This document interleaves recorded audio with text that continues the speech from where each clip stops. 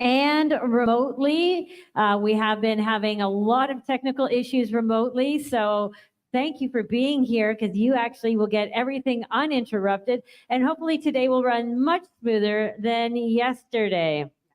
We're going to blame it all on the heat today because we're running hot and we want audience participation out here. So give us some love, people. We are not doing this just in our basement today. Right. We've got an amazing lineup for you guys today, starting with the media panel. Oh my gosh.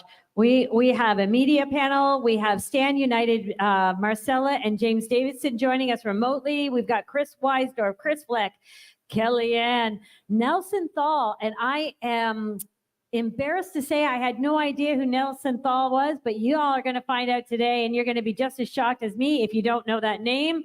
Then at around 5 o'clock, we have a legal panel coming in. Vincent Gersey, Cris Weisdorf, Daniel Freiheit. We have Kareem Tedros. We have Jean Balfour, Richie, Marques, Kingsley, Kato, and another special guest that will be joining us remotely. So we have a jam-packed day for you guys today. You're not going to be disappointed. And we're going to start the day off with the media panel. But before we do that, Kellyanne is going to grace us with her voice as we start the day with O Canada. So if you don't mind rising, please. And Lamont, you better sing, my dear. Help out.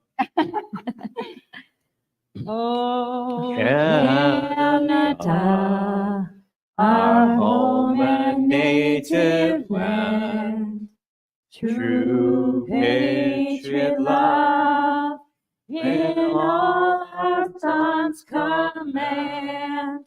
With glowing hearts we see thee rise, our true north, strong and free. From far and wide, O Canada, we stand on guard for thee. God keep our land glorious and free.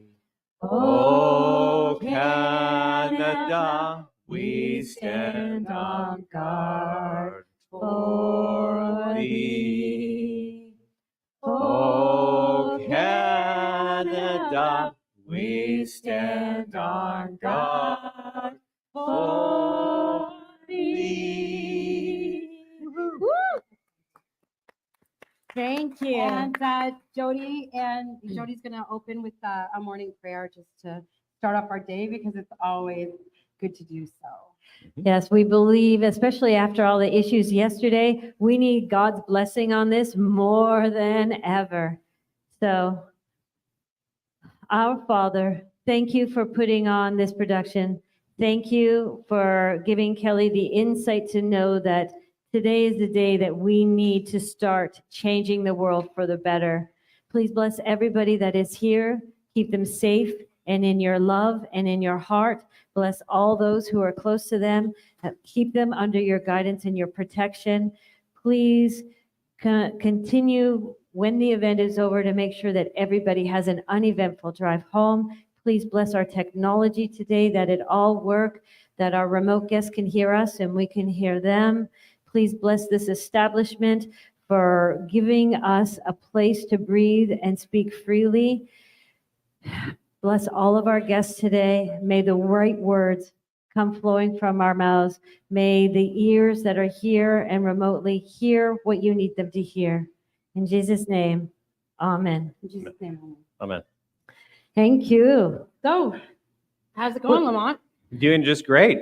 That's awesome. I'm loving being here at this great location. Once again, we want to make sure that we understand how grateful we are for the people here to have us and to, a lot has been going on in 4 years, and it's actually a real gift to be able to speak freely in a place where we're here to educate the people. And I heard you got this new media company going on. Well, TIPS Media, which is the acronym for Truth in Plain Sight, has been going on since January 2021. But as we know, 2.5 weeks into them doing really great out there with Truth Media, they got shadow banned and destroyed. So we had to come in and help out again. And I'm pleased to be a newscaster for these people, and they're amazing.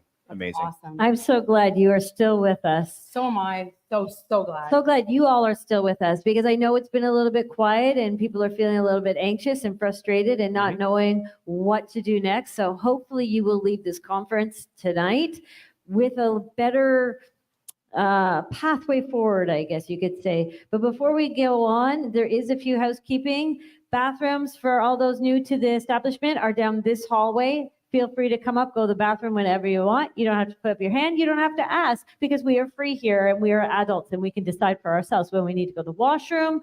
If you've got questions of our speakers, please, we will have somebody standing here. If you got a question, come on up. Especially those of us who are here live and those who are remote. They love engagement. So if you've got a question, come on up, stand at the corner. We will know you have a question and we will bring that in. There's a few snacks at the back, but the bar is a full cash bar. Please purchase your drinks. If you're hungry, they have food. They will serve you and they want to serve you. And their food is delicious. It is. And there's a donation box at the back. If you feel in your heart that you wish to help provide some funding for the food, for the venue, for all of this technology, for the production crew, please feel free to leave a donation in the back because we all know who puts on events. Things aren't free. We like them to be free, but they're not. So, and we are at Dakota's Pub and Bar at 2814 Lakeshore Boulevard West in Etobicoke. Super easy to get here. 401 Gardner Expressway, real easy to find, plenty of parking, and we're not charging you to walk through that door, so please walk through that door. We know we've got a huge audience online watching, and that's cool too, because I know not everybody wants to drive to Toronto or likes to drive on the 401, and we know all across Canada you are watching and with us, so thank you very much. Perfect. Amazing. So without further ado, I think we're going to be introducing Mr. Lamont Daigle, who is going to be the moderator for our first panel up today. And I'm just going to let you take it, darling. Sure. Thank you so much. I think a lot of people have a lot of questions right off the bat about what TIPS Media is. So I will explain really quick.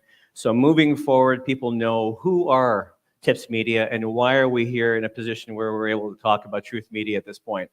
So just to give you a little history, as Kellyanne Wolfe knows, and a lot of really great people who started the movement back in April of 2020, we all got ourselves together in downtown Toronto, did the best we could at helping people find out what the truth was, and really give some hope from Canadians to help them recognize that there were people out there ready to take the charge and, educate everybody as to what was going on.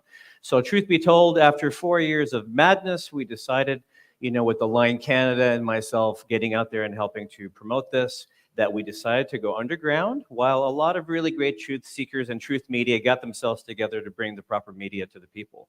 That being said, we've been keeping our eyes open and creating relationships with people. And when TIPS Media themselves, back in January of 2021, decided to become an aggregate truth media company, they were taken down in 2.5 weeks by the government and the media companies that we'll call legacy media.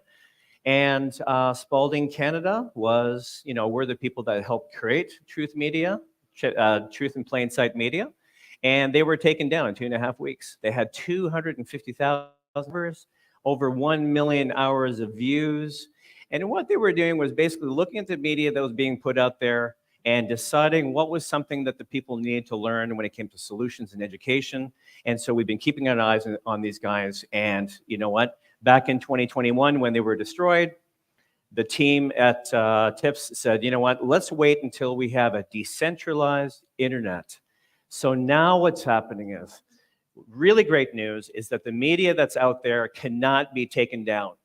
The Line Canada's website was taken down, and many, many other media companies and people that were trying to get the truth out there were taken down by the media. But this is not something that's going to happen anymore because TIPS Truth in Plain Sight is going to be on independent servers. It's decentralized. And if we want to get our good guy up here, Damian Spalding, who understands the science behind what happened here, we can get him up here literally in less than a minute. There we go. And as you love it, when it comes to live media, this kind of stuff happens, right? Yep. That's all right. We'll give you a second here while you get that figured Okay. out. Yeah. So sorry about that. decentralized internet is something that is going to be what? Deplatformed. It's something that you explain the science because this is the techie guy. This is the brains, that understands the media stuff. So in essence, the centralization of things is the control of things. Right? Yep. And it's easy when you see a bear hanging out in your front yard to run away from that bear, and you can be safe from that bear. But it's hard to run away from a swarm of bees because you swat at one and it's all over. So there's been a centralization of everything, and in that centralization comes a lot of control. By kind of like how when you look at Napster got destroyed back in the day. Not that I'm advocating for anything, torrenting or anything, right. but Napster got destroyed because it was a central server, and then torrents took over. And now there's like Snowden, there's torrents all over the place. All the data is all over the place in different locations, different servers that are connecting to one another. And because of that, you can't remove WikiLeaks. You cannot get rid of it. So what you're seeing is that the old platforms, the Facebooks, the Twitters, the Instas, that kind of stuff, have central servers that are centrally controlled. But you create a scenario that you can have different nodes that kind of contains your sphere of influence. And each one of those nodes can connect all the other nodes and communicate and cross-connect and cross-connect. And not just in Canada, but internationally. Internationally, yes, that's exactly it. So Beautiful. The servers can be in Canada, United States, and Egypt, and Guam, wherever the servers are.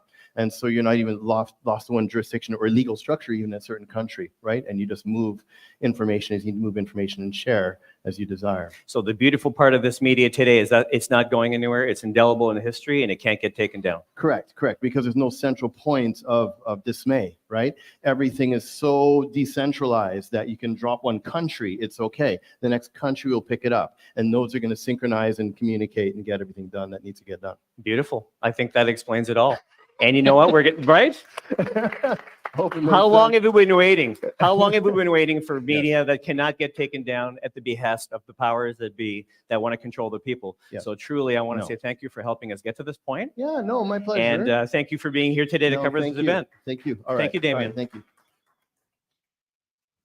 So as the lady said, with no further ado, let's start introducing some of the panelists for the media panel. Let's bring up the ladies once again. First of all, I'd like to have Cris Vleck. Is Cris Vleck available to come up here with Jody Ledgerwood? Now, in the last 4 years, of course, everyone has had their own part to play in how the media has been able to portray what's been going on in the media, certainly in Canada, if not internationally.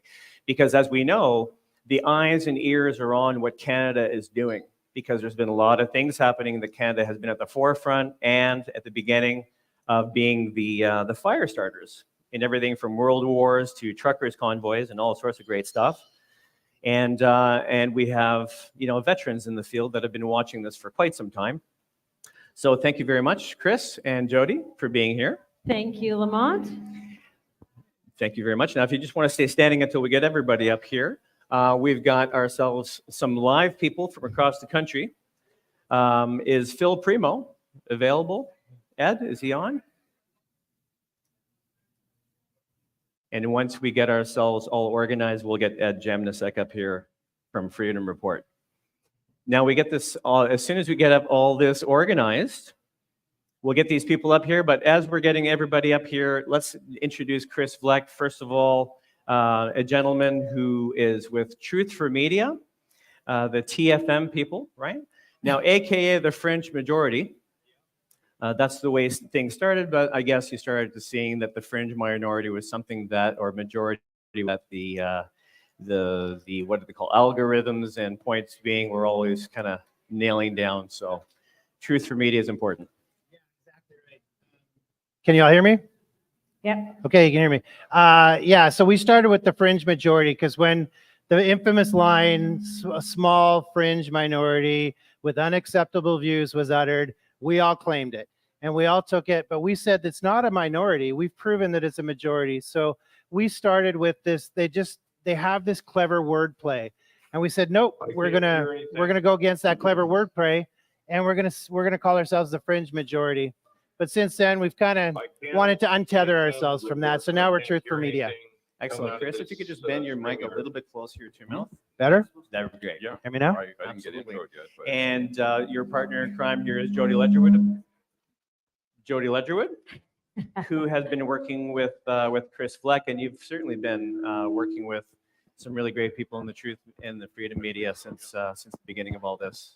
I have, and I had the pleasure of meeting you right at the get-go. You were one of the original Toronto freedom fighters that I got to look up to.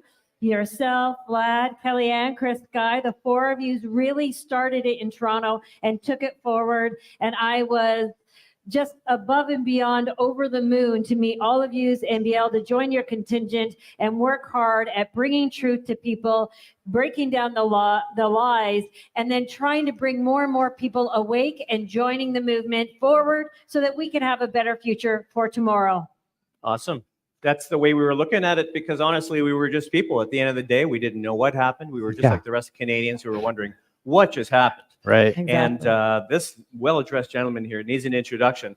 I don't have a list of who this gentleman is. at this point. Richard Allen. And Richard Allen, come on up here with us. He goes by many different names, but he is a Hi, freelance Thank you. multimedia producer.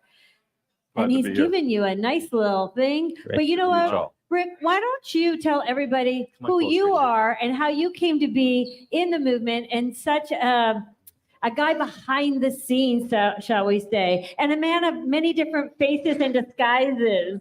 Okay, you're going to out me now, huh? Some of you know me as Victor Mashiganov, a Russian. Some of you know me as Winston Churchill. And more recently, I've been Rabbi Avram Arafat, who's trying to bring peace to the Middle East together. But by day, I am actually a multimedia independent freelance producer, and I work for numerous outlets in Canada and America. And basically, I combined my two passions. Family business was private investigation, and academically journalism. So bringing people on the air to an audience of sometimes is up to 5 million people a night has been part of what I've been blessed to be able to do over the last 4 years. Well, I'm glad you're here with us today. And you two were a couple of my guests. That Yes, was we even were. yeah. It is a blessing to be able to have the kind of media that people look up to, because honestly, not everyone has the skills to be able to stand up here with these lights on and the bright lights and the media and the speakers and all the things. And your experience, my friend, I mean, is a testament to being up here and helping us out. You know, we all have a job to do, Lamont. So Yeah. when we get the call and the opportunity to do it, you have to rise to the occasion. And there's a lot of people out there that I hope we can inspire, because it's really not that difficult. Whether you want to be a call-in on local talk radio and express a viewpoint and drive people to websites and links, that's very easy to do. And you can talk to a couple 100,000 people at once, as long as you've got something good to say or something worth saying. Right. That is the responsibility, isn't it? And at the end of the day, we're going to get into and touch on this thing called legacy media. And I've always really disliked saying that word, because to me, that's almost like legends. And I don't consider these people to be legends whatsoever. But legacy does kind of, placate them and label them as for having been there with the responsibility of the words to the people for long enough, I think. And we're going to get in some great questions, which is going to open up some people's experience as to why we're doing what we're doing here. Now, we've got ourselves some great people here for the panel today. Ed, do we have some people that are ready to come on the screen pretty soon? What do you think? Love those technical issues. They happen all the time. So you know what we could do is we could start off the process, right? If you ladies and gentlemen want to have a seat here, Sure. we'll get ourselves to a point where we can ask some questions. And I'll keep a track of this as the moderator also, so that when we do bring on the guests, we can catch right up with where we left off. Now, Ed, you're going to stay where you're at, making sure we're okay, right? And as soon as we're able to bring you up, we'll want to ask you some questions too. So first of all, once again, I just want to thank you so much, ladies and gentlemen. It's really great and an honor to be here to ask you guys some really great questions. So I know I touched right out of the gate about legacy media. Don't like the word, but we're going to use this today so that most people can understand what we're talking about. The CTVs, the CBCs, every other agency, ABC News, we're able to talk about the U.S. stuff. because if you know just as much as I do, is that Canadians do consume a lot of American media. Okay. Yes. And I think I want that to change because I want this legacy media to have a more responsibility of giving us something that Canadians can be proud to watch, listen to, and spend their time. People spend a lot of time on their phones, right? Consuming this stuff. And I think, I want to be a part of the future where we give these people some good stuff. So let me start right out of the gate with Cris, because I'll try to work ourselves forward here. Now, why do you think, Cris, that the legacy media lies? If we can use that word, do you agree or disagree that the legacy media sometimes shadows the truth a little bit? What do you think? Part of my job during the convoy was to actually take the mainstream media stories and debunk them, because I had to research them and we would put out the truth. So we were almost firing salvos back and forth at each other during the entire time of the convoy. One of the most notable lies global TV told was when that lady was run over by a horse. Global TV came out and they said there are reports coming from US media that somebody had been trampled by a horse. That is absolutely not true. And it had gone around the world already 100 times. When they got up and said that's not true, they denied it flat out. I don't know what you call that, but to me, that sounds like a lie. Right. What would your version of that be, real quick? Lady got trampled by a horse badly when she was crying for peace. And other police officers who heard about it were laughing about it on social media. So. And I would have to agree with that, because I think enough of us were there to actually be there, film that, see that, feel it, and hear from our people, because we do know who that lady is. And that's exactly what happened. So thank you for showing the truth on that one. Jody Ledgerwood, does the legacy media lie? Of course they lie. Legacy media was bought off by the pharmaceutical companies, by large corporations, and now we seem to have a monopoly happening on legacy media, where it's the same 20 companies that own all the legacy media. And what we're finding out by doing some deep dives, Cris and I anyway, what we've been finding out is that choke points are what is controlling the narrative going forward. And one of the choke points is the media. And what we learned is back in World War II, when this isn't the first time this plan has come to fruition. But what they left out back in World War II in the Vietnam War was the media portion of it. They had everything else in place, but the media. And when they realized that everybody's glued to their TVs and everybody's glued videos, they listen and trust the media celebrities. Well, now they've captured the media. They've had 40 years to buy up all the media, conglomerate it together, work together. And now we're finding that journalists, legacy journalists, no longer go out and get the stories and report on the stories and do the deep dives. What they do is they go to the Associated Press first thing in the morning. The Associated Press puts out the story, and then all 3,000 medias across the world report on the exact same story. So there is no journalism, there is no deep diving, there is no research anymore. And those that were doing the research, the Edward Snowdens of the world, the Nathan Thalls of the world, they ended up getting canceled, much like today's media, the TFM reports, the Palm Gold Medias, the tips, those who are telling truth, those who are doing deep dives, they are being canceled or shadow banned or visibility filtered. Right. And I know you brought up the fact that propaganda has been a lie that's been happening in history since we've been able to see media. And just for the people out there that are like, what does she mean by that? Well, all you got to do is look at Operation Mockingbird. Yeah. Right? Exactly. There's paperclip, there's all sorts of operations out there, but I think that's perfect for us to mention Mockingbird, right? Take a look at it, folks, because if you think that the legacy media are sometimes talking puppets for an agenda, you can see the same media that's out there every day by these people. They're all mentioning the same thing, and they're all towing the line for some agenda, of course. So the next question will be, of course, your version of this, Richard. What do you think? Do you think the legacy media lies? Well, let me put it this way. I have a good friend who was hired when Oliver Stone made the movie JFK. And I don't know if you folks know this, but Oliver Stone despised mainstream media so vehemently because they were constantly parroting the narrative that the president's head jerked forward violently over and over and over. Nothing to do with it going back into the left, which was an obvious clue. So Mr. Stone hired a friend of mine named John B. Wells to be his newscaster for that very reason. And if you look or listen at the beginning of the movie, there's a reason for that. That's also, that whole era is where the conspiracy theorist name came out. It was given by US government agencies to disparage anybody who should dare contest the official narrative. Right.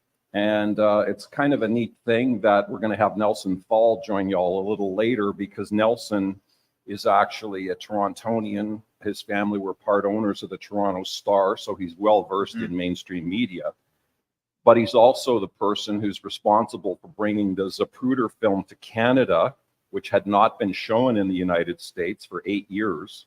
And his aunt worked at the CBC, and she was able to broadcast it through Toronto into New York State and Windsor into Ohio, Pennsylvania, and Michigan. And the cat was out of the bag. He's also gone on to do some other amazing things, but that's essentially where it all began. In Ottawa, I happened to run into, at the protest, Evan Solomon. Okay. And Evan Solomon, if you're familiar with this, Evan Solomon was caught pointing out fake bullet damage in the alcove of the House of Parliament hallway. It was pre-existing, proven so by a Google Earth tour. And it was supposedly happening within, it supposedly happened within a gunfight that was highly touted and very dramatic. Right. But it didn't happen that way. And Evan Solomon had to be retracted. So did the CBC at the time. And so these are things that are little known hidden history in terms of the retractions. So if the narrative surrounding that gunfight was false, what else was false? Right. Because that fight was attached to Bill C-51, which our MPs were dramatically coerced into supporting. And funnily enough, Bill C-51, our anti-terror law in Canada, is what was used to seize bank accounts on truckers and people associated. So there's a cause and effect for a lot of these things that don't actually happen right away, but over time, that's how it rolls. I think I appreciate your viewpoint on that, because I think we can all agree that in the last 40 years, a lot of people's minds have been open to watching the fact, and I appreciate the fact that you said that something they have to say and do has something to do with an alternative agenda or viewpoint. But I would say that almost everything they have to, they're not going to waste their money. You know, they're not going to waste their time. There's always a reason. If you take a look at what they're doing, and if you're patient enough to look at the wisdom behind what they're doing, because it's brilliant stuff. Yeah. You know, I will not discount these people for not being brilliant as to what they've done in the last 4 years, is that we've got a lot of people out there opening their eyes now. So it's perfect time for truth media. Absolute perfect. So thank you for your viewpoint. Yeah. Might I suggest that we all crack a bottle of water open? We're all there for you, because water is the whole vestige of life, and we need to hydrate today. It's a warm one. Absolutely. So next question. How are we doing, Ed? We're doing good? People starting to know we are actually doing really well, but I think we have some great guests here that we're going to concentrate on. Let us know, Ed, if anything changes. Next question is going to be, once again, for Cris. Thank you for answering that first one. So why is it generally accepted that the legacy media is always telling the truth? Why is that accepted by people? Well, that's a great question. I mean, if we could crack that nut, then this thing would be over tomorrow. But Right.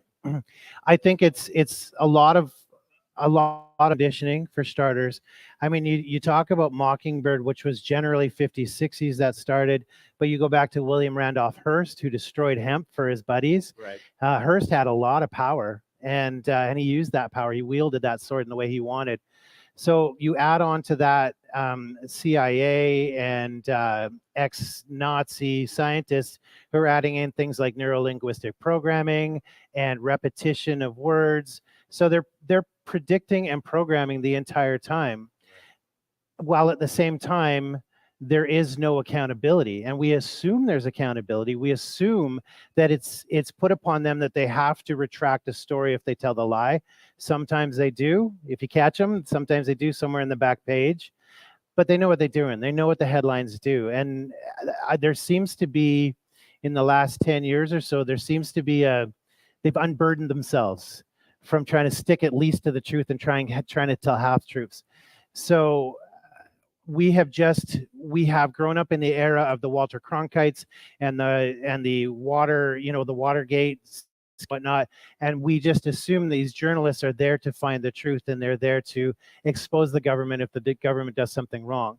And that has been abandoned a long time ago. Like you say, CIA got themselves into most of the boards of most of the newspapers and news media outlets. So it's been a psychological operation for way longer than we realize. It's virtually impossible to stay on top of a 24-hour news cycle. It used to be where somebody, if we desired to, could actually sit down and mediate what these people are trying to say to follow and investigate what's going on.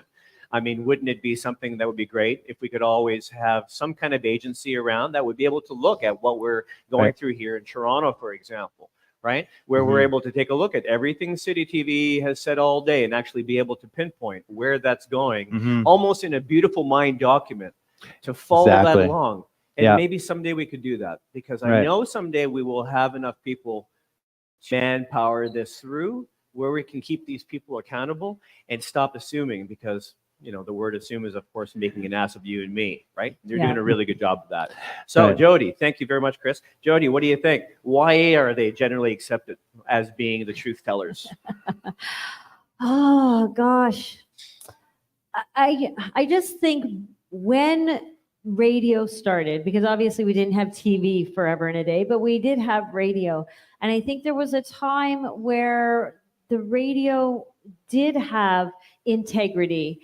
And it was the way that people got their news, and you came to trust that, because I think back in the day, and when I say back in the day, I'm talking like the early 1900s, right? Back in the day, people trusted those voices that they heard because that was their voice to the outside world. We were more community based. So one, we got a lot of our news from the community, the local community. But then if we wanted something outside of that, we trusted our radio broadcasters. And that trust was passed down from generation to generation. So it was sort of an inherited trust. And I know myself, I was an avid news watcher. I would like to watch the 6 o'clock news, and I would watch global news at 6 o'clock, and then I'd watch CTV news at 11. And I trusted what they had to say right up until about 4 years ago, when I kind of went, wait a minute, something's wrong here. Something doesn't make sense. And then I started watching all the news, CP24, CTV News, the Global News, the CBC. And I noticed all of a sudden it wasn't different stories, because what I used to watch at 6 o'clock was different than what I watched at 11, and on two very different channels. So I got two very different perspectives and two very different news stories.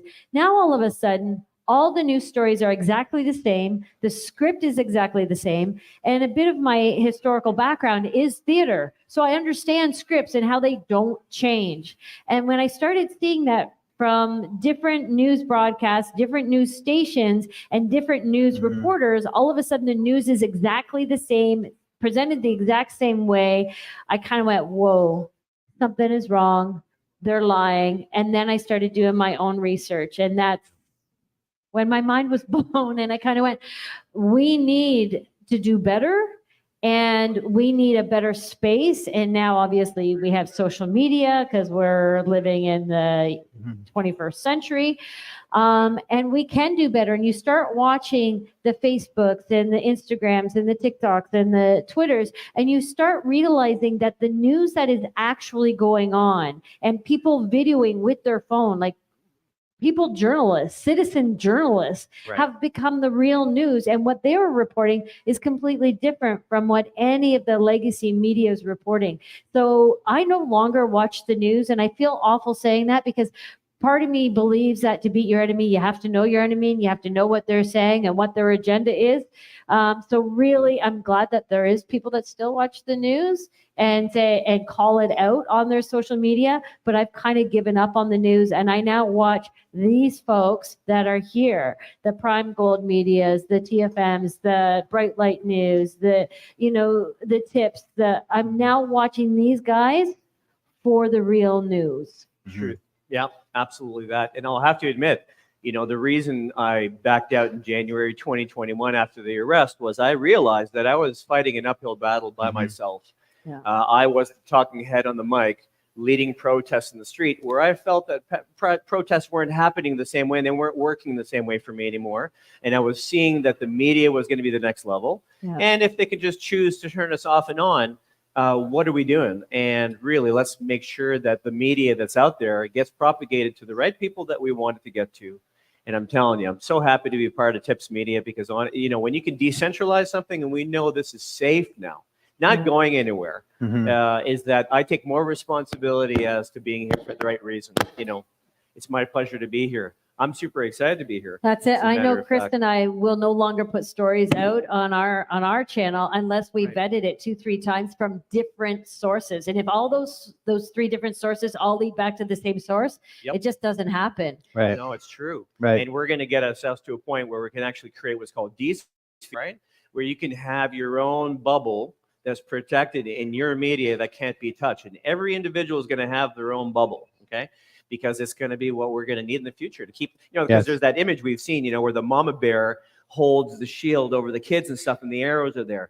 That's what I want to help promote. Right. And it's my pleasure to be here with Right. you guys. Absolutely. And so, Richard, what do you think? Why do you think these people have generally been just accepted carte blanche? I think there's been a large degree of image creation. Mm. And, we all loved and trusted Walter Cronkite. But even before him, we had Pa Cartwright. Lauren Green would read the newsreels for people at the theater, and his word was taken as gospel. It may not have been. We'll never know. But just the same, there's people today who believe in the word and the truth as spoken by Wolfe Bullshitzer or Prop Anderson Cooper or even Don Lemon Squeezer. 3 of my favorite people. Did you practice that? No, that's part of my my regular oratory. So and we don't have to go that far to that type of outlet. We had our own Dr. David Williams and Dr. Barbara Yaffe, who were caught on a hot mic saying, Yeah. I just read whatever they hand me. Yes. But no one stopped to ask, who's they? Right. Yeah, Mhm. your TV, your producer, your director. That would be the quick answer for me. But my goodness, my mom would probably be the next answer. I'll follow what my mom has to say. And Oh, my mom is a very proper woman, Lamont, but when I flick on Tucker Carlson, she changes the first letter of his name and gets very angry with me, and she just doesn't like him. I don't know why. I think there's a thing we call anchoring bias, right. where a lot of people's first exposure to an event becomes their only thought about it. Sure. And I think the Ash Milgram experiments proved that only 20% of people are capable of critical thinking. Mm. And of that group, how many of them are willing to stand up Right. and do something about it? So that's a human psychology factor at play too. Mhm. I think they've been working on us for quite a while. I mean, we can all remember when we were kids, at the end of the night, the program would actually turn off and that buzz in the background was actually there. Yeah. Now come to find out that MK Ultra messages were coming in there for us to consume more products and trust our government. And then I got into understanding what jolts per minute were when it comes to film. And if you look at any music videos now, and even Saturday morning cartoons used to be the do, do, do, do, do, and the little cartoon comes across. Now it's boom and crash, and they got to keep the attention of the kids that are on a sugar rush Mhm. Yeah. on that box of whatever kind of sugar they're feeding you. So I think MK Ultra has done a really great job on the people with these jolts per minute, and even the colors, the reds and the blues, just to coerce us into messages that are going on here. So Mhm. it seems that the legacy media has, of course, turned into a huge propaganda machine. Okay. When do you think that would have happened, in your opinion, Chris? Well, again, I brought up William Randolph Hearst, and he was back in the 20s, 30s. I think a lot of people learned from him and the way he handled. What do you have? 27 newspapers, I think, across Canada or across the United States. Wow. And so they were learning from that, I believe. And then all of the newsreels for war was always propaganda. So, you know, it was hate your enemy, rah, rah, rah, do your part. And so that was the early stages of propaganda, and they had no plan back then. But then after the war, they assimilate all the Nazi scientists who were working on mind control. Instead of, you know, arresting them and executing them, they assimilated them into places like NASA. Nice. And Operation Paperclip, right? Operation Paperclip, There you yeah, it's getting to be well known, which is good. And they were the forefront of MK Ultra programs, and that was one of, I think, 6. There's MK Ultra and MK Monarch was the original, but then MK Chickwit and MK. There was like 6 of them, and that's just one of them. The So ones they want us to know anyway. yeah, this is the stuff, and it's still going on today, as a matter of fact. So people think that's fantasy, but it's not. We've talked to actual MK Ultra victims who are still getting pulled off the streets and still getting tortured on a regular basis just to keep their minds under control. So it happens. And we had our MK Ultra victims vetted by other people who verified, yes, they are actually legit what they are. So it still goes on today. Yep. No, it certainly does. Yeah. And none of us are free from that. We're not. No. It's everywhere today. It's in the advertising. It's in the music. It's even in the, you know, roaring of a Harley motorcycle. Well, Now I want to drive a motorcycle all of a sudden. I don't know why. exactly right. And then it's all the language. Yeah. Neurolinguistic programming, for those who don't, it's a way of using language to lull people into a false sense of belief, Right. like legacy media. You know, we're called alternative media. I don't like that. I like authentic media because and so we have to watch how they use those words, because we are the majority and they want us to think we're alone. And so we have to be very careful about the words that we let in. We have to critically think about everything that they do. I can't tell you how excited I am, because we are on that verge. There's a reason Yes. why we're up here doing this right now. Yes. And having the kind of media we can trust is important. Okay. Yes. So we're finally getting to that point. 4 years ago, we were like, who do we look to? And I remember being pulled aside at Queen's Park with, you know, some of the main leaders, being asked to join an organization called Fearless Ontario. And Fearless Ontario was about that. You know, everybody was really excited about doing this, but it was to propagate all the information and aggregate and database all the people that were standing up for Canadians. And we were some of the people that went, I don't think that's such a good idea. And they didn't last very long. And we might actually report that, you know, in the future as the real deep dive into Fearless Ontario, but that's another subject. The propaganda machine, Jody, when do you think that switched? When do you think they came from being the small little AM country radio there on the Wichita lineman that came for their people, and then all of a sudden they're coming for us? I really believe it had to do with somewhere between World War II and the Vietnam War. Right. And I like to call them the global predators. I don't like global elites. Elite gives it a special kind of status, and I want to give them special status. Chris likes to call them global vermin, and he might be more on track than predators. I prefer pedocrats, actually, but whatever. Pedocrats. Okay, I'm gonna write that down. That's another hashtag. Yeah. But you know, when you start researching history, we find out a lot of what we know about history is actually has been falsified. It's all the way back to George Orwell's 1984, you know, the truth ministry. And I feel like we are living in the truth ministry and we just didn't know it. Right. But the illusion is being lifted. The truth is finally starting to spill out. And the best people to get truth from is our ancestors. You know, what happened? What did you see? Read the diaries. And you find it, Chris and I have made it a practice the last 2 years to go to old bookstores and pick up books and history books and old encyclopedias that were written before 1970. Because I think in 1970, they even started editing books that we're aware of. And all the publishing companies, again, another choke point that the global predators own. So they've started editing books to say what they want it to say or reflect what they want it to say. So we've been looking at stuff 1970 and older. Okay. And what we're finding is, you know, people's diaries don't necessarily match the words in the history books. Right. And now we're learning, my 3 kids are all young adults now, but I'm learning that as they went through school, and each of my kids is approximately 2 years apart.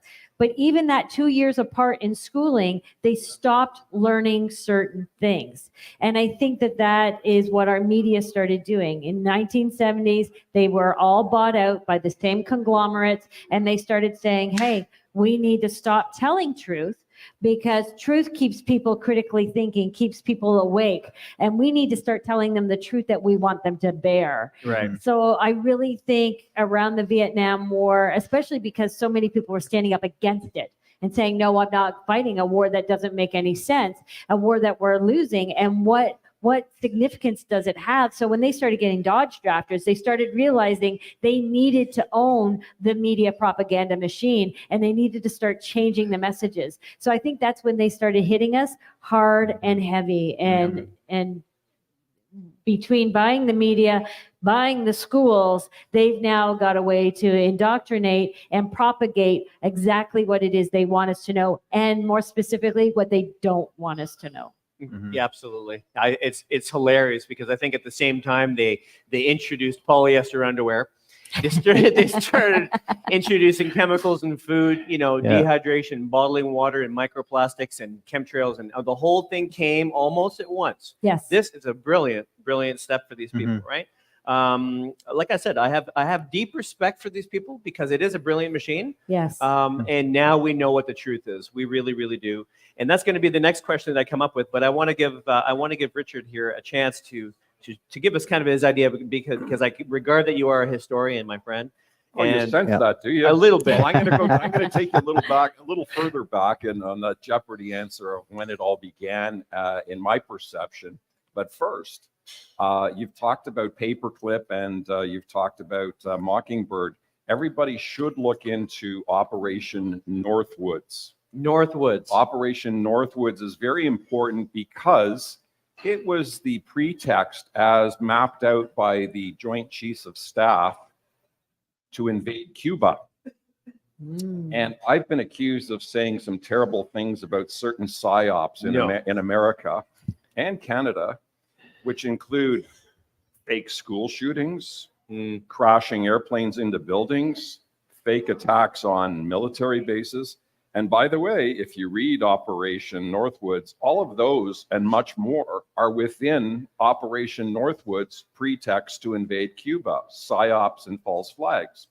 So don't look at me. I didn't write it. They did it in 1962. So going back in the Wayback Machine on the media, even before radio, there was horseback couriers. And even before Vietnam, there was the Battle of Waterloo. Not the one by Kitchener, but Waterloo and General Wellington and Napoleon. And horseback couriers were used by certain people to get the news of who won back to England. And the people that dispatched them took the news and inverted it to cause panic on the London Stock Exchange. And then they went and bought up all the stocks for pennies on the pound. And those people, their name was Rothschild. So as Paul Harvey would say, now you know the rest of the story. And that's where it all began. So, it's the same formula, follow the money. Yeah. Yes. And you'll see. And so there we have how the media of the day began. Right. And we've seen everything else in between now yet falsely reported. Right. Right up to the Middle East, people get very incensed about one side in that Middle East conflict should have their own immunity. But funnily enough, that side was responsible for a false flag and attacking an American ship, the USS Liberty, to try and drag America into the 6-Day War. That happened. That is not anti-Semitism, and anti-Semitism is not what most people think it is to start with. So that's another bit of wordplay being weaponized to make people feel shame and trepidation over speaking their truth. Nice. Seems to be their playbook, doesn't it? You've got, Pearl Harbor for that war. You've got Tompkin for Vietnam. It seems to be a running playbook for these people, and we're still buying it. We're still opening it. for Yeah. his story, you know? Exactly. And that's where we have to look into the news story there and then. Trauma bonding is something that happens when people are shocked Yes. at the side of the road and don't have clear recall as to actually what happened. And that's when they start creating the narrative, and it's almost hypnotic. And it's been working so far for most people. Trauma bonding brought us here today. Exactly. That's True story. You know, there's always Yeah. a positive to these things because we wouldn't have found each other this way. And quite frankly, I wouldn't have changed a lot of what's happening in my life. I mean, my whole family dynamic has changed. All the friends I had before Yes. this has changed. And I'm a solo shooter pretty much with, you know, some really key individuals that are around me that I can trust now, you know? Don't say Right. that Agreed. because they'll think you're affiliated with Lee Harvey Oswald.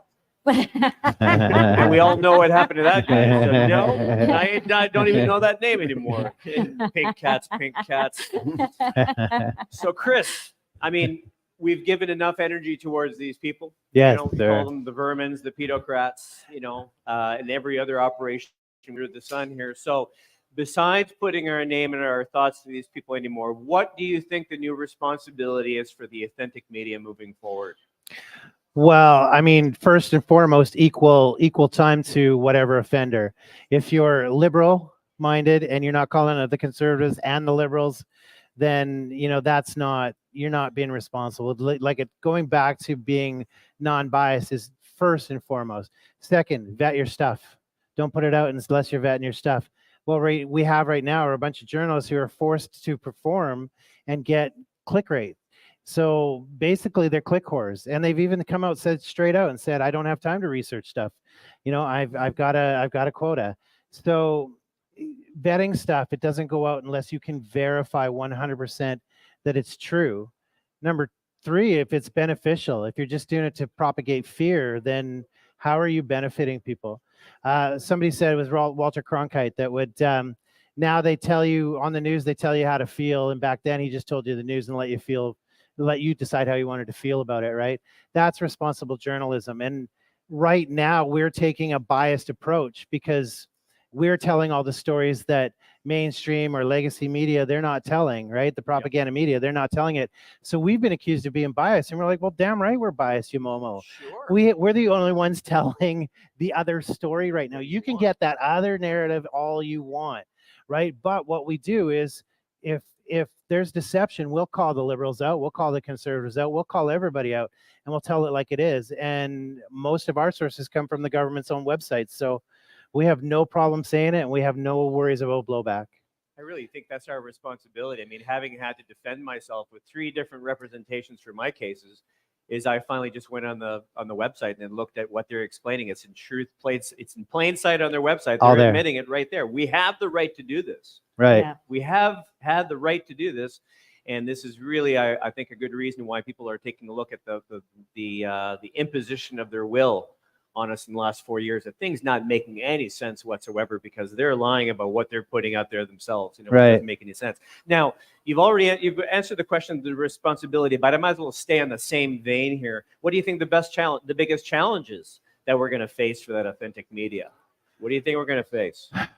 Biggest challenge we face are algorithms. Basically, that's what we face. You know, we see it every day. Like on Twitter, for example, we'll have a certain watch count. We can see the watch count, but then it tells us our reach is like 1/3 of that. So they're messing with the algorithms. There is something called visibility filtering, meaning they just turn down the volume and not a lot of people can see you. So they're doing that. There's still Substack seems to be playing ball, and they seem to be all right. They don't seem to be trying to plug up anything, but Twitter's horrible. People think it's one of the most free speech platforms on the planet. It is not. It is 100% run by AI, and AI is scripting the narrative that it wants to unfold. So getting that truth out there, and I think we're going to have to be more and more innovative about how we get truth out to people. We may have to go to just getting the news out via text chains at some point, right? Because so they're just crafting the narrative, and as much as we want to yell and scream, people can't hear the voices. So we have to lift each other up. We have to become our own conglomerate. We have to fight the big media whale by working together, somehow finding a way to unify our voices so we can take that on, right?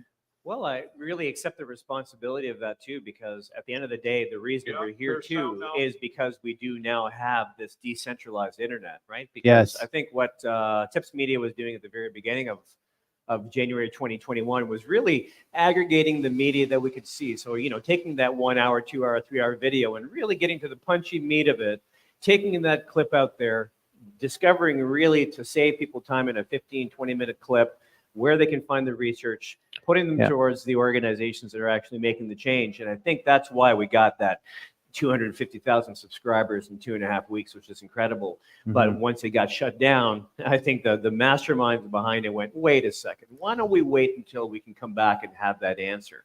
So I think that's a really good answer, is to be able to, I think that's the thing, for us to not get shadow banned, Right. not get censored, you know, Right. not giving them the opportunity to launch themselves off of what our algorithms are, that kind of way, right? So Well, out of the box thinking too. For example, Yes. we're promoting They Lied, which gets shadow banned everywhere on YouTube. Sure. They got cut down. So we did a cooking show. Jody did cooked a cheesecake, and we had They Lied in the background the entire time. So there are ways around it, right? I got to remember that cooking Did you shows. bring any cheesecake? Yeah. I didn't. No, I ate told it. Kelly I was going to bring cheesecake bites, and then I just didn't. Yeah. Oh, geez. That's right. We know of a great place down the street that we just found that has incredible gluten-free and extra gluten cheesecake, which is amazing. I always ask for extra gluten. So Jody, what is the responsibility of the new media? And you might as well answer the same question. What's the biggest challenge?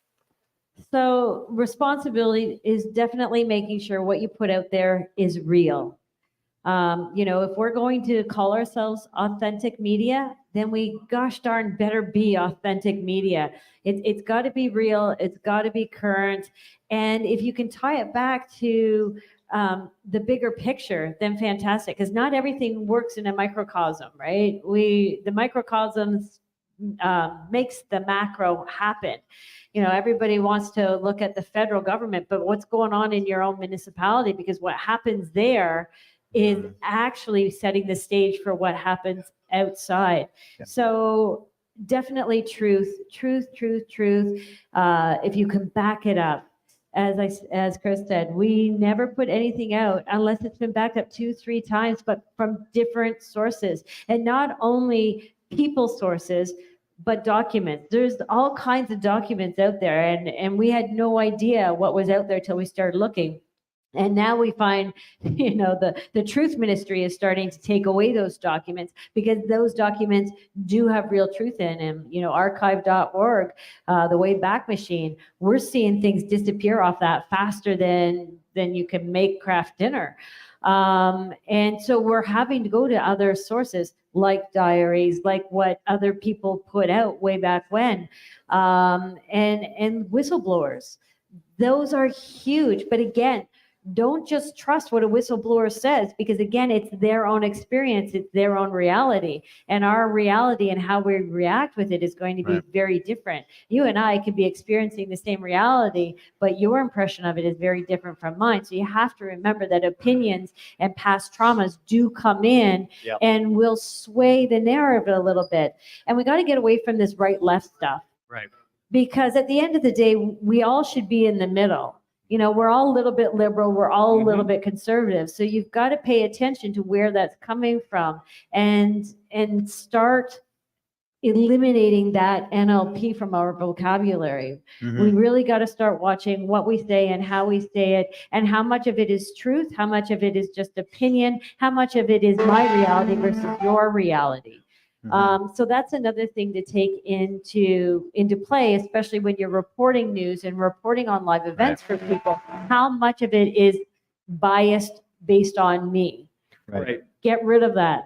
That's a problem, and that's so hard. It's Very so hard. It Yeah. is. I've heard the term spiritual war come Yeah. up more than once. And when you take a look at quantum science around feelings and emotions and what we make in the physical through our thoughts, is that whatever I've been raised with. So I'm 53 years old, so I got lots of baggage in that trunk, right? So whatever I learned through all of this is that I always found that every guru, every master I ever looked at was the middle path, was always the way to go. Don't get too excited, don't get too down. because, as I was out there, yelling at the people more and yelling at the agenda more than anything, it was that people weren't believing me as much as they would believe somebody like Trump. Right. That's what got me excited, because why am I here for you when you listen to a guy that's on the screen who's a multi-whatever billionaire who has an agenda behind what he's doing, absolutely, and right, left, all the same bird, but you're not believing what I'm saying. And you're saying things about me and you're believing what's going on, but you're not asking me the question. Exactly. And also, I believe that the more someone has to lose, Right. they're probably the ones telling you the truth. Right. All these doctors over the last 4 years who spoke out, they're not being paid by pharma to tell you lies, but they're speaking out and they're losing their licenses. They're losing their jobs, their income. Those are the people I tend to believe more so than those who are backed up by pharmaceutical companies or big corporations. They got nothing to lose. Our government has nothing to lose by telling you safe and effective, because they're still going to work tomorrow and collecting their paycheck. But that doctor, that nurse, that paramedic, that police officer screaming from the top of their lungs, this is what I'm seeing. This is what's happening.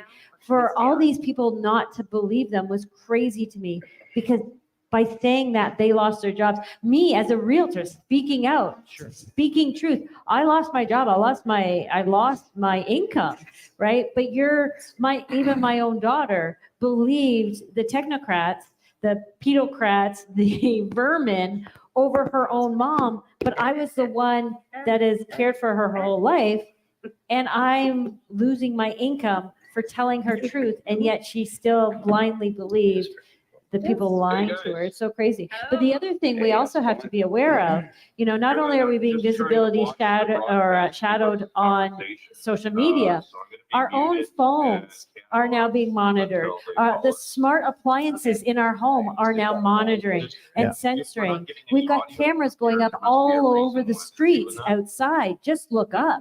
We are being surveilled and shadowed and tracked and traced everywhere we go. So you also have to, when Cris said we're probably going to have to start getting our news from our own phone. Yeah, they say no. Well, are we? Because I know my phone is tracked and traced, and depending on who I'm talking to, it starts taking pictures all on its own. So who's downloading that information from my phone? Right. So again, and we've also had fake phone calls come to us, because AI has been really great at They want to replicating know our you're there. voices. They want to hear your voice. Every 2-3 days you get a phone call, nobody says a word, right? Mhm. So, Or they are replicating someone else's voice that It's happened. So this is it's happened. now another way that they're attacking. So again, Right. vet your sources, have keywords, make sure the information is coming from, because it could be AI on the other end of the phone saying, "Hi, darling, it's your mother." Yeah. Pay attention, and the scam artists out there as well. So That's true. you really got to vet your information, pay attention to where it's coming from, and do the historical background of it. Yep. You mean Patrick didn't really take out life insurance? Correct. I want When to it all say began. I want to say here and now that if you hear stories that I've somehow tied a scarf around my neck and that you find me at the Sheraton Hotel this weekend having offed myself, it's not going to happen. If anything happens like that, it's going to be on a skateboard dropping into a ramp. Okay, Right. so just letting you know, I ain't going anywhere. Right. Now, If it that does, means- can I have that coat though? It's nice. Absolutely. Okay, No, good. No, absolutely. It'll fit you perfect. I always make sure I get a jacket that's a couple of sizes bigger, so that if I have to lend it to a friend, absolutely. Perfect. Or smaller. I never. No, you're right. That being You're said, my friend Richard, I know you've stepped up here in your chair because you're ready for the question. The responsibility of the authentic media, and what do you think our biggest challenges are? The authentic media has to abide by certain principles that were taught to me by professional investigators, criminal and private. And one of them is a gentleman by the name of William Deere, who actually exposed the overlooked suspect in the O.J. Simpson case. But he taught me an acronym, which was AVNA. And you brought up assume, but AVNA stands for always verify, never assume. And always be ready to go to court and stand in chambers or before a justice and give your absolute testimony. Because if you're not, as a journalist or a witness to anything, you're not credible. Yeah. On the other hand, if you are, you're very credible. So that's something that has to be done. whistleblowers stand up and have to fill a role, and it's often thankless. I'm working presently with Karen Kingston, who's the Pfizer whistleblower. So this woman was chased all over Hell's Half Acre, Mexico, South America, for exposing, as one of Pfizer's top reps, that there was some very bad information not being shared and being omitted and then being shared. And this is the lady that put Viagra on the map. So she is very credible. But when it came to expose vaccine information, they literally tried to kill her. Now, having said that, we are in a battle between good and evil, and it's being exposed. So there's actually now 6 states at the state level where the attorney generals have picked up the mantle and are suing Pfizer for conspiracy to withhold information and negligence in what they've done. So let's all hope and pray that that kind of thing can happen here at the provincial level. And hey, why not start in Ontario? Because I think this precedent in America is going to tumble forward much the same the tobacco industry did, etc. And there's also another gentleman I'd like to give a shout out to. His name is Sergeant Mike Rood of the Canadian Airborne, retired. Mike is exposed that our soldiers were poisoned with an anti-malarial called mefloquine, and it's caused psychotic reactions. And we talked about PTSD in our troops being the cause for their suicidal ideations and suicides. This goes beyond, this ramps up suicidal behavior and homicidal behavior. So if you're inclined to look into it, just research Mike Rood and the Rood Awakening Tour. And then we'll ask ourselves the question and help get through to our mother-in-law, our brothers, and all the skeptics. If they were willing to give that drug to our soldiers, do you really think they care about what they gave to you and I? And how do you spell rude? R-U-D-E. Okay, the way it's spelled. Yeah. Okay. Well, thank you very much for that information. My pleasure. Thanks for letting me get it out there. My pleasure. This is what we're all about. It's we shoot off in lots of different directions, but ultimately we're all trying to circle back to the truth and Yes. getting it there. We're finally here, which is really exciting. That being said, let's go past the heavy topics of the stuff that we know and we need to get out there for the people, because now people can do their own research as to lots of great information. And I'm pleased to be here to listen to this, because we get busy and I don't always have time to be watching shows. So it really helps to be in the middle of one and being the panel director of this. It's exciting. So that being said, my friend, Cris, so you are, of course, Truth for Media. You are also AKA the Fringe Majority. Yes, sir. However, you can't talk too much about what you're doing. What is your favorite go-to show? What do you consume to kind of give you some hope, some faith that people are heading in the right direction and that you're doing the right? Well, there's a few. James Roguski's doing really great stuff right now. Not just because he's on the WHO pandemic, but he really researches and deep dives. Does that guy ever sleep? No, he doesn't. And so we really respect a researcher, right? 2 guys drinking coffee, some of our friends out of Rhode Island. Those guys, they do their show in a coffee shop and they're very laid back, but again, know their stuff really well. And I love watching those guys. And then some independents. I know you want to say the Joe Rogans and the Redacteds, and there's a few of them that are playing for the other team, and we've got to be careful about who we listen to. But our show is more patterned after Joe Rogan and Redacted. So it'd be a cross between those two. So we got to give them a shout out as well. And then there's some podcasters who's just doing really funny stuff as well. We try to avoid the news media that's talking more about what's happening and less about why it's happening, and the ones that really want to feed into division and anger and feed that beast. And that's just something we really don't want to tailor ourselves to do, Yeah, there's no end to the fear porn that's out there for sure. No, right? no, not judging it. Everybody has their place, but it's just something we just don't want to add to and build on. The Yeah. Joe Rogans and the Redacted, I mean, they've done a great job doing what they're doing. There's a reason why they are. It's entertaining, and we find that our stuff is just more about the meat and the potatoes, Sure. which is terrible business plan if you're trying to build Yeah, build let's be audiences, honest but about it. It's not the yeah, stuff you're going you to know, wake up and, yeah. smoke a big joint and want to Right. watch. There's- exactly. If you're thinking about getting into podcasting, Yeah. don't. Just don't. It's no It's fun. an awful honestly. career choice. You have Yeah. to have an agenda wherever you lie. That's right. And I use that word for a reason. Yourself, Jody, what do you consume? What's your favorite go-to media that you can trust? I took them all. Chris Vleck, I love that guy. TFM report. Well, Yeah. before we got into podcasting, I was religiously glued to the High Wire, Del Bigtree, Children's Health Defense, Amanda Forbes, Nicole Serotech, what they were doing. I think they're called Tea something. I can't remember now what the Tea Party, and that's probably not right. But Right. I used to watch them religiously. Russell Brand, I used to watch religiously. Stu Peters, I used to watch religiously. I never watched Alex Jones. I didn't like the antics. It was too much for me.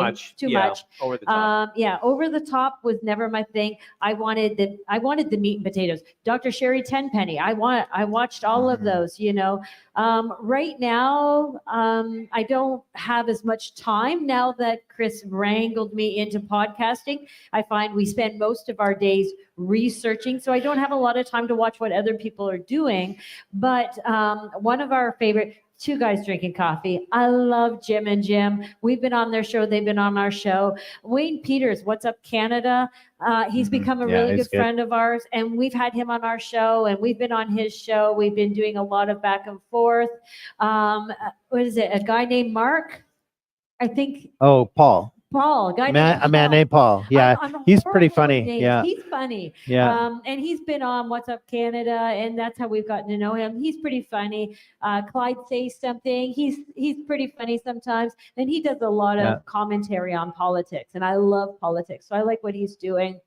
But also recently, Carrie Madej, she has twice a week. She has a Wednesday and a Thursday, and Yeah. she does like a prayer show and just looking for peace and what's going on in the world and looking for Mhm. good and positivity and telling stories. And I've really come to like that part of the week. That Wednesday it's just a way to calm and relax and get back into a positive headset. So I would say that's probably, You'll kick yourself if you don't say Catherine Austin Fitz. oh my God, I love the Solari. Oh my gosh, yes. Yeah. I get a lot of, because it's not just about economics. She's talking about everything. I love Catherine Austin Fitz. I'm a gaga. I am fangirl. Anybody knows how to get a hold of her, I would love to be face to face with her and just the questions I have. But I love what she's doing and what she's getting out there over Right. and over again. And every time I watch her, and it doesn't matter whose show she's on or her own show, she's funny, but she's so informative about literally everything. And David Icke. David I love Icke. Yeah, David you Icke. can't help Yeah. yourself. I can't No. help You myself. can't help yourself. That Yeah. guy is, you got to look at the history of why that guy's still alive. I mean, he's taking a lot of hits, right? Exactly. It's And not banned easy being that- everywhere. What's that? And banned everywhere. When Right. you can't get into European countries with your European passport, that's a problem. Yeah. Yeah, no, you do take quite a responsibility for poking your head up. I mean, I think our acronyms should be, our nicknames should be whack-a-moles, Right? right? Because there's so much to consume out there, and I think time is a real that's the Yes. true Yes. currency as far as Yeah. I'm concerned. So thank you for your people are going to really take that into heart because a sense of humor is important. Humility is important. I think humility shows a real sense of intelligence because intelligence, as you know, is not really the precursor for personality. Correct.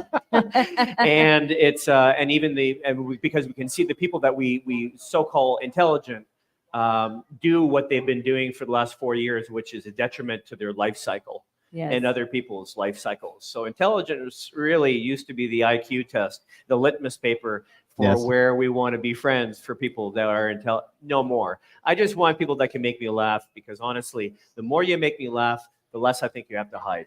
Agreed.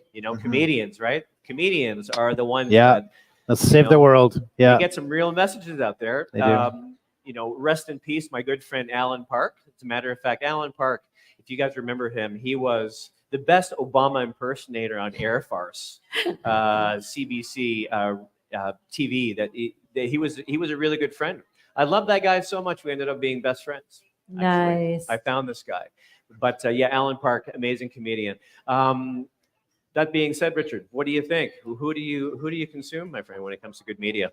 I'm a little bit biased because No. yeah, Yes. a little bit of media bias. But having said that, to your point about using some humor and a full segue, I'm a devotee of johnbwells.com and Caravan to Midnight. And the guests that come on that show are on for a good hour to an hour and a half. Caravan to Midnight. Caravan to Midnight. It's Okay. on YouTube live stream at 9:30 Eastern. And there's an hour of news, and then a guest will follow, and you'll see everybody from Dr. Robert Malone to Pastor Henry Hildebrandt. And I admire him. Henry has a sense of humor on stuff like this. Henry has a sense of humor. You wouldn't good. believe. Yes. So Henry actually is just one of a few Canadians that they brought on that show.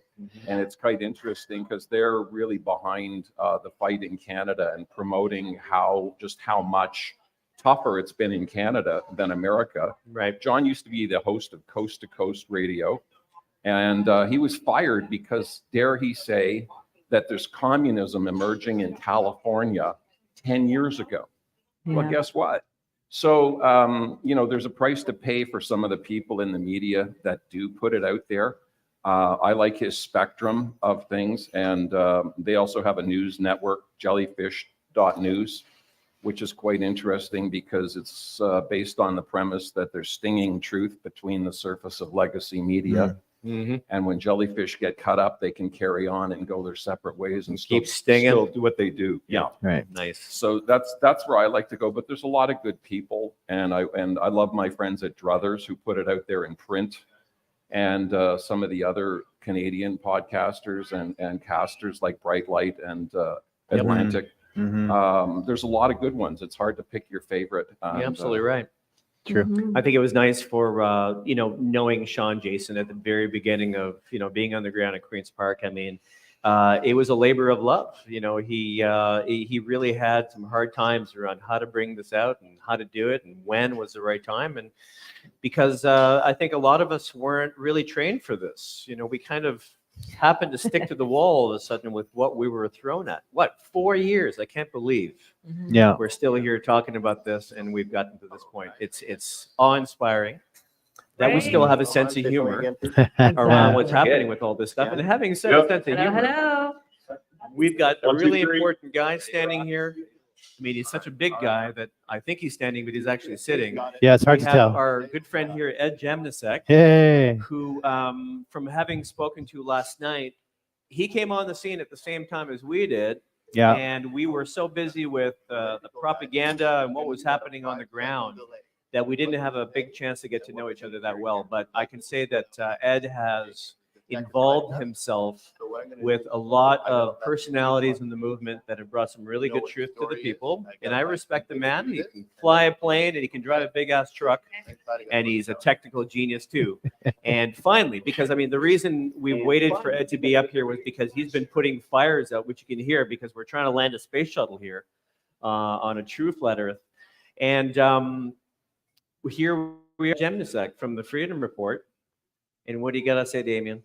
Just letting you know that we now have everyone online. Yes. There's going to be a 5-second delay. So old school, or like satellite Okay. Okay. radio. But I'll try to bring them in now. We can Okay. Like when they Great. landed on the moon. Yeah. Oh, So yeah, we've been putting out fires since the broadcast started. Everything's great before. What happened? Who knows? Right. Well, and you've created and worked with the Freedom Report. Hey, everybody. Now, how long's the Freedom Report been out there? Actually, Kevin J. Johnson started Freedom Report because he couldn't get a job as a white male in Ontario. They heard you. Okay. Okay. Beautiful. And I started complaining about that. Are we and gonna figured, see them? hey, I might be able to make a living Like to interact. doing YouTube videos. That was back in 2014 or 15. Right. And I started watching them in 2017. Helped him out a few times. Next thing I know, he's in jail because he's getting tickets. And we ran the mayor. He ran for mayor. Came in second back in 2018. Right. Helped him with that. No, I remember when Kevin came on the truck there at Dundas Square, and we gave him our own little ceremony and put some ashes on his belly, and prayed for him through all the stuff that he had been through. I don't know all the details, but Ed, what we're going to do here is, considering we have these wonderful guests, how's everybody doing over there on the screen, guys? Here we go. 1, 2, 3, 4, 5. Go ahead, guys. Marcella, how you doing? Hey, Good to see you, beautiful. Hello. Hi, Phil. How you guys doing? are we starting? Yeah, we can hear you. Okay, guys. So Awesome. there is a 5-second delay. So, guys, what I'm going to do is this. I'm going to ask that you guys all hold off for a second, because I'm going to ask a question and kind of tie it all together a little bit for you. So once we have you speaking, we're not going to really interrupt you, because there is that 5-second delay. So the first question I'm going to start off with, guys, is does the legacy media lie? And why do we generally accept that the legacy media is bound to tell the truth? So I'm putting those two questions together. Think about that for a second. I see the smile on Phil's face. But we're going to let Ed Jamnisek answer that question first, and then we'll ask Phil, then we'll ask Ed, who's on the screen. We'll ask Marcella, and who is this? James. James Davidson. Nice to meet you finally. So guys, hold off until Ed answers those questions, and I'll be right with you. Okay? Switch that to the bottom right-hand corner, full screen, and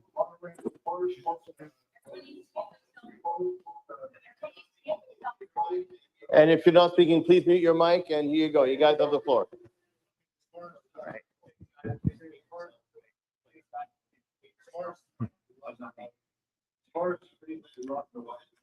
Okay, coming up, 1 second. So Go let ahead, me ask go you ahead. that question one more time, Ed. Legacy media. I don't like the word, but why do you think they lie, my friend? What do you think? Why do you think we have to listen to legacy media? We've been taught in school who, what, where, when, why, back in the early days. We're taught mainstream media, they're always trying to get all sides of the story. Newspapers used to do the same thing back in the 50s, I believe.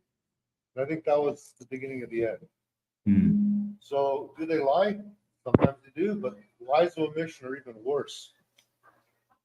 And that's the big thing. They do that all the time. So vaccines are safe. Well, sure, but how about the vaccines that haven't been tested yet, that haven't been officially proven to work or benefits? The ones that used to take 10 years to test and stuff, and they're out in a year now by 4 different companies. Meanwhile, you find out Right. they were invented in 2018. They had stock back in 2019. Millions of doses ready to go, but we need Operation Warp Speed. So Big Pharma's been lying to Trump, quite frankly. Right. Fauci, anyone in here think Fauci is telling the truth at all? No. And I don't know. It's all been in propaganda. I've been dancing around this thing. Where do we go from now? What do we look at? What do we trust? Question everything. Question what we're saying. Question what the mainstream media is saying. Yes.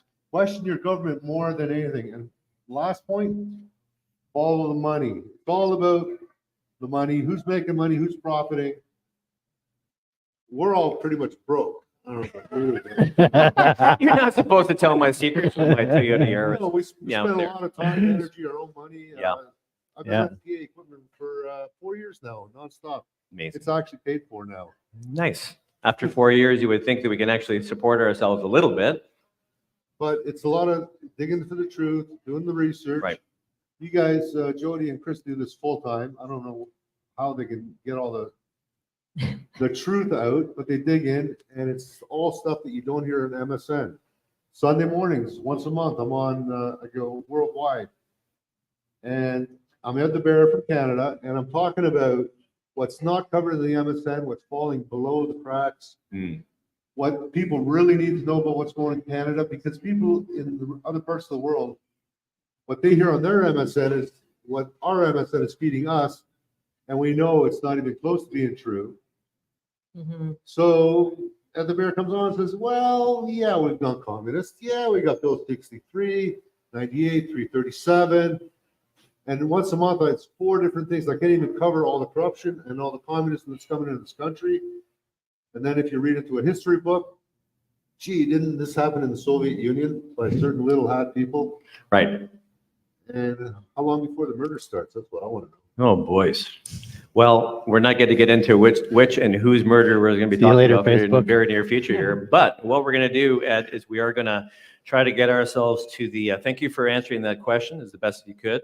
We're going to speak to some of our panelists that are up on the screen here because these guys have been sitting and working with yourself and the rest of our crew at getting you here live for the show today. Thank you all for being up here, guys. Thank you for being patient with us as we deal with this live media. And let's start off the question with our good friend there with Prime Gold Media, Phil Primo. How do you doing, my friend? Pretty good, and you? Great. It's really hot here in downtown Toronto, so I really didn't want to wear a jacket, but I wanted to look fancy because, you know, when you sit next to a guy like Richard here, you got to look snappy. And, you know, Phil, it's an honor to have you here, my friend. So quick question, my friend, as you could hear that I asked our good friend Ed here, why or how does the legacy media lie? Do they lie? What's your opinion on that? And really, why do we believe that we have to believe these guys? Why do we have to believe legacy media, Phil? Why don't you give us a little bit of an idea around, really, are they lying? Okay. Well, they're not incentivized to tell the truth. They're incentivized to sell products. And now we've gone into this dangerous territory where the government is basically incentivizing them to also continue selling rather than upholding the interests of the Canadian public. There you go. Thanks.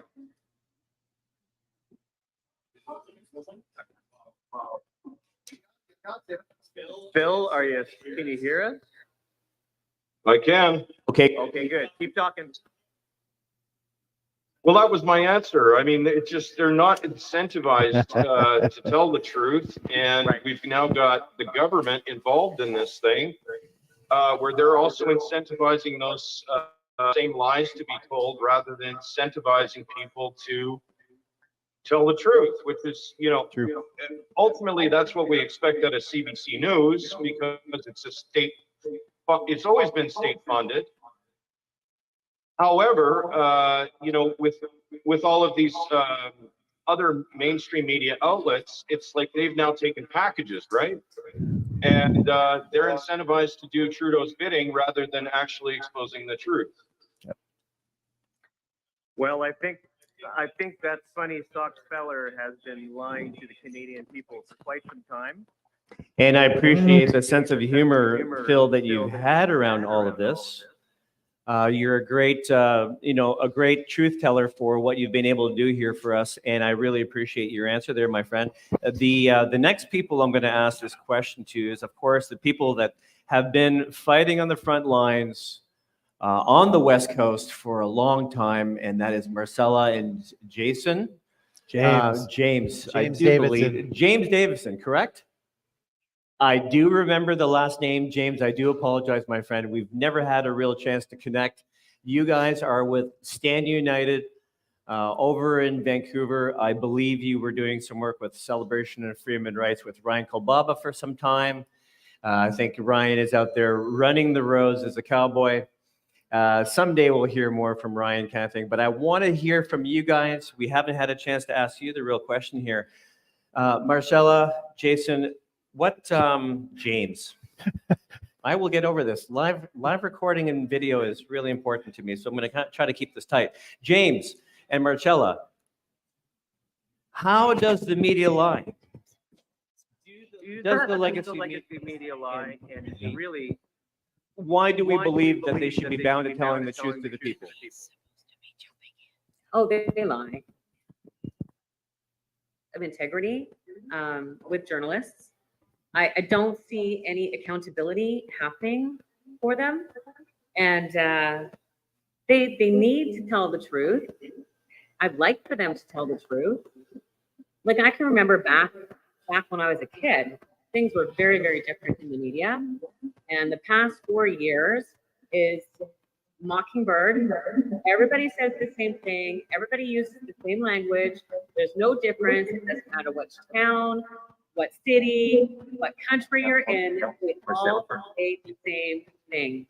They all go to the Associated Press. They all pick up the location. They change names. There's zero integrity in the media. Yeah. We had to take the establishment.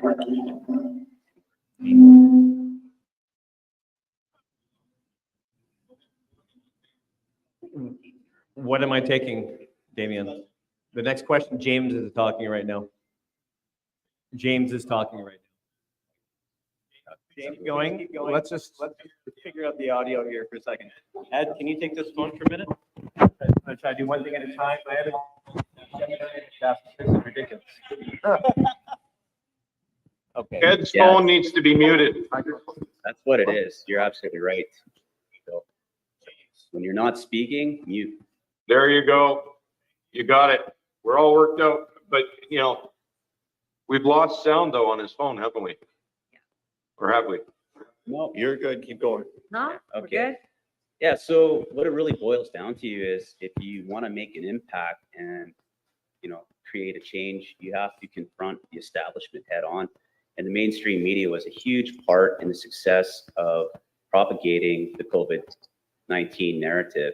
And why they had so much success was that you can't scare a nation into doing what you want to do unless you have the same message on repeat. And we knew for a fact that starting out with, stay home, stay safe, how many people could be at a business at a time, funeral, weddings, all of this other kind of nonsense, the new normal. When you hear a word like new normal right off the bat, like, no thanks.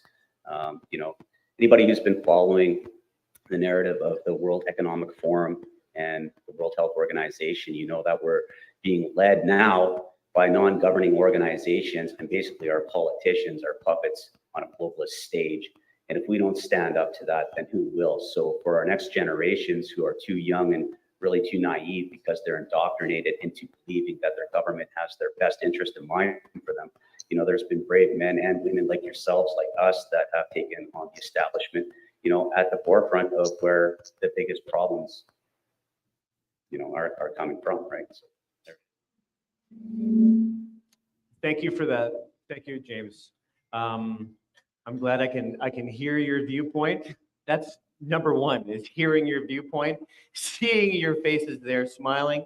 I know that you guys have been through a lot on the West Coast for quite some time. So the fact that we're able to do this East to West Coast is super exciting, even though we're dealing with 3 or 4 different types of technology right now. We're doing the best we can. And I am on Ed's phone. Is that the Ed Jemnisek that's sitting right next to me? Is that whose phone I'm holding right now, just to make sure? Yes. Okay, so there's not Yes. another Ed that I'm supposed to be talking to up there. See, these are all the things I like to ask. So next question is going to be to Phil Primo, and I'll come back to you in a second, Ed. So Phil, the propaganda machine, when did the media turn into this? Because, we've been talking a little bit about history here as to how this happened, around after World War II. Hitler used it, the Americans, the Allies used it, Vietnam, you can go on. There's so much material out there. But why don't you give us your viewpoint, Phil, as to when the media turned into more of a propaganda machine? Well, you guys covered a lot of it earlier in the conversation. In Canada, my view is that, the total takeover has just been more recent. Since the Trudeau administration has, come to office. Obviously, as we all know, the mainstream media is completely incentivized by government, and that obviously, if you've got a government that isn't looking out for the interests of the people, instead looking out for their private financial interests, is a big problem.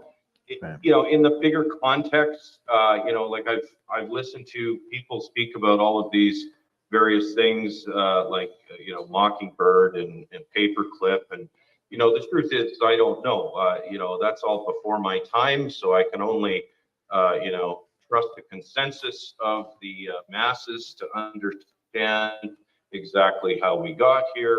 But I think the most important thing to do is focus on what's happening in the here and now, and stop the criminality that's happening in the here and now. And unfortunately, the mainstream media is complicit in that. And it's a matter of figuring out, you know, who's making these decisions. Certainly through the COVID pandemic, we need to understand, you know, who is running these ads of Uncle COVID, you know, with his Christmas sweater and his gelatin cake. You know, like, who's responsible for that? There's somebody on the government side that's responsible for putting that out, but there's also somebody on the media side that's responsible for accepting that advertising, which was very one-sided, fear-mongering, almost to the point of being hilarious, you know. Like, I'm terrifying. Why is nobody scared of me? Uncle COVID with his sweater, right? Yeah, so back to the question, you know, I would say it's a more recent thing, at least in my personal experience here in Canada. I felt I could trust the media 10, even 15 years ago, but unfortunately, since Trudeau's come to power, you know, the formula for incentivization on you know, what you're actually doing as a journalist has been just completely taken away. Nice. Thank you, Phil. I appreciate your answer on that. I have been watching your media for quite some time and agree that that, you know, you've been keeping an eye on this for quite some time, and the hilarity, like you said, we keep bringing up the humor about this because honestly, the humility and the humor is the only thing really keeping us going. The illegalities and the sheer nature of the absurdity of what they're doing here is insurmountable. Absolutely. Now, Ed, yourself, my friend, when would you say that you've been able to see the fact that this propaganda machine has turned from the media to something now that we can trust to be a full-up movie on the side of the wrong agenda? The first taste I got was with Rebel Media back in 2013. And once you start to question, is there another side to the story? And why are CBC, CTV, Global, why is it always the same story? What happened to the alternative? And when we started to question, people weren't questioning enough. Big problem. And that's why today, even I say today, question everything you hear from all of us, because nobody's perfect. But why all the shadow banning? Why all the suppression? Why all the lifetime bans on Facebook? YouTube pulling people down. The deplatforming is unbelievable. But there's still a lot of people out there. And here's a challenge to our audience. You see good content coming from alternate media, ourselves, right? Why don't you share it out? Or why don't you put it to someone and say, hey, come watch this. And let's have a conversation about this. But don't make anyone wrong for having their opinion, because they've been brainwashed by MSN. And the job we have to do is to get more people to come along with us. There's a lot of people that are still calling us behind our back as conspiracy theorists. And I wanted to wear that shirt. I'm not a conspiracy theorist, but you're a bleeping idiot. Right. And you got to dance around all sides of the issue and then decide what's true and what's not, because there's a lot of lies being put out there. And the worst thing is the half-truths. Right. Yes. You've witnessed it yourself, have you not?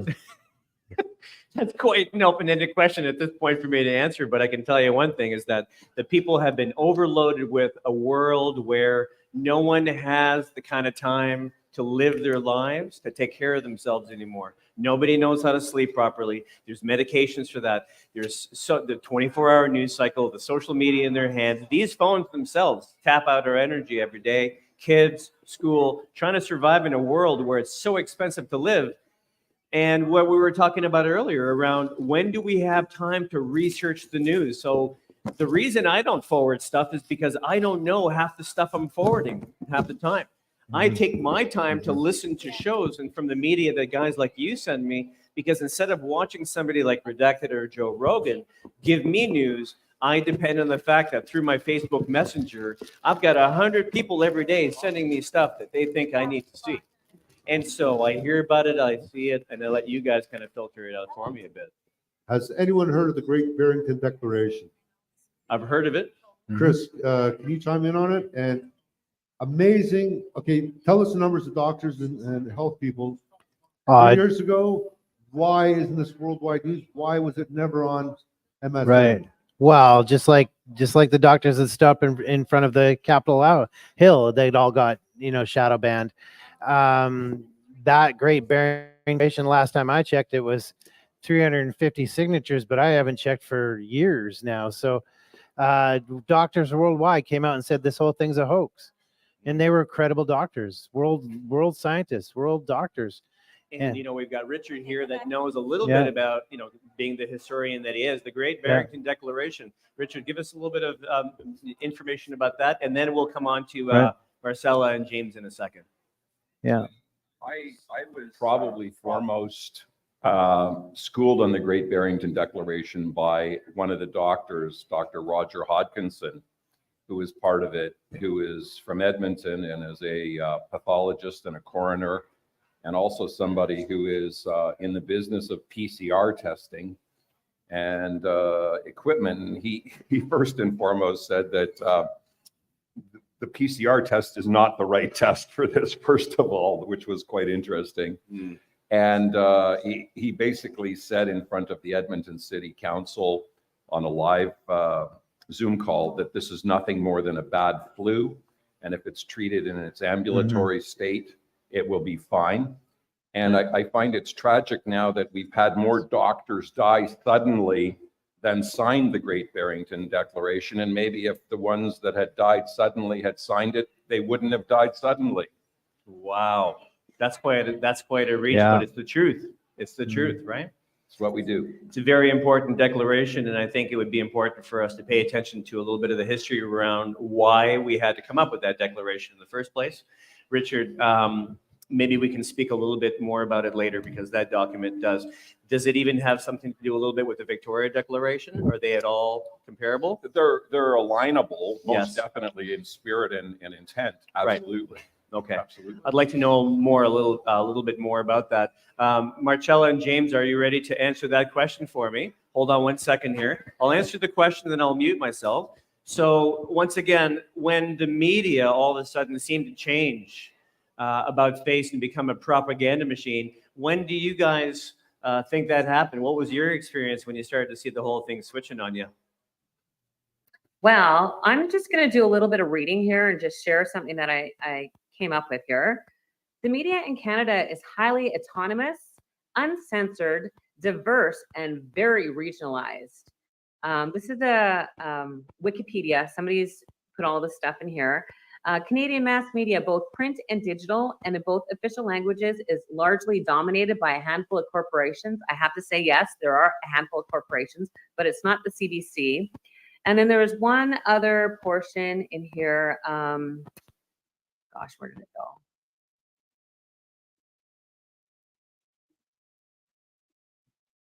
Oh yeah, sorry, I can't find it right off the top here, but for me, I would have to go back to 2020, and I would have to take that regionalized media, because here in BC we had Bonnie Henry every day at 3 o'clock, and everybody sat down and listened to her speaking in her monotone, lull you into submission, complicit obedience, talking. And every day I'd hear this lady, and I'm saying to my daughter, there's something not right here. But every day the media put her on, and then they've got all of their modeling and all of these fake numbers they're pulling out of I don't know where. And that for me was like the beginning of, there's something wrong in our media. Something's not right. They keep saying the same thing. And, 2020 for me. In the mainstream media a very long time ago. Yeah. From time to time, I'll kind of pick up on what's narrative they're pushing out there. As it is, I really haven't been scrapping against the mainstream narrative, the establishment, anything like that before 2020. So I'm fairly new at this in the last 4 and a bit years. But at the same time, I just found that the mainstream media was always pumping out depression. Whether it was you know, in the fishing industry or the forest fires, you know, it's just always constantly bombarding me with a depressing narrative. And to me, you know, it's just a prescribed response from our population to keep us all kind of down and, you know, realize or think to ourselves how terrible everything is in the world when, you know, that's really bad for your vibrations. So I just didn't get into it. But, you know, when I realized they were completely corrupt, I don't know, man, like 9/11 was pretty crazy to think that, you know, these planes were hijacked and that kind of stuff. And then, you know, they went into Afghanistan and the way that, what was his name there? The guy, not Saddam, Bin Laden, you know, they offed him on a ship and then got rid of his body in the water and stuff like that. There's so many tangibles that don't make sense with the mainstream narrative. You know, the CIA had a lot to do with Pablo Escobar and all the drugs that were being shipped into Panama and Florida and different things like that, Tampa area. You know, the system is corrupt, and basically knowing that our government is paying huge bailouts to like the CBC, of course, they're going to continue to say whatever it is that their bosses are dictating they should be saying because they're bought and paid for. So I would recommend anybody who is interested in learning anything about what's really going on in the world, you know, stay away from the mainstream media. Just keep up with it from time to time to see what kind of a narrative they're trying to trick you with. And if to me, like you got to go underground. You've got to go with the media's like Phil or Kareem and you know, Anita Christian. Yes, that's where we're at. So. Well, and I'm glad you Phil and yourselves, because you've been able to, you know, because I'm originally from New Brunswick, I'm from the East Coast and stuff, but I have lived in Toronto and Ontario for 25 years, and I seem to have this feeling that Toronto thinks that's the only thing going on in Canada. But it's not true. There's so much energy and passion happening all across the country, and I just want to say thank you to both of you, both groups in BC and Alberta. So good. You guys are so amazing for having stood up. And you know what? We're going to do more shows like this to open up these other people that are out there helping you guys out now. And Marcella, hold on. While we've got you here, why don't you let us know a little bit more about what you guys have been doing for change? What are you guys doing over there that can give the people of Canada some hope and kind of have them reach out to you with Stand United? What can you guys give me? Okay, let me just finish one point, and then we'll flip it into that. But the other portion that I was looking for when I was speaking a little earlier is in 1991, the Broadcasting Act declared that the system should serve to safeguard, enrich, and strengthen the cultural, political, social, and economic fabric of Canada. That's what our media is supposed to be doing. And over the past 4 years, as we've heard our Prime Minister speaking, and as we've heard the news talking, we've had such a divisionary attack on families, on identifiable groups of people in Canada. And that's one thing that the media needs to be held accountable on. The Broadcasting Act, they're not sticking to the standard. And so I'll transition over into what Stand United is doing now. James. Again, right here. we have to confront the establishment where we can be the most effective and have greatest impact. So for me, you know, I never really thought I would turn into politics in my life until about 3 years ago. As it is, we've hosted at least 50 initiatives across, well, in Vancouver, but we probably somewhere close to 20 nationwide initiatives. And, you know, we've been at the most appropriate places, as in the mainstream media, with many cities across Canada to do the Stand United events. The media is the virus. We went to the College of Physicians and Surgeons nationwide. We did the RCMP on informed consent inquiry, different things like that. Very, very important issues. And we've got absolutely nowhere as far as getting to accountability. And that is exactly where we have to get to. So, you know, the only way that we're going to be able to see integrity and accountability back in these institutions like the RCMP, our healthcare, you know, our universities, our education system, all of these different institutions that get in line with our legislation. So where do you want to be? You want to be in one of those seats in the legislature and the House of Commons. You know, you have to take into consideration that the people sitting in those chairs are truly the architects for what the future of our provinces are going to look like for our future generations. So as it is myself, I'm running as an independent candidate in the provincial election that's coming up here in BC, October 19th. So wish me luck. We have a lot to take care of in our own country, in our own backyard, in our own provinces. So get involved at that level. If you know people that are involved and you have the ability to support them, surely get on board and give them all the support they're going to need, because we are basically your last line of defense before things truly get communistic here in a real big way. Amazing. And I knew that you guys would have something like that to tell me, because I know that I've been I have been watching what you guys have been doing over there, and you've always got a common sense approach, a grounded approach to what's happening. Marcella, James, I don't know a lot about you just yet, but I'm sure that's going to change in the very near future. A little bit later on tonight, for example, as soon as we're done this, I believe we're going to take a little bit of a break and bring on a legal panel later on to start talking about some of the changes that have been happening at all levels of politics or in the legal side of things here. That they will introduce a little bit later on, but I want to continue. Thank you guys so much for the West Coast kind of update. And now I would love to hear from Phil Primo. What are you guys doing? I mean, can we even consider Alberta the West, or are we talking like you guys are mountain people out there, aren't you?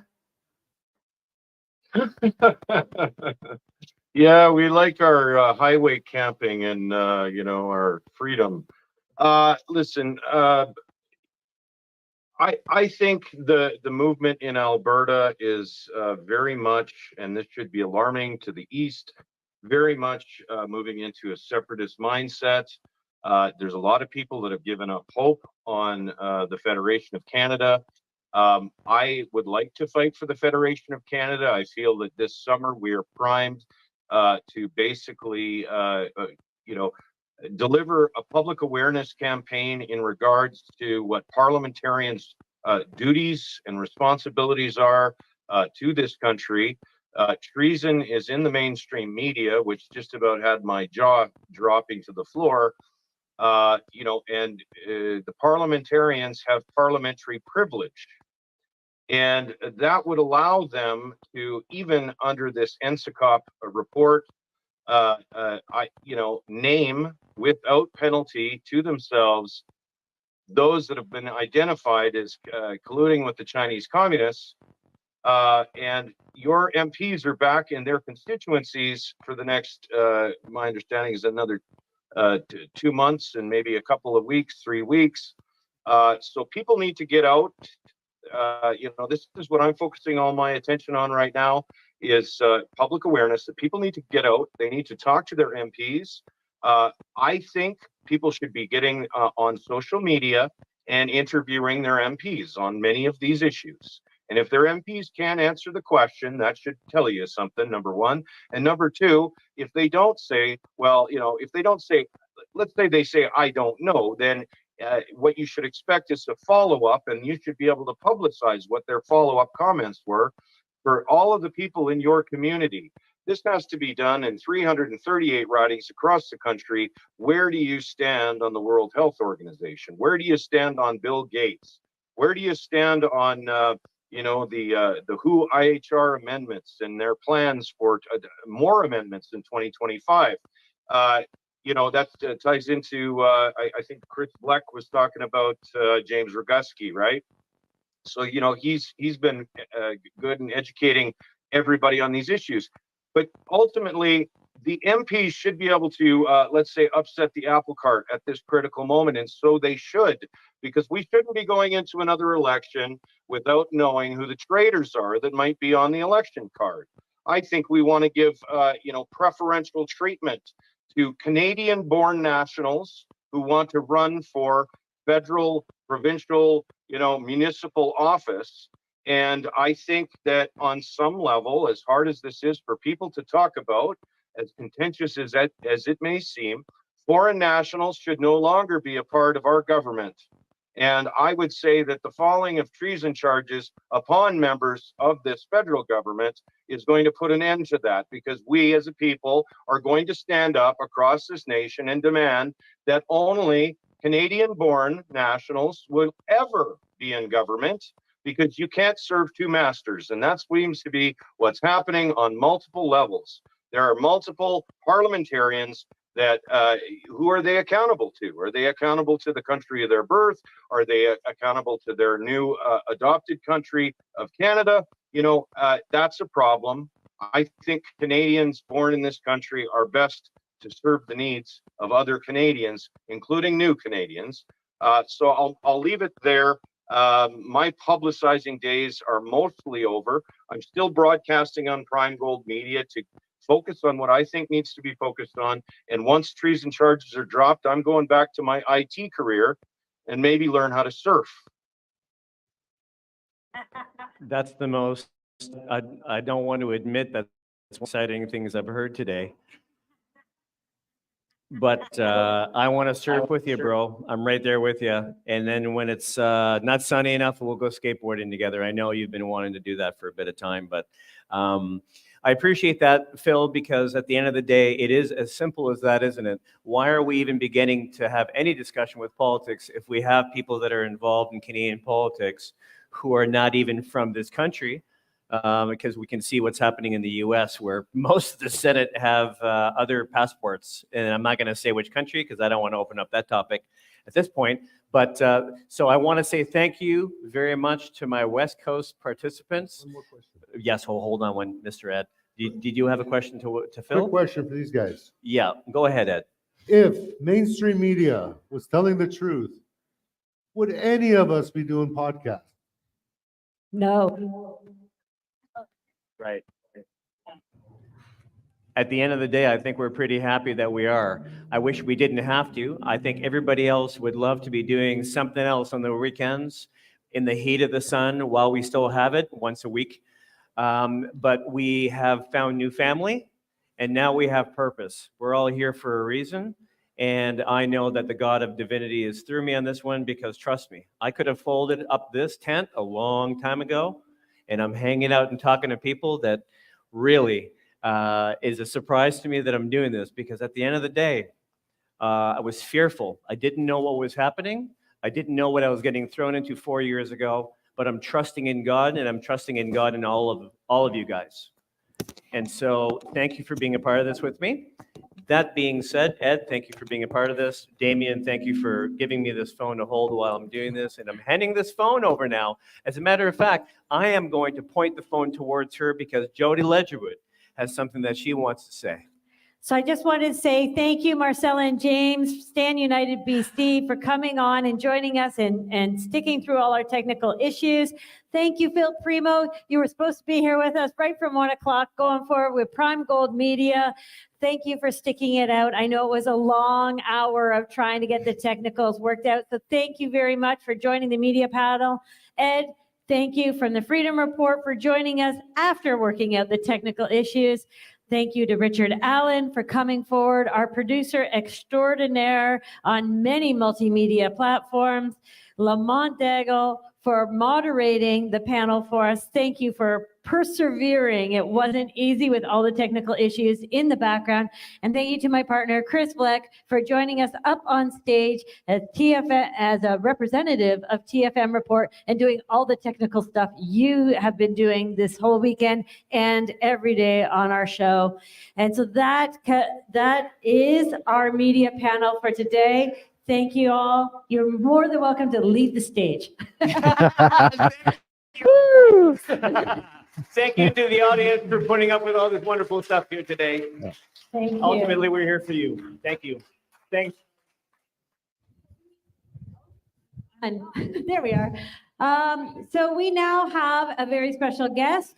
For those of you who have been involved in the freedom movement, you may have seen her on stages, you may see her at events. She's always running around, she's organizing, she's helping.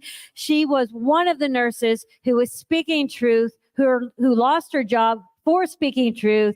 She has now had to recreate herself and change the world or her world for sure, from the inside out. But while she's doing that, she is also helping everyone else to change their lives for the better so that they can get along in this world that we are now trying to create anew. So please come to the stage, Jenny May.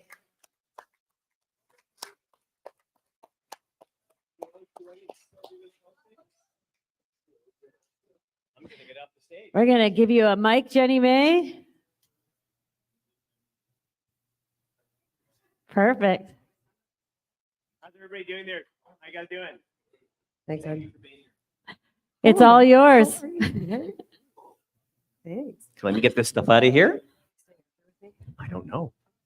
Okay. I feel silly sitting here by myself. Okay, I will. Hi, everybody. I had a nice little speech written, but I really like doing improv when I come up in front of people. My topic of importance is courage. I'm a little shaky. It's been a bit. Since It's I've been a on bit. Stage. Yeah, so just bear with me, folks. I'm a little shaky. My voice is going. I just want to start out with a couple of definitions of courage for you. It's the state or quality of mind or spirit that enables one to face danger, fear, or vicissitudes, which definition is a fake or forgery, and things what are not what they seem to be, with self-possession, confidence, and resolution. The Merriam-Webster Dictionary says a mental or moral strength to venture, persevere, and withstand danger, fear, and difficulty. Synonyms: bravery, heroism, gallantry, courageousness, prowess.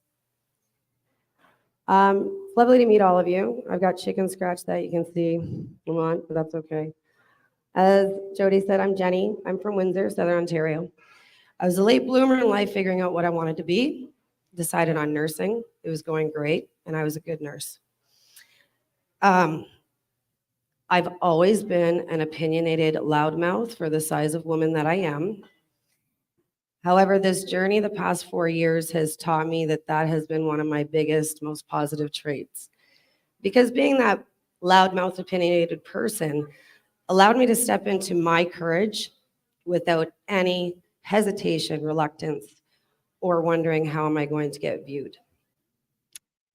Has anyone ever wondered when was the first time that you ever stepped into your courage? Have you ever thought, like, when was the first time that you really were scared shitless of something and you're like, I got to do this? I was 5 years old. I was at a figure skating competition.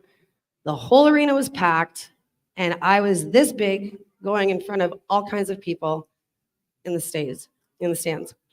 I was terrified. I started crying, told my mom I don't want to do it. And she said, you're good, you're good. So I took a deep breath and I stepped on that ice and I loved it. Was that the first time? That's the first time I can remember that I can really remember and going, wow, And that turned into the first of many, many years of competitive figure skating because I took that one step, even at 5 years old. Courage is, somebody said vibration and frequency on the panel. And it is, it's a vibration, it's a frequency, which means it's contagious. It's energy, we get to exchange it. Courage is contagious, it grows, it expands, it brings people in. It gives the people that have courage even more courage because we're feeding it to each other. It's not a bad contagion, it's a beautiful one. I started speaking very early in COVID. It was probably the summer of 2020. I connected with a group of freedom fighters that had already started their groups there, did the protest, went on paper, went on record against my city hall. And I put my nursing career on the line right from the start. They did not like me because I had the courage to stand up at a very, very early stage and say, this is wrong. And I'm not going to stop letting people know this is wrong. And I was a target. And I kept standing. I kept on standing in my truth. I didn't waver. I didn't throw hate, but I stood strong. The moral of my story about me figure skating, and also maybe, is that we've all performed acts of courage, no matter how big or small, throughout our entire life. For example, I was at a rally once, and there was this guy, this big booming guy, who was putzing around the stage, and he'd been at a couple rallies and protests, and I'm sitting there going, who's this guy? So I walked right up to him, and I said, who are you? He's like, my name's Ed. And who? Jamison. I don't know. He's like, who are you? I said, Jenny May. I don't know your name. I looked him square in the face. I said, I don't care. So that's how I met Ed. For some of us, courage comes really naturally. It comes without realizing, standing in our truth, following our hearts, and being who we are without the need of external validation. We're the ones that don't think twice to stand up to bullies, be it a boss or somebody that you interact with. We defend an underdog or speak up for others. We're warriors, peacekeepers, and light workers. But most importantly, like I said, the ones that courage comes to naturally, our biggest job is sharing that and letting people step into their courage and knowing that we can help them. I look at how small steps of courage, tiny steps over the past 4 years. In 2019, 2020, there was a very small group across Canada. There was groups that are forming, but it was small. But those groups, they were brave and they didn't stop and they kept going and going. And those small groups in that time got to meet in 2022. And they brought everybody together and it kept on growing. And here we are today. So for anybody who says, I don't have courage, look for somebody that does, because I guarantee if you're around them, you're going to get that courage. You're going to step into it. My life now, for having that courage 4 years ago, is completely different. I love my life. I've left healthcare. I'm accomplishing my goals one at a time. I'm silently involved where I can with this freedom game that we are all active participants in. And I get to associate with amazing people, one sitting to my left, who I've known for a couple of years now, Miss Kelly, Miss Jody. So everybody there, we are courageous. We were the ones that got change to come. And I've learned that my own daily courage is to align and follow my own path, to know what resonates in my care or my core, and being and going for whatever I need to. My name's Jenny. I'm an advocate for courage. My life's changed. Every fight has brought me to where I am. Every incident and moment over the past 4.5 years has brought me right on this stage with all of you. I don't regret it. This is a fight worth it. And you know what? The people that I brought in my life and where I am, I wouldn't change it. So I will end by saying thanks to all of you for your courage, because it's helped so many. So thank you.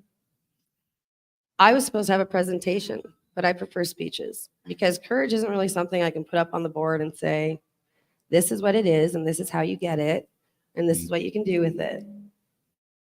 Courage just means that you're being authentic with who you are. You don't try to be anything else. You stand in your truth, and you know you're right from wrong, and you follow it. And then people who are of like you, they'll follow along. So that's it, my lovelies. I don't have much to say, but you know what? Keep standing tall. We all are, no matter if you see us or not. You see, Jenny May might not have a lot to say, but sometimes a voice creates echoes. And maybe if I talk really, oh, there you go. You just turn that off for a second. Did you want to come up here and say something? I'll have a conversation. Come on up and join us. Come on, Joe, talk about us. Ever since Talk we about met, courage. you know, Jenny, at the beginning of what was happening here in Toronto. I mean, you were, when we first met you in Toronto, when you were standing up for the first time talking about this, is that you've That been was, doing this for 3 years. That was 2020, September. Yep, I remember. And I was down in Dundas Square. Leamington and Dundas and Windsor. You've and been London, everywhere. and Montreal. Ottawa. Yeah. And look Ottawa. what you're doing now. You're helping people. You're still helping people, just in a different capacity. Yes, I followed a career with wellness and health coaching. I help others align and figure their life out. I run a business for a very close friend of mine down in Southern Ontario, and I have a blast. I work with younger people, and it is such a difference from nursing. I actually get to engage in a fun time most of the time. And no regulators looking over your shoulder telling you what you can and cannot say to people. Funny that you should say that. I was asked quite frequently about, I let my license go December of this Your past nursing license, Right. New Year's Eve. And it was a mind game, you know, because you work so hard. However, I said, no, thank you. It would have cost me around $1,100 with everything. And people were like, oh my gosh, you left your nursing license behind. And I finally said to them, going back to that after the harassment, I had death threats, I had death to body, I had all of it. would be equivalent to going back to an abusive partner. Yeah. And the manipulation, I'm not a robot. I'm happier not being in that environment. It's very freeing. Going into wellness coaching and life coaching, that was another thing. They would have come after me in every regard or any regard to a coaching practice if it didn't align, if I had a nurse license. I guarantee it. Wow. So I just simplified my life. Keep my important ones close, know what's important to me. Just standing in my truth. And sometimes we do that and we don't even realize that just being who we are on a day-to-day basis, that inspires others too. You don't care about what others think. I would be so like, oh, I don't want to do that. Who cares? We are here for one life. Choose the battles that are worth it. Keep your loved ones close because you never know when you're going to lose them. And have the courage to know when you are being authentic. And if it's not aligning, then you probably aren't. So after you gave up your license, you must have seen some landmark issues that came up to you and you thought to yourself, that wouldn't have happened in my life unless I took that step. All of it. Right? No matter how difficult the past 4.5 years, and I mean, 2 summers ago, I hit rock bottom. I had an unfortunate incident. Thankfully, I'm still here. But I needed that because when you're at the bottom, the only way you can go is up, makes you kind of reevaluate, see what's important or not. But every step, every time I was every moment has brought me, like I said, here with all of you. I wouldn't be the person I am. I wouldn't have gone and experienced the growth that I've experienced, the wisdom I've learned, the confirmation that when I was younger thinking, this sounds crazy, like the towers and everything else, the conspiracy theories, that confirmation knowing I was so dead on. And knowing from the start that that's what I've always questioned and I've always stood back and watched. Now you're creating your own. Yeah. That's it. And every moment, even the terrifying ones in Ottawa that we all experienced, or a large majority of it, that gave me insight to what the government can do and will do and has done. Has no problem. Right? That completely took off any and all blinders. So the piece of paper doesn't protect you. Are you sure? Are you sure? Yeah. I know a lot of people were waving it. I had an OPP officer actually tell me that freedom of rights doesn't exist. It's an old piece. Yeah. Yeah. Exactly. Yeah, it was just the information. It was just great that they were given. But no, I wouldn't change a thing. Here I am. My life is good. I'm happy. My daughter's happy. I have a wonderful employer. I'm able to do my own thing, enjoy vacations, and especially time with people who I met 2.5 years ago that are my family. And, you're one of them. So, yeah, experience, but definitely, man, like when we're really older, we have a story to tell. We'll be sitting around that campfire saying, remember the days? That's it. Remember Ottawa? Remember those trampling RCMP horse sons of bitches? They're out terrorizing the kids at Jumperoo. We had bouncy castles, throwing fireworks. Hockey games and the dance, singing Kumbaya at night. I know, it was so horrible. Well, we certainly didn't do the kind of choreography the medical professionals in the hospitals were doing with their songs and dance. Yeah, for sure, right? I was actually nursing from when the lockdowns came in, I was still nursing. Yeah.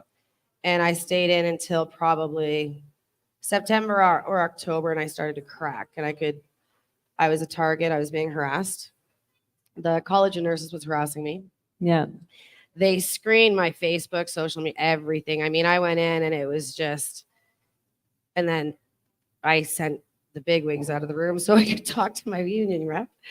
And I think I finally left in October. I went on stress leave before any of the mandates started happening with the vaccines. We were already getting, the temperature check, the swabs, everything else. I have chronic sinusitis from that. It will not go away. But here we are. Here we are. Courage to change your life. That's right. Courage to listen to your innate voice. And look where you are. That's right. Things are better. So in other words, don't give up no matter how bad things look.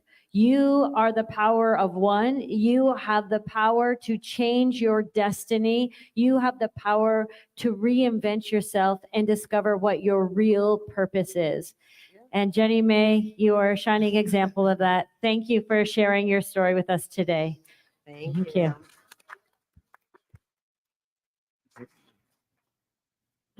Yeah, you're amazing. Thank you, Jenny. Now, if anybody has been paying attention to social media in the last 2 weeks, you will know this man, you will know his name, and you will know what he has done. He is giving us new hope and renewed faith in the legal system. I'd like to welcome to the stage Mr. Cris Weisdorf, who just won an appeal as a non-lawyer representing somebody else on the PCR test. Come on up, Cris. Hey, Cris Weisdorf. I'll give you the stage. Thank you, thank you. I guess, what should did I stand up? Should I sit down? I guess I'll sit down because, or actually, I don't know. Let's see. This is all right. So, I guess some people here know who I am. Most people, maybe. I've been around since, I guess, May of 2020 in terms of the resistance. My name is Cris Weisdorf, as Jody introduced me. To be clear, I'm not a lawyer. I'm not a paralegal. I'm not a legal kind. I'm not a licensee of any law society. I never went to law school. I grew up in a law family, but in all the pressure that came with. But I never wanted to get into this until I got into it with the city of Toronto. They picked a fight with me in 2018, early 2018, and I sued them all the way to the Court of Appeal. And that's where I got my legal education. I'm here to talk to you about two cases. I will make it brief. I know that they've said make it brief, 15 minutes. Apparently they have a rake ready to go, so you won't have to use it. So the two cases, one of them is Adamson Barbecue. It's Adam Skelly case. I'll explain a little bit about his case because it's been quite a while since he was in the media. And the second one is the Fernando appeal. That's the appeal that I won. I'll start with a quote, and this is a very important quote because it's so simple. Everyone can relate to it. And this is unfortunately, what we've had to deal with for the last 4 years. The quote's from Mike Tyson, and it is, "Everyone has a plan until they get punched in the face." This is something that as it demonstrates, you can prepare for anything. At the end of the day, when someone actually challenges you, you get punched in the face, then you have to defend yourself. Some people are very good at that and are very good at adapting, other people not. With Adam Skelly, he decided after months of abuse and being one thing after another, completely conflicting, very deliberately, as we all know, that he's going to defy the lockdown that was coming. There was a lockdown that was scheduled for, I guess it was November 23rd or 24th of 2020. And he said no more. After trying to talk to his MPP, and after trying to talk to Doug Ford and trying to talk to city councilors, he saw that didn't make any difference whatsoever. Of course, he considered leaving, and guess what? The courts were closed. So you couldn't go to court. You couldn't do it civilly by talking to your elected representative. So what was he to do? His only option as a reasonable person would be to defy the law. I was told right before this happened at Dundas Square that on the weekend, because I was going to every protest, that there would be 100 businesses that would reopen, that would defy the lockdown, because they were implementing the lockdown next week, we were just told, and that they would stay open. And I said, you better have those 100 businesses that stay open, because otherwise the few that defy the government are going to get crushed.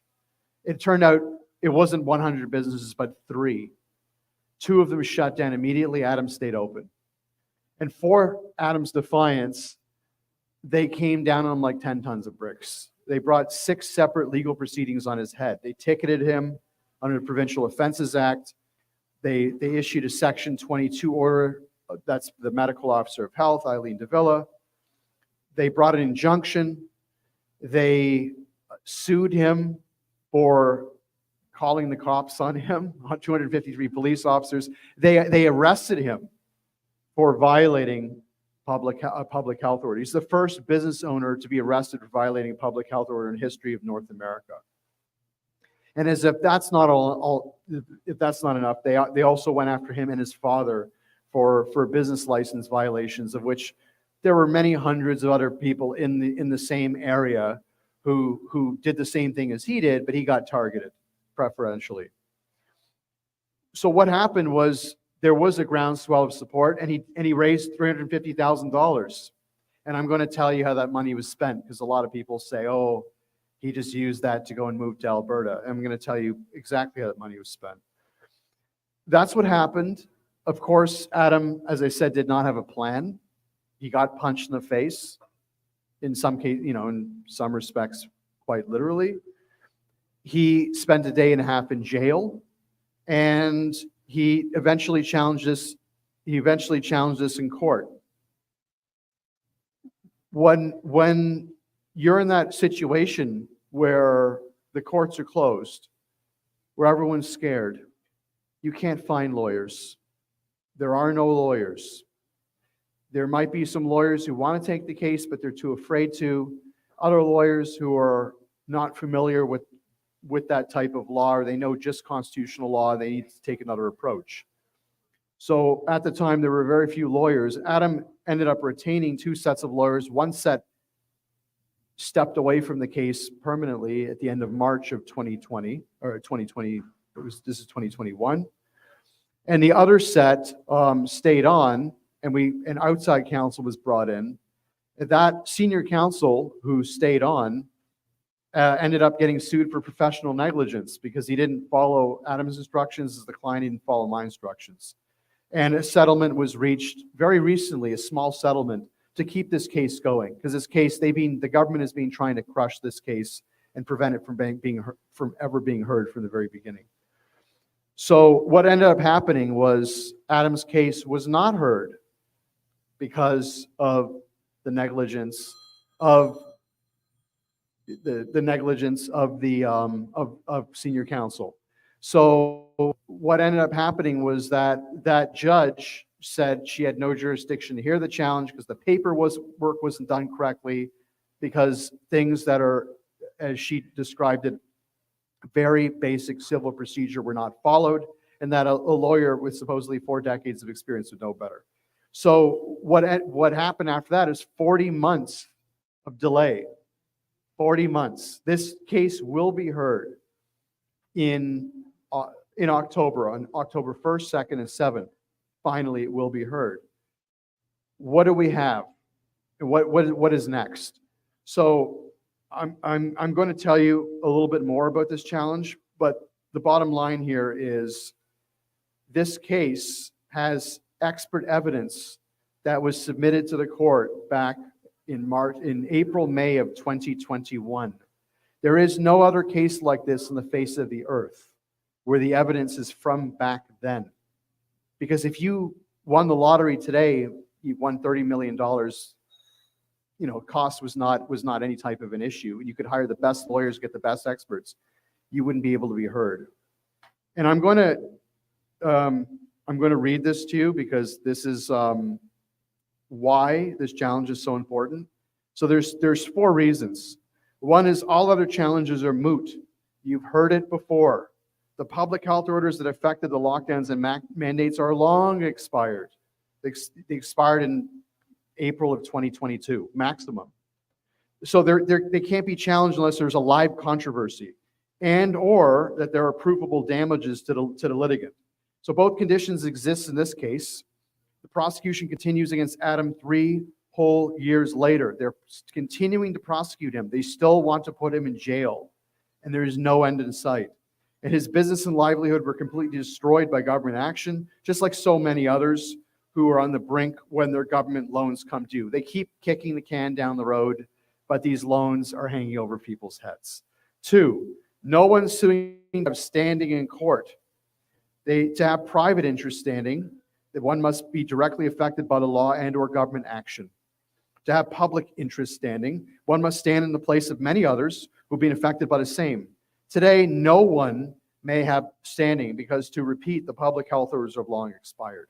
There is very little left to challenge. It is too late. Adam is literally the last man standing who has standing to challenge COVID tyranny. 3, if someone with virtually unlimited resources, I said, sued the government, any government today, politicians and the experts would simply cry, "We didn't know, we acted in good faith," and demand amnesty and forgiveness and say that, as I said, they acted in the best possible way. The evidence must be contemporary at a time with the knowledge that everyone had at the time. So there's no Monday morning quarterbacking, no, hindsight is 2020. The evidence is over 2.5 years old. It cannot be touched. More is coming. 4, the last point, the courts have all taken judicial notice that COVID-19 was and continues to be a deadly pandemic that spreads through completely healthy people with no symptoms whatsoever. This is the great lie as it stands. Everything stems from it, including the vaccine mandates and all the destruction that came with them. To supplant it, the great lie must be called out with thorough expert evidence. And he has, with 6 experts, and the evidence must be heard. I should define what judicial notice is. This is from the Supreme Court in 2001. It says a court may properly take judicial notice of facts that are either 1, so notorious or generally accepted as not to be subject of debate among reasonable persons, or 2, capable of immediate and accurate demonstration by resort to readily accessible sources of indisputable accuracy. This is a pile of garbage, and this is something that we really need to not only change the law in the Evidence Act, but also we must amend the Constitution to not allow this where for medical and scientific questions, you cannot say the government's always right when they've been wrong so many times. And I can name Rizulin, PFOA, Kepone, Vioxx, thalidomide, whatever. There's so many of these chemicals that the government, and unlike the vaccines, the government properly went through review with properly conducted trials, and they still killed a lot of people. Vioxx itself was responsible for 200,000 heart attacks and or strokes and or deaths. So, and that was only that whistleblower came out in 2004, not long ago. So the government is not always right. In fact, they're wrong most of the time. So the judicial notice is how they are. So I will say regarding the costs, and then I'll move on to the appeal. So people have asked, like, where did the money go? Come on, $250,000. That should be enough to defeat, people have trillions of dollars, right? That should be enough. You just grifted. I've heard that so many times I can't even count. So right before the end of December of 2020, $150,000 for the Section 9 injunction brought against him by the government. $150,000 right out of the gate. $50,000 for his criminal defense, because remember he was thrown in prison. So that was for the bail restrictions. This helped out a lot of truckers. People don't know. You can look up R.V. Skelly on CanLII, Canadian Legal Institute's database in Superior Court, and you will find the Skelly case, which gave a lot of truckers hope when they had their bail restrictions brought on them. $101,000 for notice of constitutional question and motion. As I said, that wasn't done properly. $50,000 for outside counsel to assist. $50,000 to resurrect notice of application. That was in 2022. $30,000 cost order paid. That's $431,000. Plus, there's been another $50,000. That's $32,000 in cost security for costs, because the government brought a motion to get security for costs. Of course, they got it after nearly 2 months, after more than 2 months, and then all the legal costs associated with that was $20,000. That's over $480,000. So that's where the money was spent. We raised more money than obviously $350,000 more money, but we're still short in terms of getting this all the way to the hearing. And anyway, so I'll give you the link here, givesendgo.com, BBQ_rebellion, givesendgo.com. /BBQ_rebellion. That is the Give Send Go link, as well as CCCAN, that's CCCAN.org. That's the Concerned Constituents of Canada. I'm one of the co-founders and directors. We're at arm's length. We are supporting the public interest of this case being heard. So that's with respect to that case. It's critically important. I want to talk about the Fernando appeal. The Fernando appeal was basically like any one of us. She was coming back into Canada. This is from Texas. This is for work. And she said she had to test. She said, I don't have to test. I have a right not to. She cited Section 14 of the Quarantine Act. This is what Chris Sky cited back in like November of 2020. This is known. She cited it. They said, we're giving you a ticket anyway, $5,000, $6,255, of course, with the victim surcharge, because we know there's so many victims. So she cited that. And Section 14 is very simple. It says, screening technology under the Quarantine Act. Any qualified person authorized by the Minister of Health may determine whether a traveler has a communicable disease or symptoms of one. Use any screening technology authorized by the minister, not involve entry into the traveler's body of any instrument or other foreign body. Couldn't be more clear. That's subsection 1. Subsection 2, refusal to be screened, because she refused to be screened. If a traveler refuses to be screened with the screening technology and the person using it is not a screening officer or quarantine officer, the person shall immediately inform a screening officer or quarantine officer of the refusal. So that couldn't be more clear. She said, number 1, the test is illegal because it goes into my body. Number 2, I refuse to be screened. So she knew what she was doing. She went to court. This is April of 2022, April of 2023, went to court. The judge didn't want to hear any of this. The trial judge, the justice of the peace, didn't want to hear any of it, convicted her. Then the reasons were delivered in August of 2023. And she, the judge didn't even address Section 14 of the Quarantine Act. So she's a friend of a friend. When I heard about all this, I said, we have to appeal this. So I appealed it. I wrote the appeal. And what I ended up arguing was quite simple, but no one had argued this before. The first thing is there's the interpretation of the very plain English language, the statutory interpretation, weighed very heavily against the government's case, against the conviction. The conviction could not be sustained by the plain English in the Quarantine Act, which she cited both to the border officers, that's public health officers, as well as in court a whole year later. I also argued conflict of law. That is something that has really never been argued in the Ontario Court of Justice, because this is provincial court, it's not high court. So this is something that a judge would not know about. And the judge really was confused by this simple argument. I had to go over it a few times on May 10th. And I also cited this derogation clause in the impugned order, in the garbage order.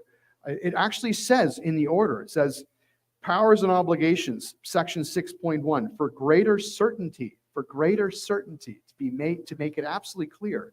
This order does not affect any of the powers and obligations set out in the Quarantine Act. Well, what did I read out to you about section 14? It's both a power and an obligation. So it can't affect that. So I argued that. I argued the derogation clause. I also argued that removal rights may only be done by statute. So meaning that it has to be done by Parliament. Parliament has to specifically remove the rights. It can't be done by an order. It has to be done by something that is convened before Parliament. That's 3 readings in one house and committee, 3 readings in another house and committee. So I argued this, and we won. The conviction was overturned. This is the greatest victory. Thank you.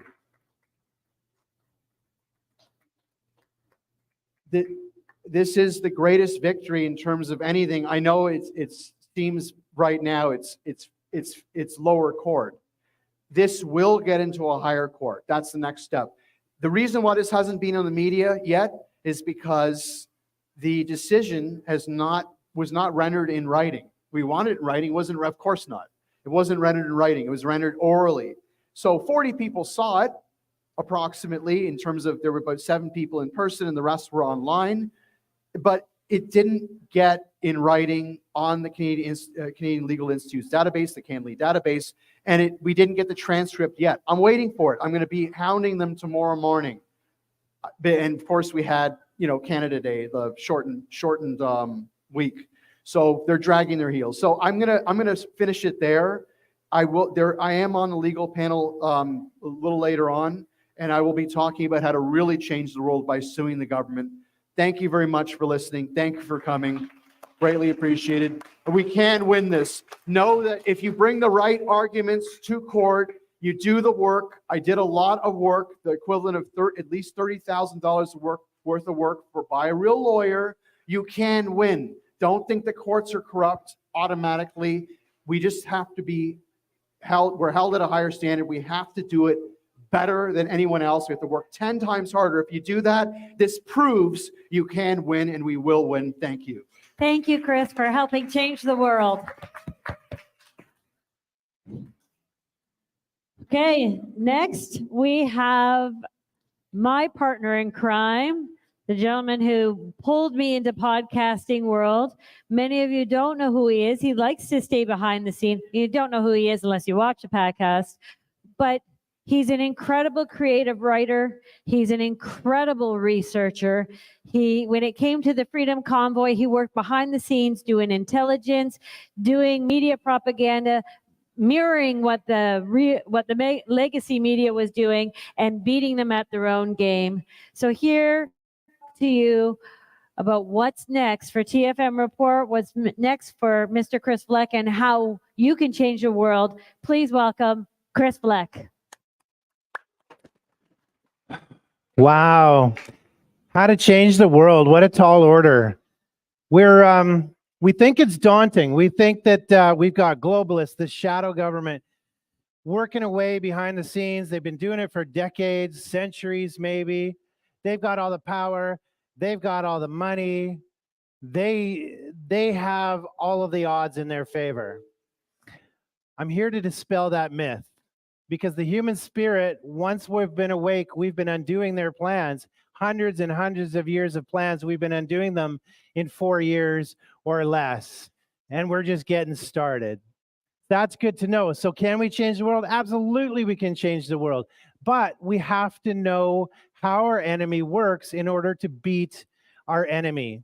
And that's the problem. We've got basically two movements happening. We've got one movement called the Freedom Movement and one movement called the Truth Movement. They're not one and the same. They have different goals. They have different objectives. The Freedom Movement, I would say, doesn't actually want freedom. What they want is they want a government that's ethical to come in, and they want the same system, but they want somebody ethical to be running it. And here's why I say that. Freedom comes with a huge cost. Freedom comes with responsibility.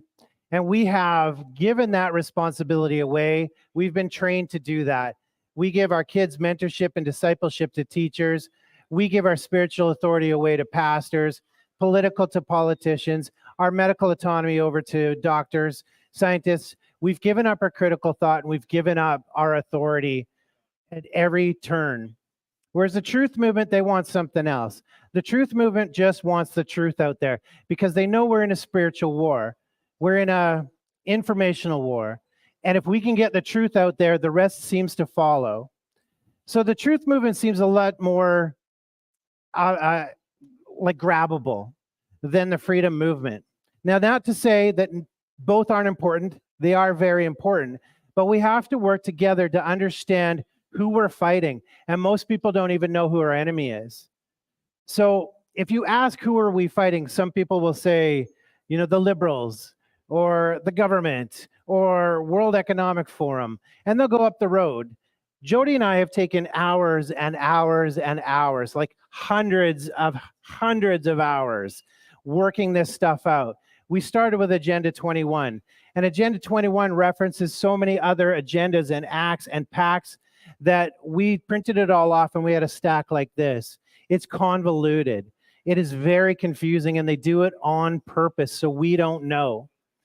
So we're going to simplify a lot of that stuff. Yes, there is a shadow government. Our hundreds of hours of research has brought us to the fact that there is actually a cabal of people running the world.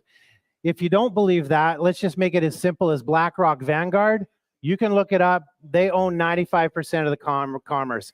They own controlling shares on most of the things in the world. And they are run by AI. So technically AI is running the world right now. But that's not a thought that we want to get into right at the moment. So here is what we're up against. We're up against an enemy that has spent many, many, many decades, centuries, learning how to control the choke points. And that's really encouraging because, for example, they don't control all the farmers, but they control the slaughterhouses. They don't control all the musicians, but they do control the music. All the music is written by basically about 6 people. These are all the big hits, by the way. Not all the music, but most of the hits that you hear on the radio, 6 people write them. All of the productions are controlled by Netflix. Everything that you see, they don't control the producers, but Netflix actually controls what goes on Netflix. So they're very good at the chokeholds and the strangleholds. And that's really encouraging because that means to us that this machine that we think is huge, it really isn't that huge. They're just very good at making you think they're huge. So who is our enemy? I'm not going to answer that question. I think our enemy is us. I think we've let this happen. I think if in order for change to happen, we need to change ourselves. We have to not be afraid of what that change will bring. So we can start imagining another world, another different, better world. Change is scary to most people. And the responsibility that comes with that is also very scary. And I think we have to conquer ourselves before we can conquer our enemy.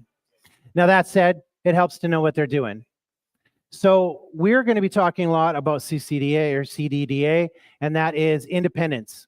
We've got to get away from the party system because the parties are built solely to keep power away from us. And that's really simple in the sense that your voice that you send to Ottawa, they're actually working for the party. So even if they wanted to vote in your favor, they're not. They're going to vote with party lines. You don't have a voice. I don't think even if you want to go PPC, I think independent is our way to go. So if you're going to get into voting, that said, we have to have safeguards up in place if we do. Now, Jody and I also work with a company called, or an organization called Audit New York, and they are breaking down how voter fraud actually happened in the United States. They're going through it. They're going door to door, asking the same people, did you vote 20 times for the Democrats last vote? And the answer, of course, is no. Did you donate $50,000 to the Democrats? No, it makes a lot of sense because you live in a 1-bedroom apartment. So there's a lot of voter fraud going on. It's been going on both sides, Republicans, Democrats, liberals, conservatives, all over the world, and they're doing it virtually the same way. I announced this back in January and said we're going to put a team together and we're going to work on how to expose and counteract this voter fraud.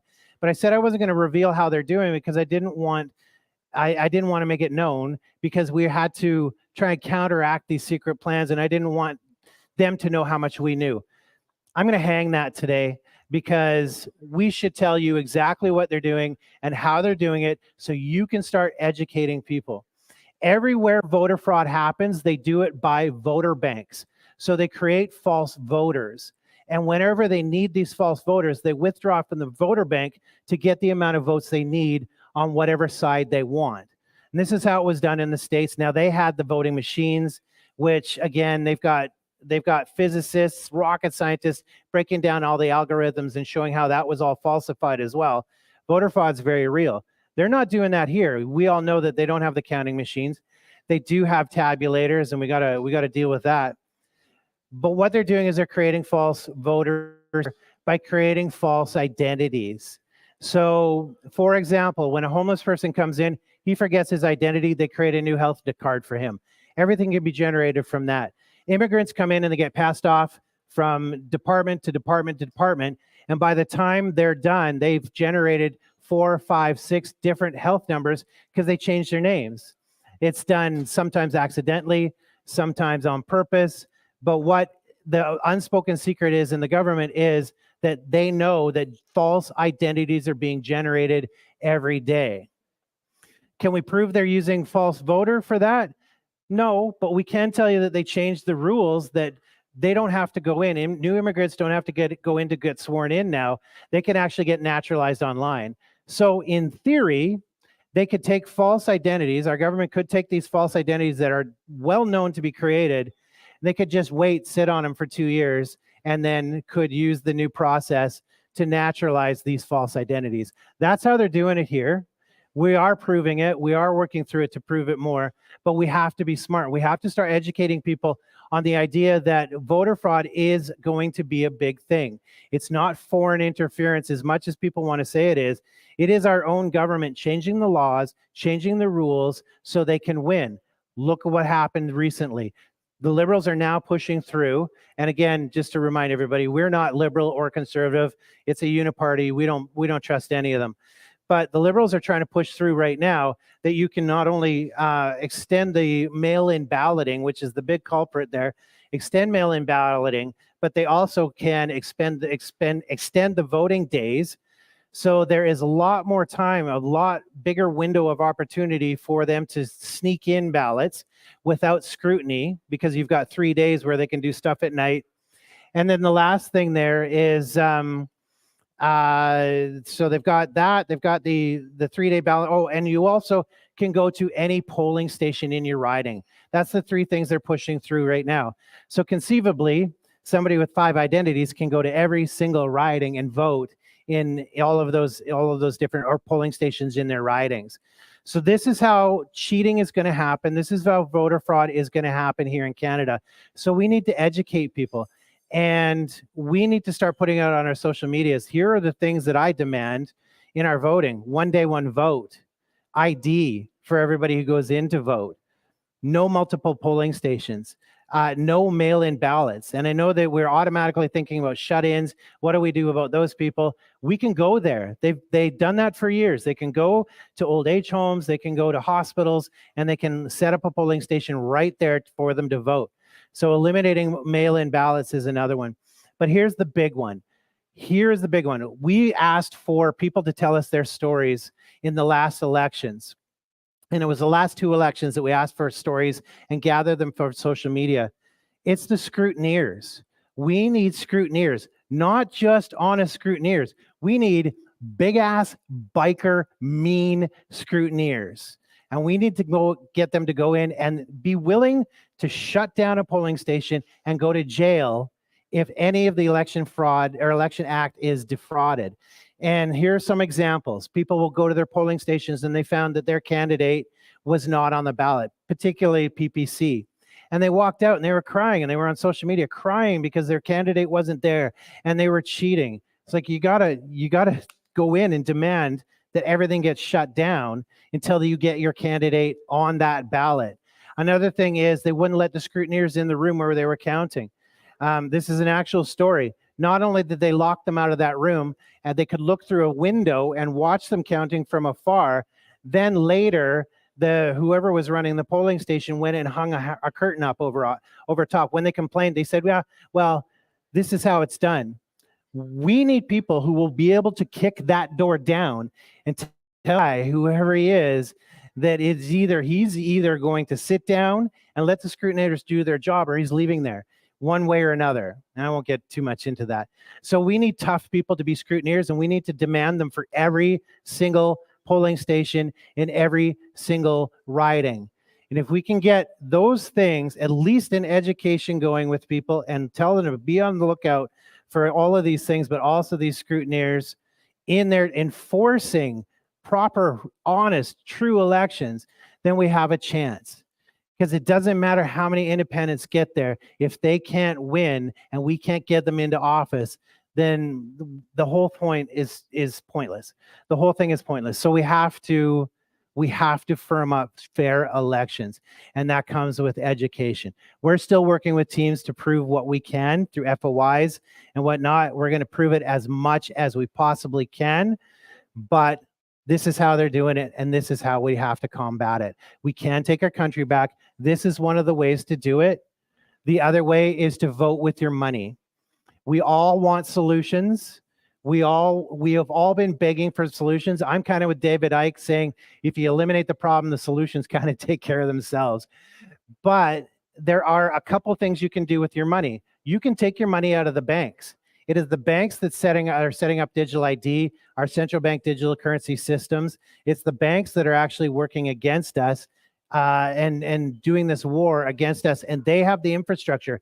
As per the World Economic Forum, they said it's the banks that are building this for them.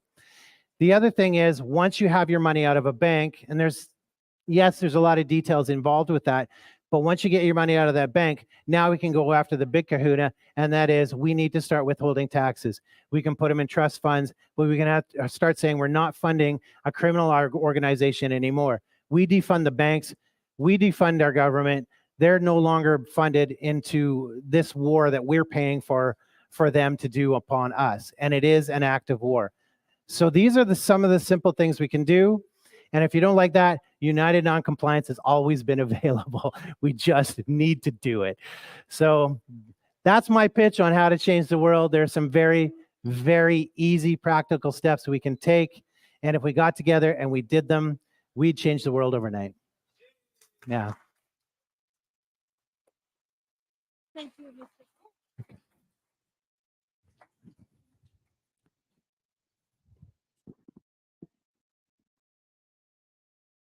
Perfect. Now I have a mic.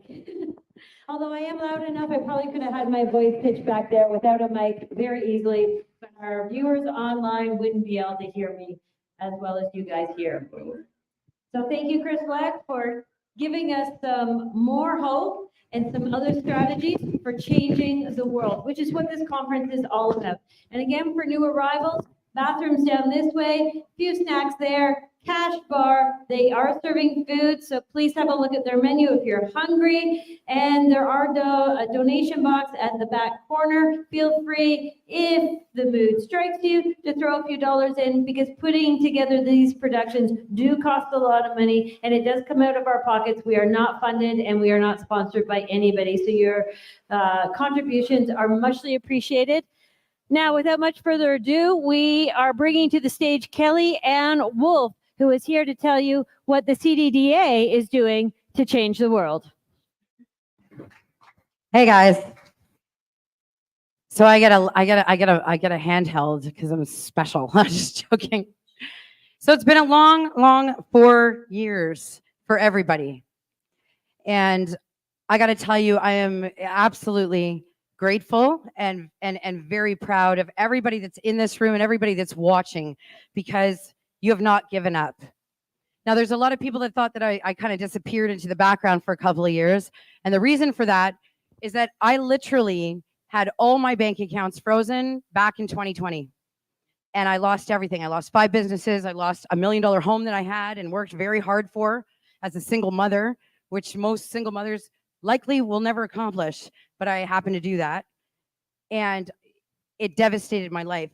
And I think that's where most of my drive comes from, was watching that devastation in the faces of my children and the people that cared about me and were close to me.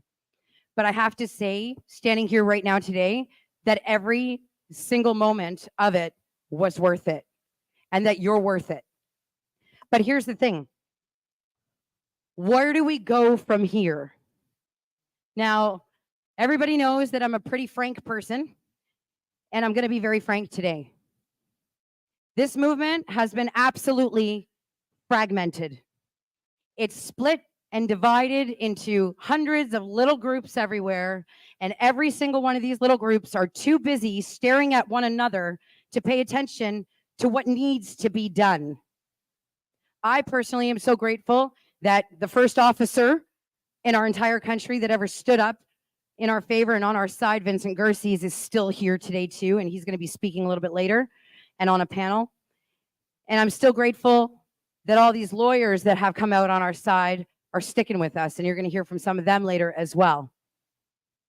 But how do we change the world that we're now living in? The number one problem is that people are still waiting to feel this devastation.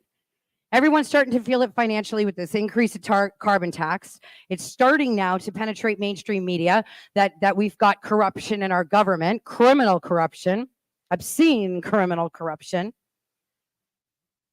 But then you've got all these people out there yelling freedom in the streets still. with no direction.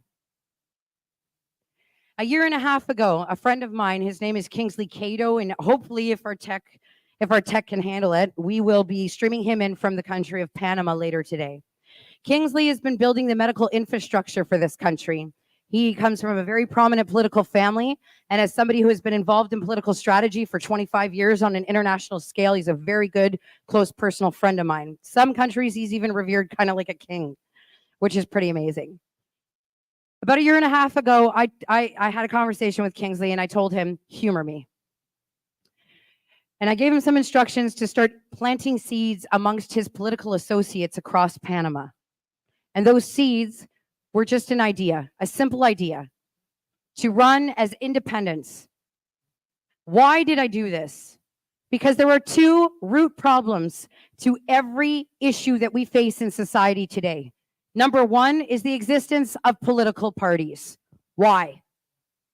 Because it is these political parties that act as the doorway for foreign and corporate interference to come in and form our policies. They pay these political parties and their campaigns and fund and finance them so that they can intrude upon the policies that directly affect our lives. This is where the devastation comes from.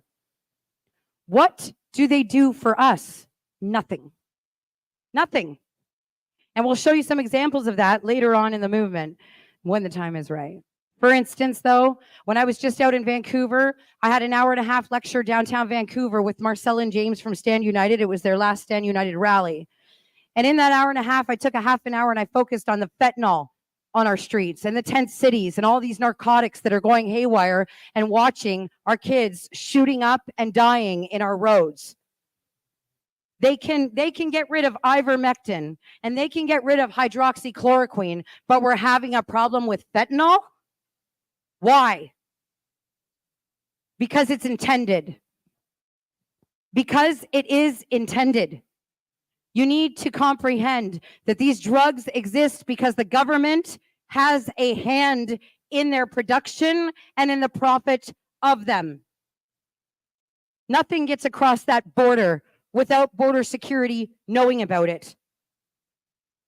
But when you own the media, which they do, they can lie to you. And you are being lied to.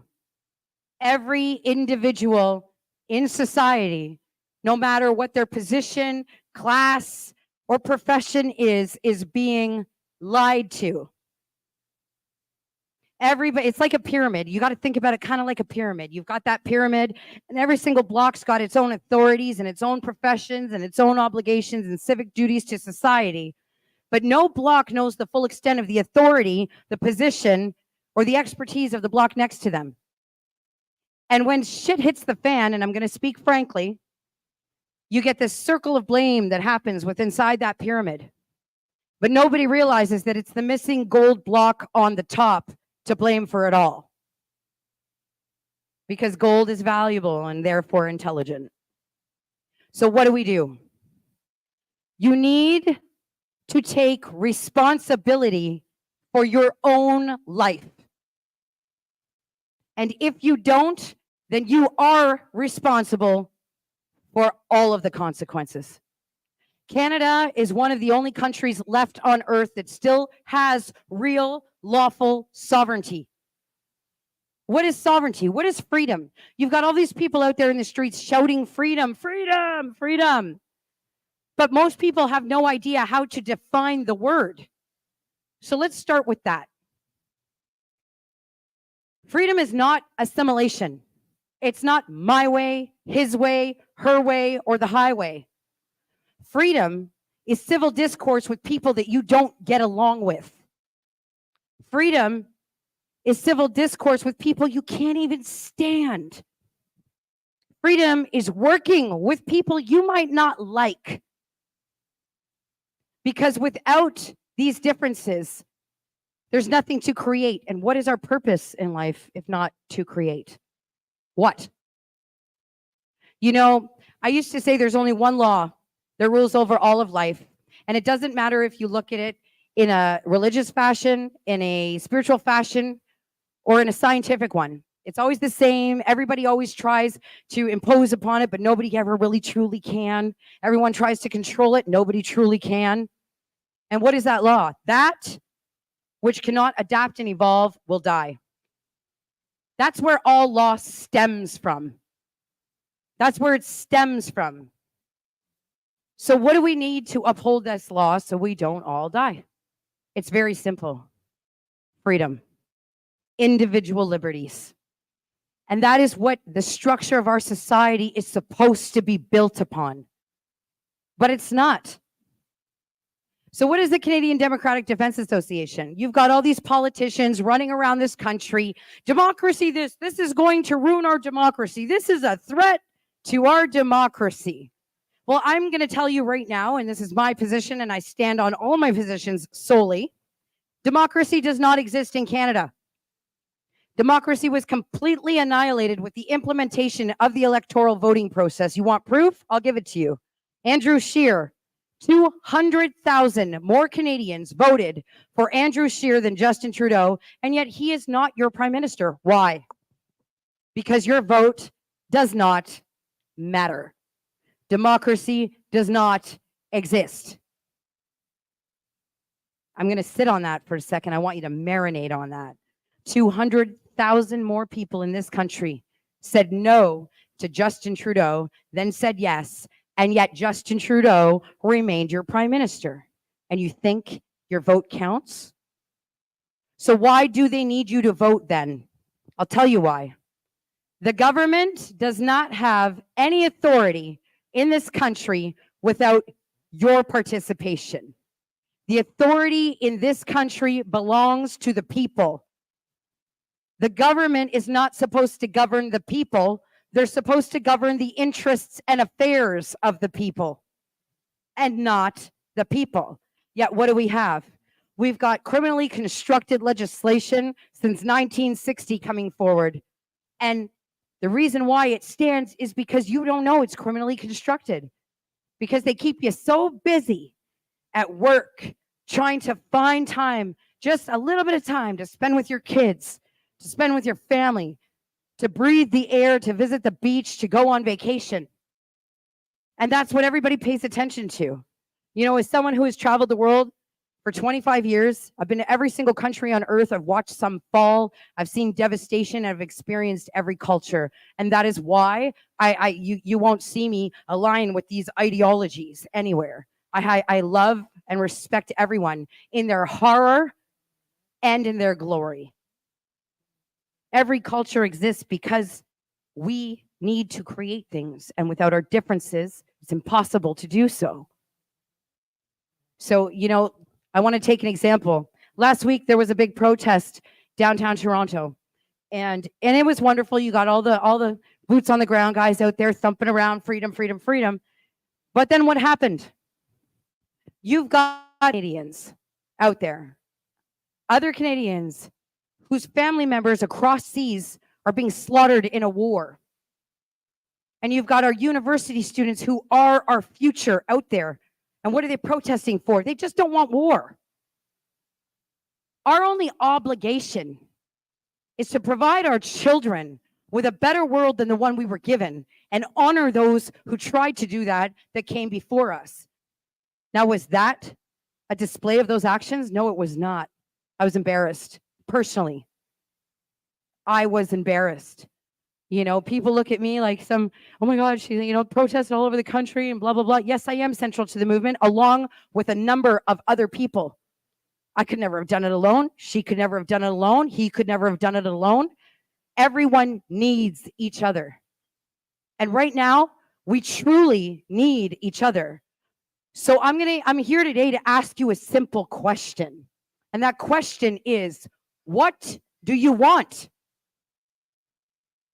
The biggest underlying issue that exists in our society is the fact that people don't know how to define things properly. They don't.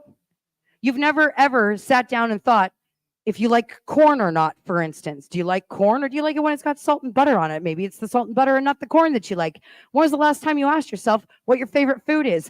You are distracted from what you want. You're distracted from even pondering what you want. So I'm here to ask you and confront you. What do you want? Do you want to live in a world where you die and leave your kids behind without a fighting chance to have every opportunity available to them? Do you want to live in a world where you're taxed into the point of absolute slavery? Is that not where we're headed? We've got upper so-called class Canadians losing their homes. A man named Timothy, for instance, all winter lived in a tent just under the DVP. Just under the DVP. They had a brand new barbecue bought from Canadian Tire and a brand new baby during a Canadian winter. You know where he works? He manages one of the downtown Toronto Dominion banks, and he was living in a tent. What do you want? Only we, the people, have the capacity to change the things in this country that need to be changed. But you have to want it enough to get up and do it. Nobody's going to hand you your freedom. Freedom has never been given to anyone, ever, in the history of humanity. But it doesn't mean that you need to rise up and do things violently. There is a way to do them. And you have to allow the people with the expertise to get it done in each specific field to take the leadership. For instance, on the law, we have this entourage of amazing law professionals, from Vincent Gerses to Daniel Freiheit and so many more. Listen to them.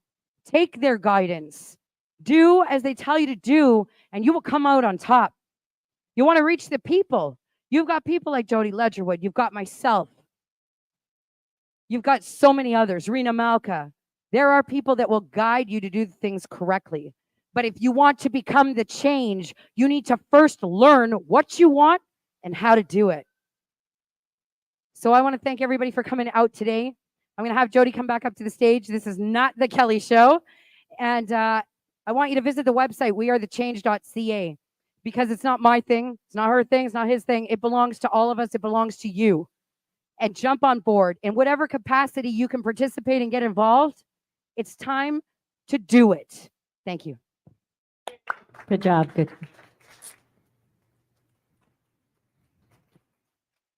So we are going to go remote. But before we go remote, I am going to bring back to the stage Mr. Richard Allen, who is going to introduce our next remote guest because he is a dear friend of his. And trust me, you are going to want to hear this story. Mr. Richard. Hey, everybody. If we were going to introduce somebody as a rock star, and I told you that this guy was the Chuck Berry of the freedom informational movement, you'd probably be very interested, and it's not an exaggeration. Nelson Thall knows a little bit about mainstream media. His family were some of the owners of the Toronto Star. He was very curious and had the means to be able to explore his curiosity. And as a result, he spent time together with Jim Garrison, the Louisiana district attorney, who was prosecuting Clay Shaw. If you've ever seen the movie JFK, that's what it was about. Now, the word conspiracy theorist comes about from anybody who dared to question the narrative in the JFK daylight murder. Nelson was responsible in 1971 for bringing the Zapruder film back to Canada and having it broadcast into North America. And finally, it could never be denied. He is also very capable as an aviator and a talk show host. He hosted Cloak and Dagger under the name Lenny Bloom, and he and his cohort, Toronto's very own Richard Syrett, raked more muck than Dutch farmers in the Holland Marsh. These guys were out there doing it long before our last 4 years. But he does have quite a skill set in terms of being able to tell people the best strategies towards changing the world. And after you hear him start speaking, you might wish you brought a sleeping bag and a toothbrush, but he's going to go for about 15 minutes, and then there'll be an interactive Q&A. So without further ado, my good friend, Mr. Nelson Thall.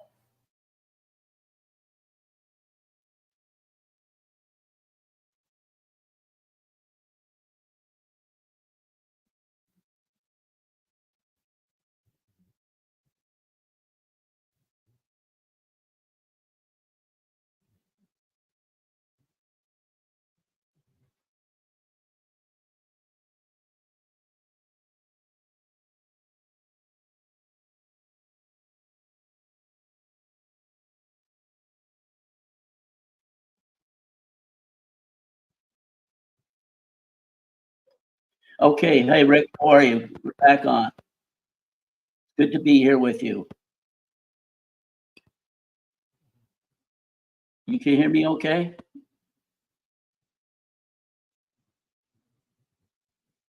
Okay, great. So Rick, where shall I start? Nelson, why don't you take us back to how your father became an owner at the Toronto Star, and then we could roll into your trips to Louisiana and Dallas. And I forgot to mention that Nelson also lived at the Ambassador Hotel after the death of Robert Kennedy. Well, it's changed. The conference is about change, and I guess what I'd like to say about changing the world is it's not an easy thing to do. I studied a great book by Saul Alinsky called Rules for Radicals, which I would suggest everybody get and study.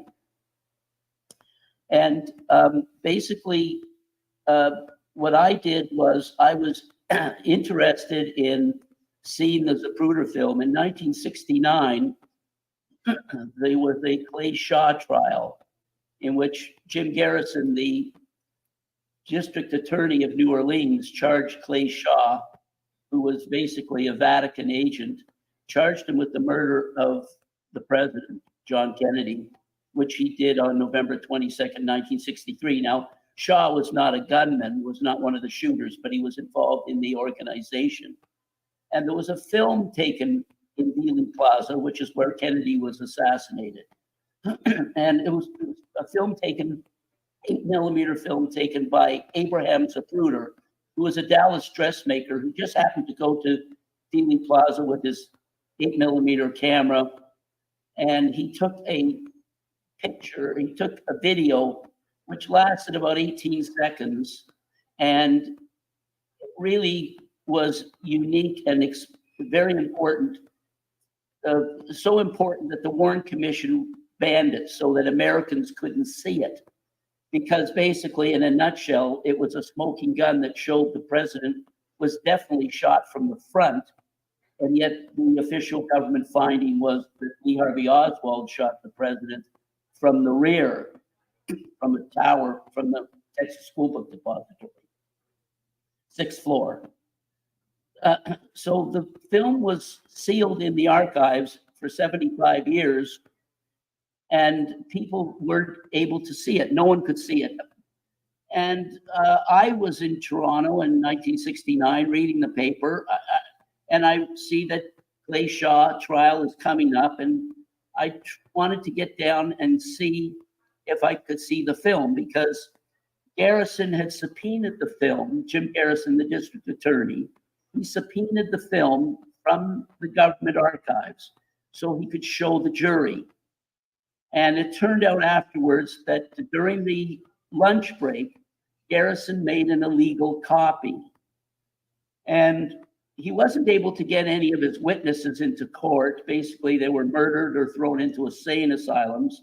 And so he lost his case. But afterwards, after the dust settled, he was sitting there in New Orleans with a copy of this film, and he couldn't let anybody know about it, and he wanted it to get distributed.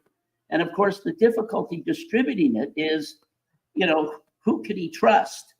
People who he didn't trust could easily bribe him if they got a copy from him, bribe him for money to get it back, or threaten to go to the authorities that he released it and that had a copy. And of course, the FBI would have arrested him immediately. So he was sitting there, and I just happened to be the fortunate person who, I was Canadian and as born in Canada, and therefore, if I could get the film to Canada, it wasn't illegal to have in my possession in Canada. And so my first plan was, I wanted to just get a copy of this film. And eventually, to make a long story short, I did get a copy from him. It took a number of years to do. I didn't get it in my hands until 1971. But in 1975, Geraldo Rivera on ABC's Good Night America aired what he called a bootleg copy of the Zapruder film, which he got from me. And I don't know whether or not it certainly, I don't know if it changed the world, but it certainly changed America's perceptions on the Warren Commission and on the findings because they were able to see this smoking gun picture. Parenthetically, what's interesting is that in 1964, one man was allowed from the press to view the film on behalf of the nation. One man was allowed to view the film, and they chose an obscure Dallas reporter who was unknown to view it, and he completely lied about it. He said the president went forward with tremendous velocity, which would imply that he was shot from the rear. But when you see the Zapruder film, and now, of course, decades later, you can see it on the internet, but he implied that the president's head went forward with tremendous velocity when in fact it was the opposite. And that reporter was a man by the name of Dan Rather. Now, Dan Rather, therefore, became the replacement for Walter Cronkite because his job was to lie about what he saw in the film. So it gives you an example of the media today. The people who the ruling elite coerce to lie, etc., are the ones that you're going to see on TV. Any questions, Rick? That's about it in a nutshell. Nelson, I should also mention that I failed to give the information that you are also the archivist and close personal assistant to Marshall McLuhan at the University of Toronto. So that's a little extension on Nelson's insights into the way the media works. And you've been kicked off the radio a few times, so you know about censorship. And Nelson is not afraid to go anywhere and talk about anything, whether it's the Vatican, etc. So if anybody has any questions and would like to come forward for some interaction, please step forward and be heard. Coming right up, Nelson, just a sec.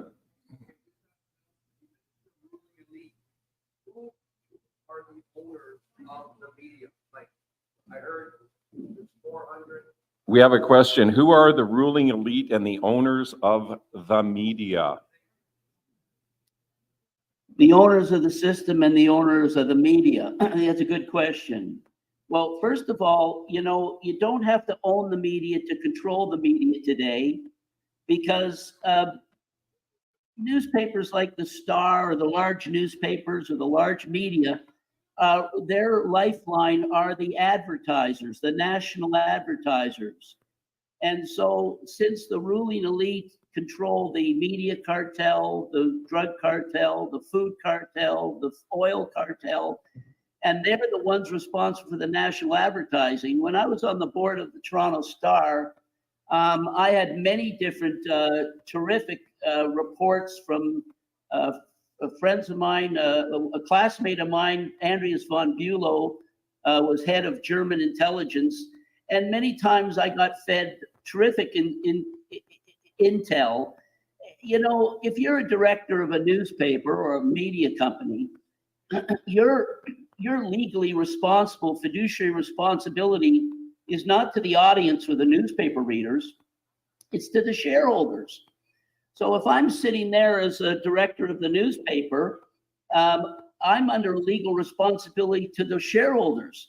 If I now have some report that says that Winston Churchill and Hitler were classmates at Tavistock in 1911, the Psychological Warfare Division of the British Army, and if I'm going to publish that, I know that our advertisements are going to be cut. The company's going to go into bankruptcy. And so my responsibility to shareholders is to not print that story. So basically the ruling elite and the owners of the system control, because they own all the media, all the cartels, not just the media cartel. They own the food cartel, they own the drug cartels, they own the oil cartels, they own all the cartels. And, but as far as You know, you want to see who owns these things, just go to the horse racing, see who owns the hockey team, see who owns the baseball clubs. I mean, it's a tribe. That North America is owned by a tribe, a tribal group. It's not that they're not visible. You can easily find them. It's just that they stay backstage in the global theater and keep the kabuki show going. But I mean, look at the Fed. The Fed is owned by the Rockefellers, the Rothschilds, the Kulobes, the Warburgs, and the Schiff families. And the Federal Reserve Bank prints and controls the money supply of the United States. There's no American dollar. We don't have any American dollars, not since 1912 with the Fed. You have American notes, Federal Reserve notes. Kennedy tried to start printing dollars, and that was one of the reasons why they assassinated him, because he wanted to go into competition with the Fed, and the Fed is basically a Vatican bank. And this is not a secret, you know. It's what H.G. Wells called the open conspiracies. You can just go on the internet and find what's really going on backstage. Look at the Bilderbergers. Marshall McLuhan exposed the secret societies, mostly the Jesuits and the Freemasons. So it's not a secret. They're all out there, and it's not difficult finding them. Of course, the top-down control is there. The people are kept ignorant and kept dumbed down, and you know,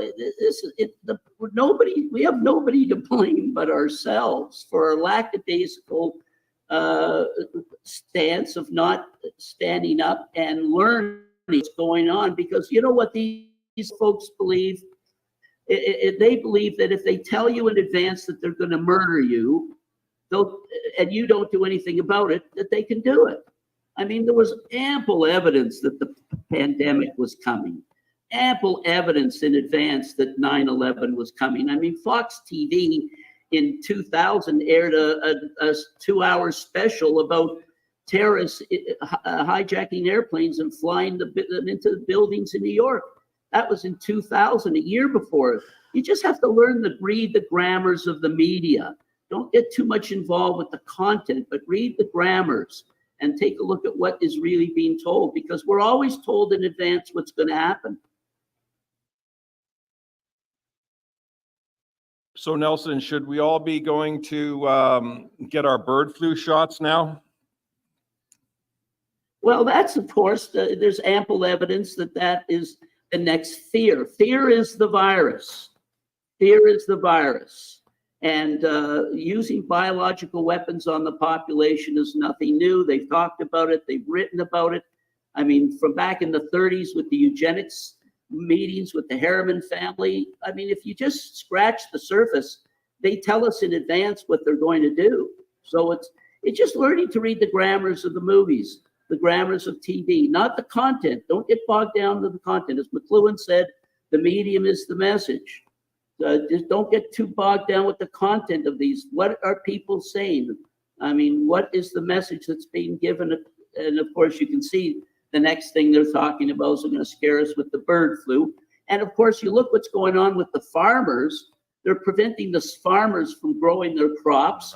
So they're trying to bring in the families. I mean, that's the next one. That's, you know, I think the bird flu is probably there to scare people, but I think the next real shoe to drop is the famine, because you can see it. Just go on the TikTok and go onto these and hear what these whistleblowers are talking about. They're starting to stop the farmers from growing, burning their crops, telling you that meat is bad. And, you know, look at global warming. I mean, the sun is increasing its intensity. It's heating up. Mars is heating up. Venus is heating up. Mercury's heating up. Jupiter's heating up.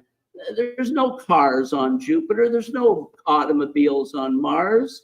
The whole global warming thing there is global warming, but the hoax is that it's man-made. Nelson, we have a question here from Jody. So Nelson, I'm curious to know, I looked up your bio on Wikipedia on the internet, and I see that your family is a major shareholder of the Toronto Star, and yet here you are spewing all of these truths.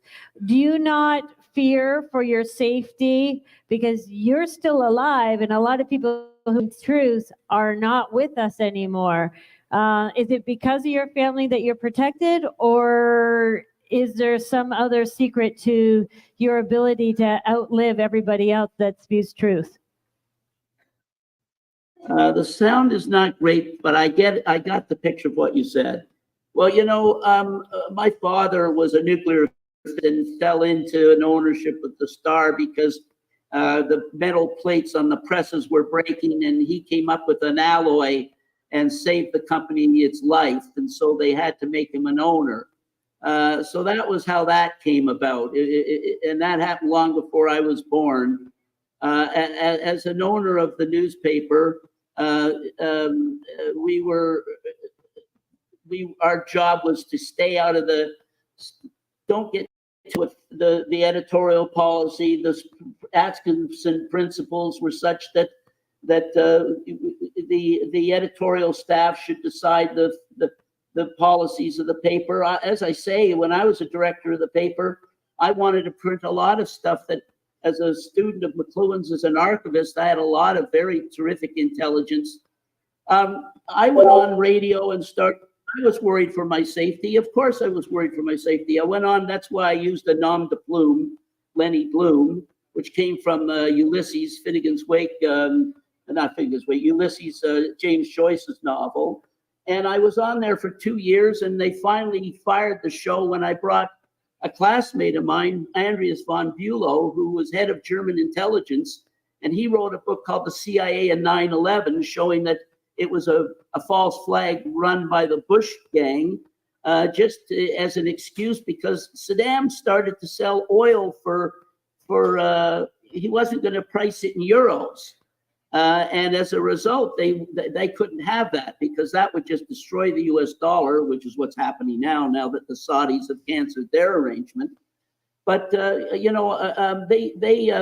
they fired me and they ended the show. And within 4 weeks later, they came into my home without a search warrant, and they basically threatened me, and I made it out alive. They put me in jail for 2 nights and 3 days for the charge of improper storage of a firearm. That was all a citation offense. It's like getting a speeding ticket for 5 miles over the limit, and they put you in jail. I mean, they probably tried to kill me, but I was fortunate. The Lord protected me. If we could put it for those people who believe in God, the Lord protected me. Somebody protected me, but I certainly was afraid for my life. But let's remember, that was 20 years ago. That was 2002 to 2004.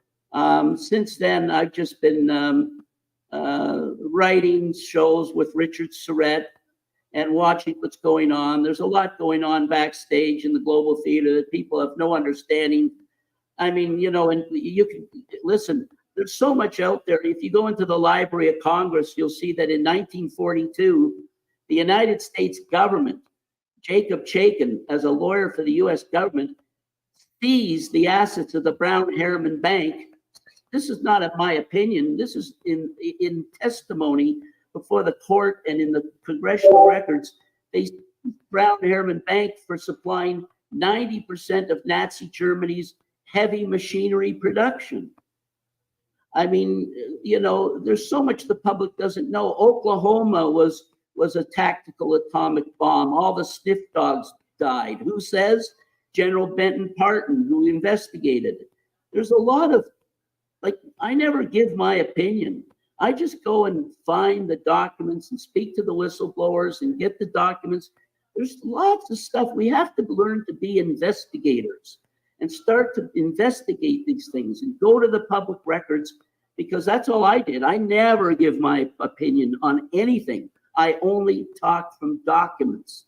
That's why I was McLuhan's chief archivist. I had a great memory, could read vast amounts of information and remember it. And there's a lot of great stuff out there. Just learn to get rid of your own opinion, your private opinion, suspend your judgment, and just go to the documents and look at this stuff, and you'll be shocked to find, that Hitler and Churchill were classmates in 1911 at Tavistock, the Psychological Warfare Division of the British Army. That's a fact. It's in the records.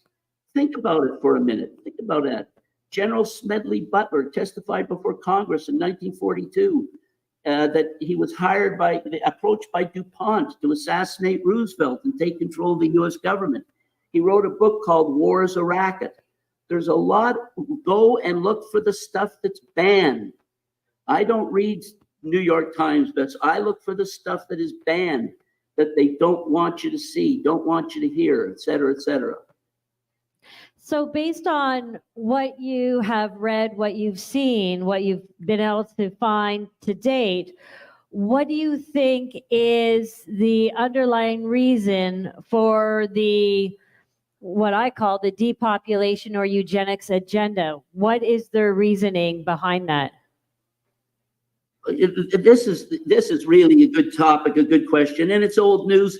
Since the 30s, the ruling elite have been writing about how to depopulate the planet.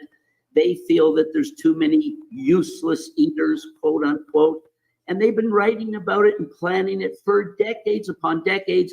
And it's just because the people are dumbed down that, the ruling elite believe if they tell people they're going to do it, and then the people go along and don't do anything, that they're justified with doing it.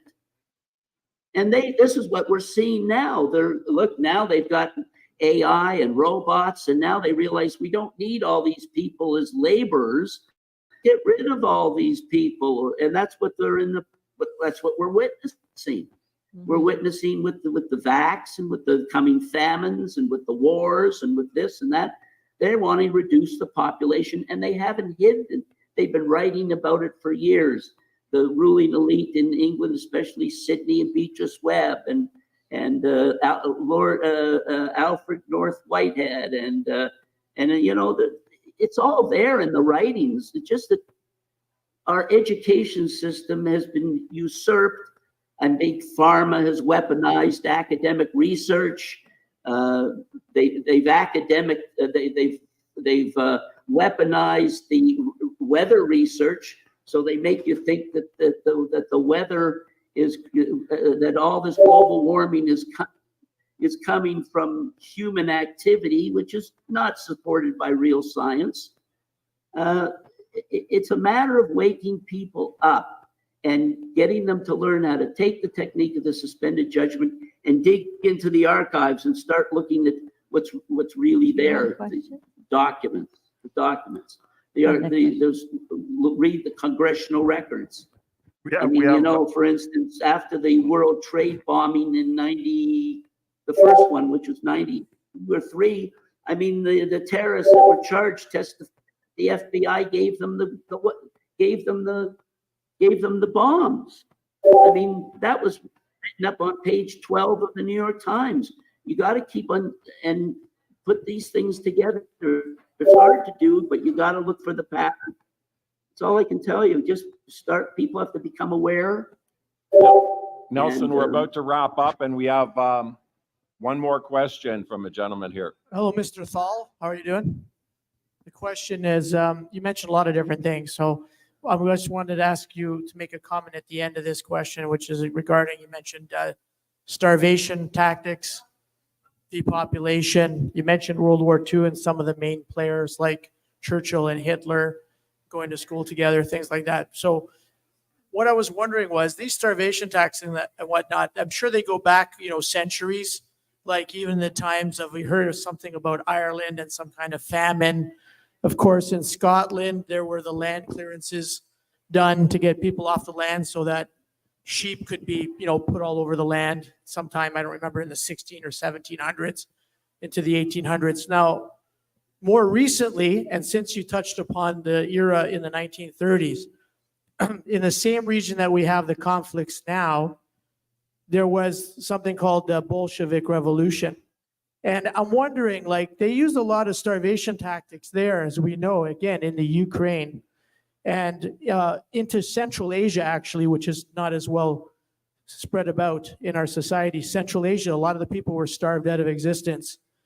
As far east as Manchuria, and of course, China became communist right at the end of after the end of World War II. And there were a lot of players involved in that we don't talk about, who were also big stars in World War II. In the Russian theater, the Bolsheviks taking power over the Russian nation and taking out their form of government and changing it into the communist one. What is your comment on the influence that's having, that revolution is still possibly having in our current world situation now? Are they still players? Because, we don't hear about it a lot. We do have the means to report on it. We have like a lot of Hollywood movies in our media. It's not been, as you said, released, just like some of the things that happened with Kennedy. We don't hear a lot about what happened over in Asia at the time. So how are you going to? I can't make out everything you're saying. Are they but were taking you a saying softer something approach about the now? effect of the Bolshevik Revolution on Go ahead. today's geopolitics? I don't know if anybody could hear you on that. Could you repeat that? Hello? Go ahead.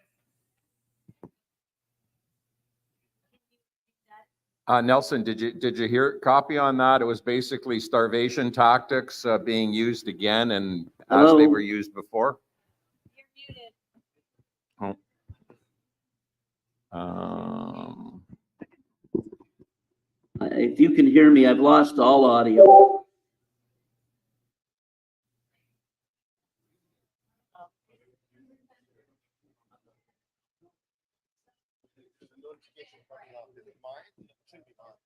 Hi, Nelson. The question was about starvation tactics being used historically and how they may be being used right now.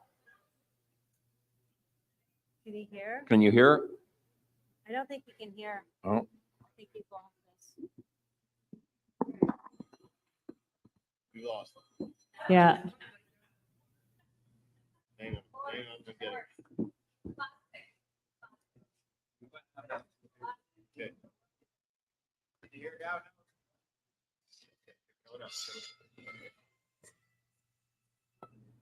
Hello?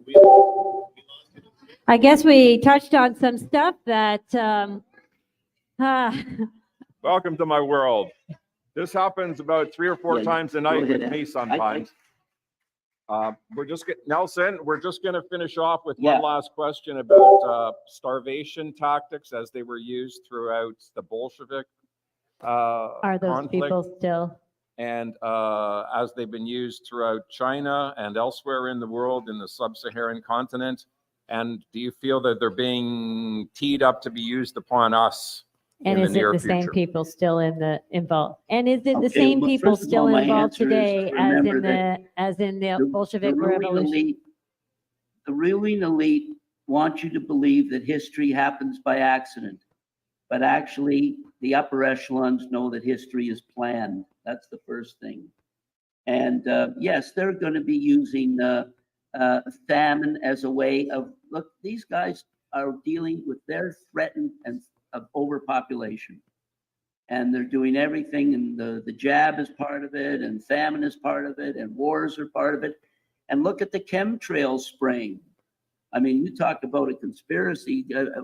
How is it that people don't look up in the sky and see the chemtrails that are being sprayed upon them?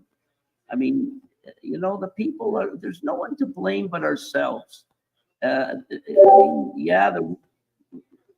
people have to wake up. We've just got to start to waking up and say, look at what's going on. No, we're not. And stop getting mesmerized by the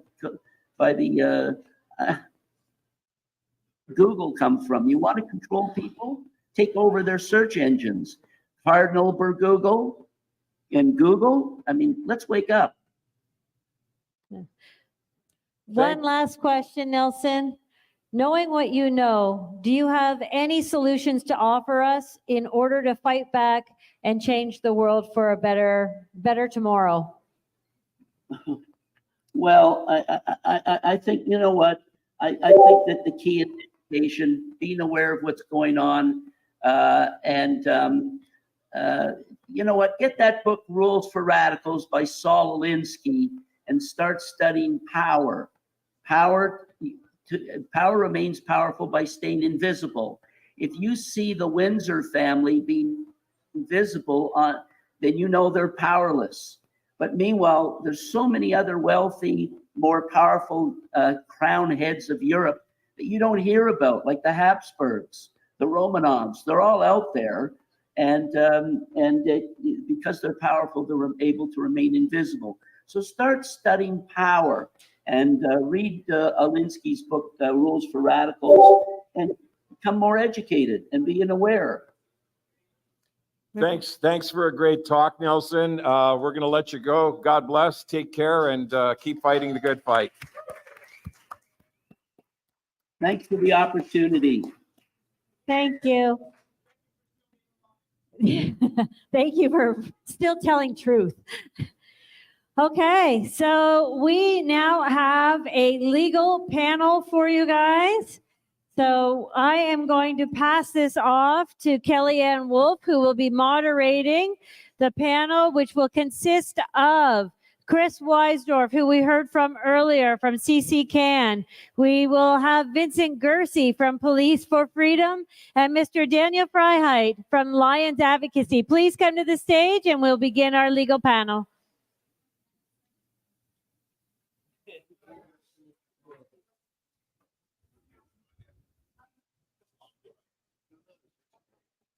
I'm the support.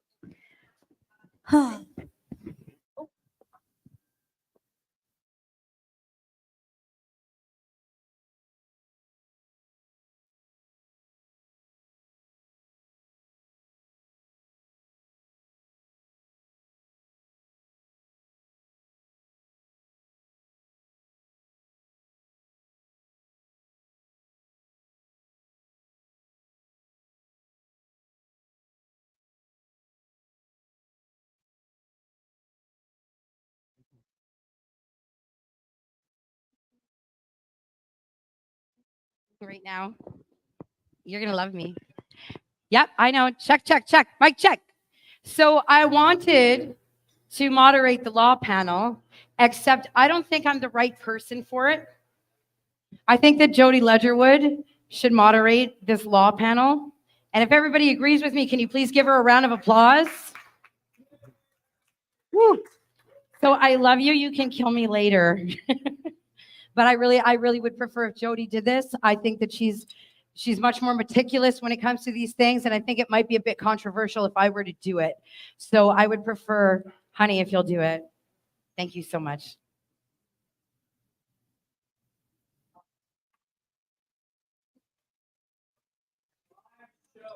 I think it's a lot better.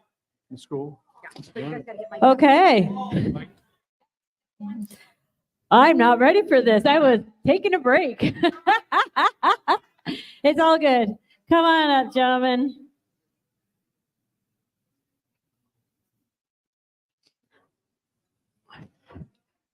I'll do this.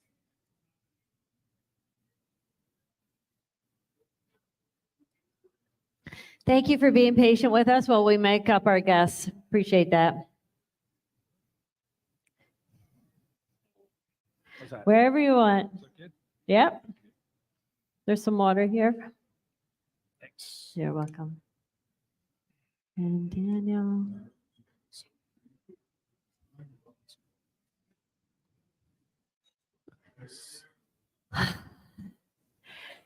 So it's good to see you guys. It's been a while. Yep. Well, you I just saw on the weekend, but it's been a while since I've seen you. Vince, why don't we start with you while Daniel gets all hooked up? What have you been up to these days? At the beginning of the COVID freedom movement, I used to see you everywhere. You were highly active, highly involved. You were one of the very first police officers to take a stand and speak out, and you were part of Police on Guard, and now you're running Police for Freedom. Do you want to tell everybody, just update them on you're doing right now? Sure. So the update the update, I guess it started at Adamson's Barbecue. That was the first outrageous speaking engagement that I did before 200 police officers, and I haven't stopped speaking since.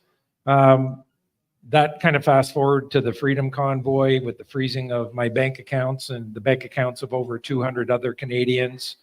A judicial review was filed before Justice Mosley. Myself and Edward Cornell had standing on that judicial review.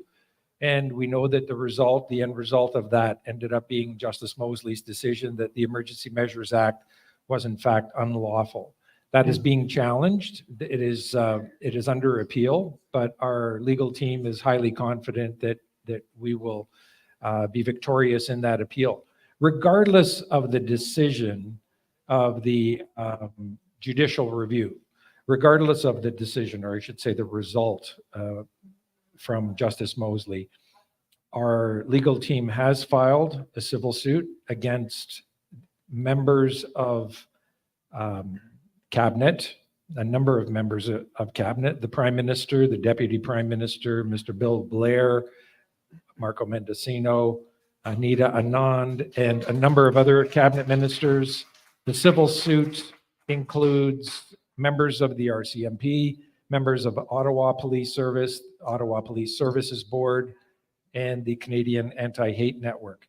And I must say, all of the banks and credit unions that are involved as well. So that civil suit has been filed, and we just recently, as of last Friday, were in court on an anti-SLAPP that was filed by the Canadian Anti-Hate Network. We will be waiting for the result of that, and that's going to take some time.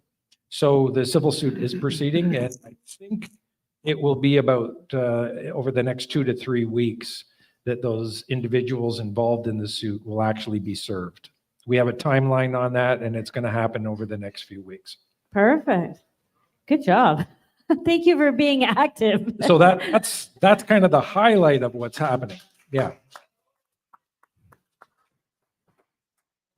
So Daniel, the brother of the famous Viva Fry, for those of you who didn't know. That's my name now. It's just Viva Fry's brother. Less well-known brother. How does it feel to be introduced like that everywhere? I take pride in the little guy because he's 2-3 years younger than me, so I kind of take credit for his stellar performance online and on his channel. But even though I really can't. But and I don't agree with all the things Viva says. Just so we're clear, he has a different communication style than I do. I'm still a regulated professional, so I can't speak the way certain other people can speak. But it's good. It's good to ride on his coattails to some extent.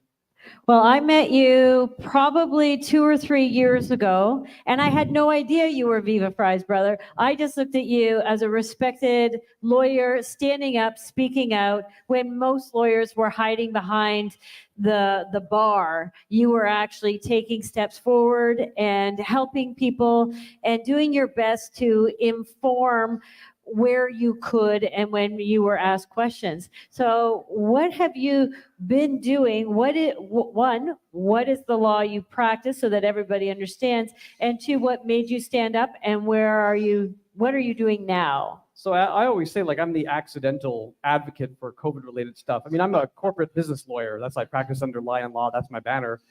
So medium, small-sized business are kind of like what I like to do, contracts, shareholder agreements, that type of stuff. During COVID, I started getting a lot of employment inquiries, both from employers and employees on what to do about the whole vaccine requirement stuff. Mm-hmm. Some businesses had to have them, by regulation, they had to have their employees vaccinated or show proof of vaccines. So there were questions about what to do, do you do temporary layoffs? How do you deal with employees that, right? And then on the other side, I was getting a lot of calls from employees who were being summarily terminated for cause. And again, this is what always freaked me out throughout this pandemic, is that people were being terminated for cause, which freaked me out. I'm like, you could terminate people for any reason. There's, you can, no cause termination anytime. Give them proper notice, give them time to find another job.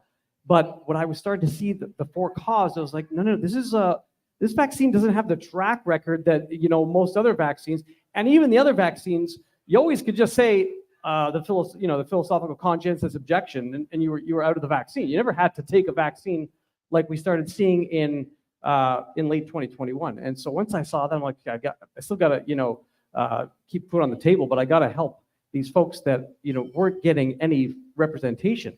And it's hard to blame all the lawyers when the cases that were coming out slowly, one by one, were not that favorable. But I had to think of other ways of raising awareness that this vaccine is experimental. And for me, the window to show that was the Vaccine Injury Support Program. And so the first thing I did was I did an ATIP, Access to Information Act, to get details about that program. Why was it? How was it set up? And then when I saw the redactions, I'm like, oh, bro, you're kidding me. They redacted like serious portions of the contract describing. I'm like, and that was another flag. I'm like, why are you redacting? So filed a complaint with the Information Commissioner. Successfully, when you get a complaint well-founded from the Information Commissioner, you're like, oh, that's okay. So anyhow, that's how it just kept spiraling. I tried to raise awareness on LinkedIn early on in some of the mandate stuff, and that wasn't getting anywhere.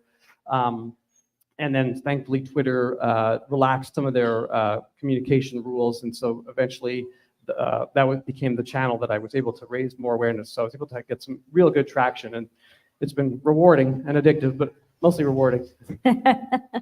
And I think is that how we met through, or was it the CPS? I forget. Well, I believe you spoke at 2 of my rallies, and then we were both at the Worldwide Rally and speaking, and Okay. then Cris and I had you on our show breaking down the Pfizer contract. Right.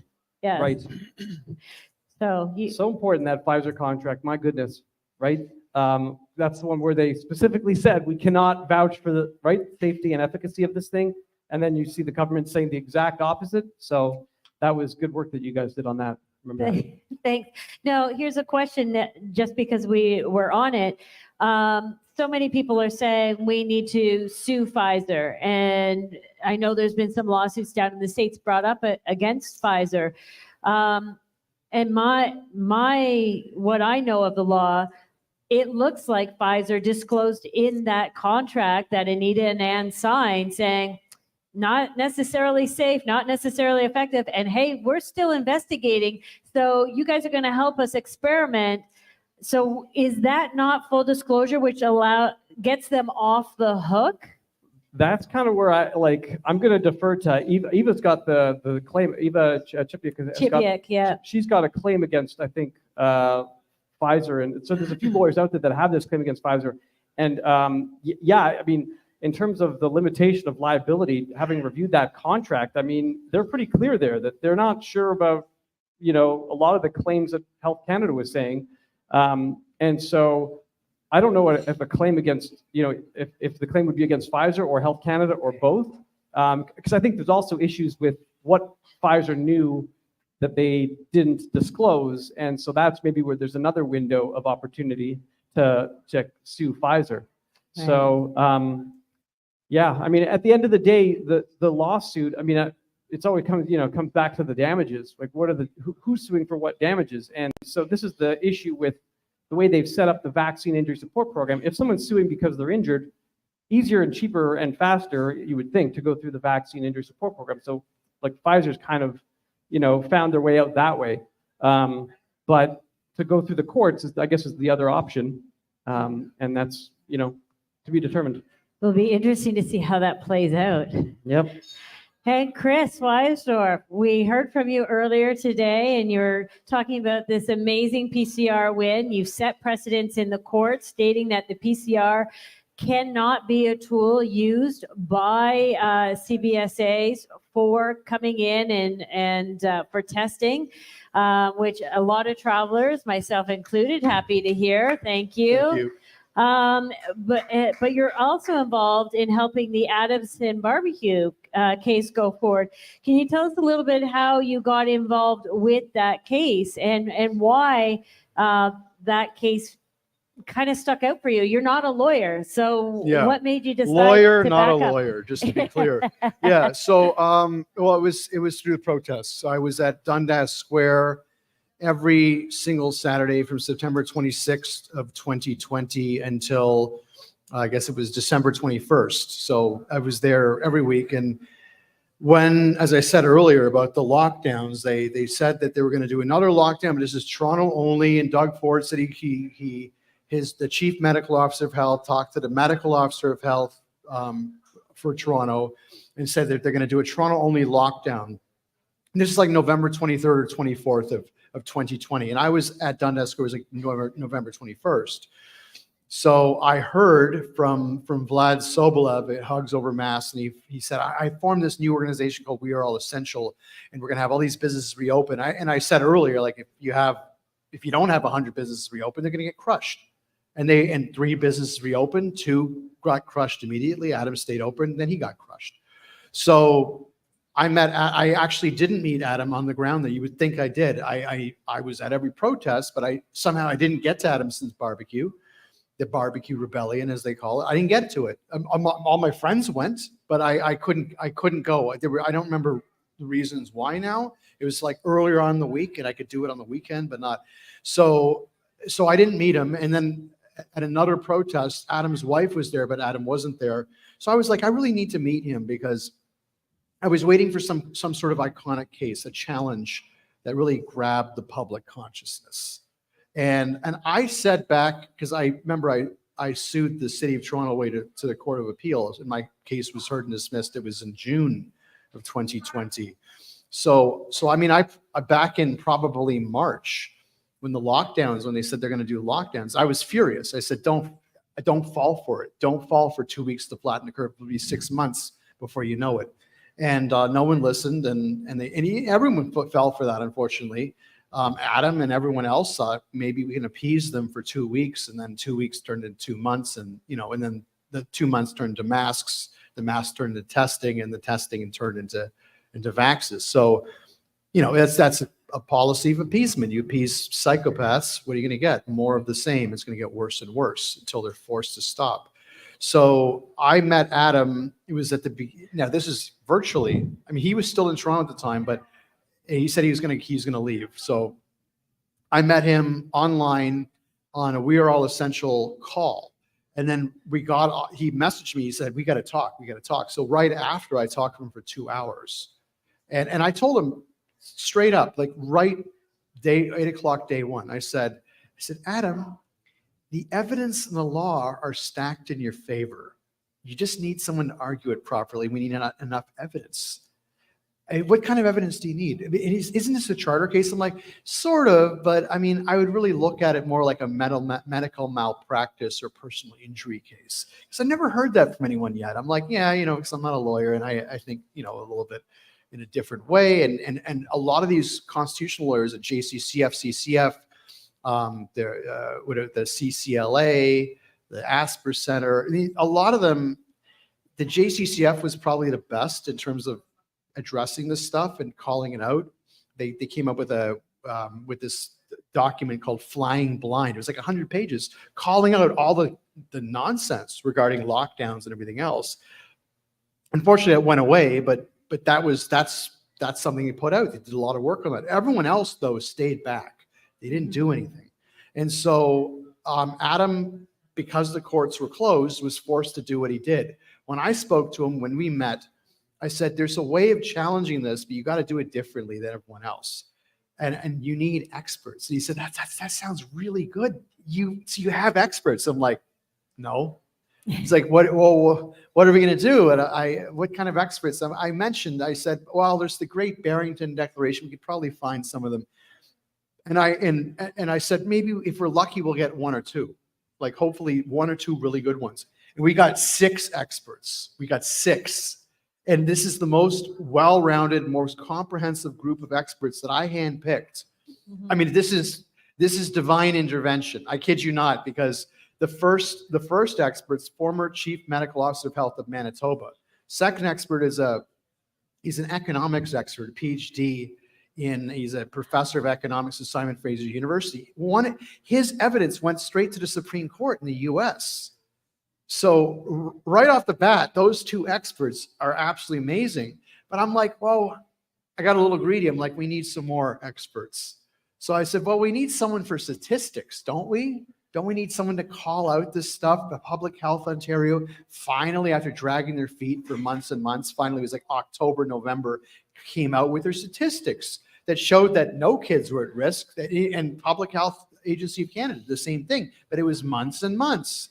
So I said, what if we need someone to compile the statistics? So that's a guy, he taught at Cornell, Ivy League Cornell, statistics and biostatistics for 20 years. He's also co-author on the first book ever written about lockdowns called The Price of Panic. That's 3 experts. Remember, we have 6. So the fourth is, he's Harvard and MIT educated, Harvard Medical and MIT educated, probably the least credentialed. He's a professor of medicine and a pulmonologist. That's a respiratory expert. And for over 20 years, and he teaches at Texas Tech University. He's actually treated COVID patients. Right. And then there's the 2 remaining are Harvey Risch, Professor Harvey Risch at Yale. He was the most publicized person in the newspapers and TV. I thought there's no way he will ever take a call from me. There's no way he will ever answer a plea for me to come and work on this case. I tried calling him, couldn't reach him. When I emailed him, he responded right away. He's like, where do I sign up? And then he penciled in $700 an hour for his rate.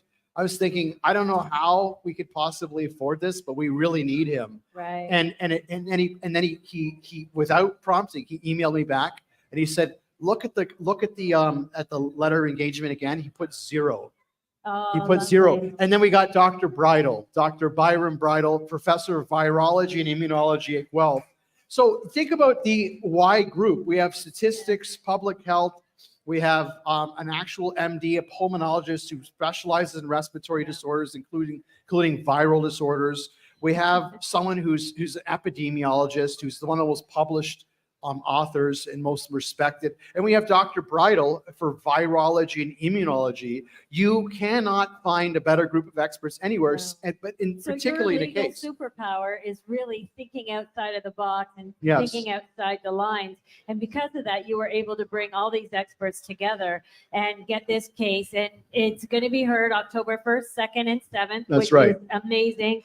And Concerned Constituents of Canada is still fundraising Yes. for that case. So again, if you all feel obliged and want to help a case move forward that's going to change the rest of the world, go to cccan.org and you can donate there, or go to Give Send Go. I get this Adamson It's barbecue underscore right? BBQ.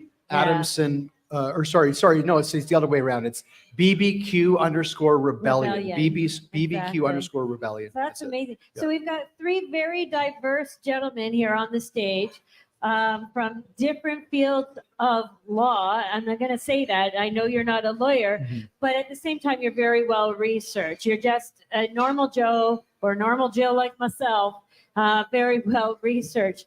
But you get to grace the stage with these 2 men who their whole lives, their schooling, their training has been law, but from very different perspectives. So Vince, when you saw what was going on and you saw lockdowns happen and you saw your former friends, your colleagues actually taking people down on the streets or in the stores for not wearing a mask or not staying home, what was the thought going through your mind at that time? I found it to be a complete failure of integrity in law enforcement. And that's the short answer. Right. It was a complete failure of integrity. It was morally wrong, ethically wrong, irresponsible, and a lack of courage. There have been a number of times in the course of my career that, I've been in law enforcement for 32 years. And when you're in law enforcement that long, sometimes there are issues that come up that question your own integrity. And again, it's a personal choice, it's a personal decision, but I never had a problem saying no to. Right. Because when you know that morally and ethically you're being asked to do something that's wrong, you just say no. You have to do You have to say no to higher authority. And unfortunately, I was extremely disappointed by those in law enforcement that could not have the courage or the integrity to do that. I will say that I have spoken to a number of police officers since I started this fight, since I started speaking out and pushing back. There are a number of police officers that were very courageous, that took courageous steps, that were definitely on our side on this position, and definitely people of incredible character and integrity. But you'll never know who they are. You know, they are not people that were at the forefront of this fight. An example of watching this teenager ice skating just outside of Calgary somewhere, and being abused in such a terrible, violent way by two officers of the Calgary Police Service. That would have been a, you know, once every 15-year occurrence that you might see in Canada in law enforcement. Extremely rare event. But what was most disgusting is to not only have to watch something that was so wrong on so many levels, to find out that the Chief Neufeld of the Calgary Police Service actually supported the officers for that action. And so immediately you realize that from the leadership down, this is completely immoral. This is a complete loss of integrity. It's a complete failure of our system in so many ways, so many ways. And even understanding that the Constitution, the Canadian Constitution, Section 52 sub 1, makes it very clear that any law that is created in this land that is in violation of the Charter really has no standing whatsoever. Before that, you're looking at the Charter. I believe police officers should be looking at the Charter issue, that Canadians are aware that, you know, if the government is going to invoke the notwithstanding clause and say, no, you don't have those rights because we said so, then you had better, the onus is on the government to justify that action. And at no time did we ever see any justification. And as time went on and on and on throughout the years, the information that has come forward has been fully supportive on our side of this argument. There has been no justification for that type of behavior. So very, very disheartening. Yeah, I know watching, you know, police officers, well, you were ex-police officer by the time this started, but, you know, Aaron Howard and Helen Grews right now being persecuted the way they are for actually doing their jobs.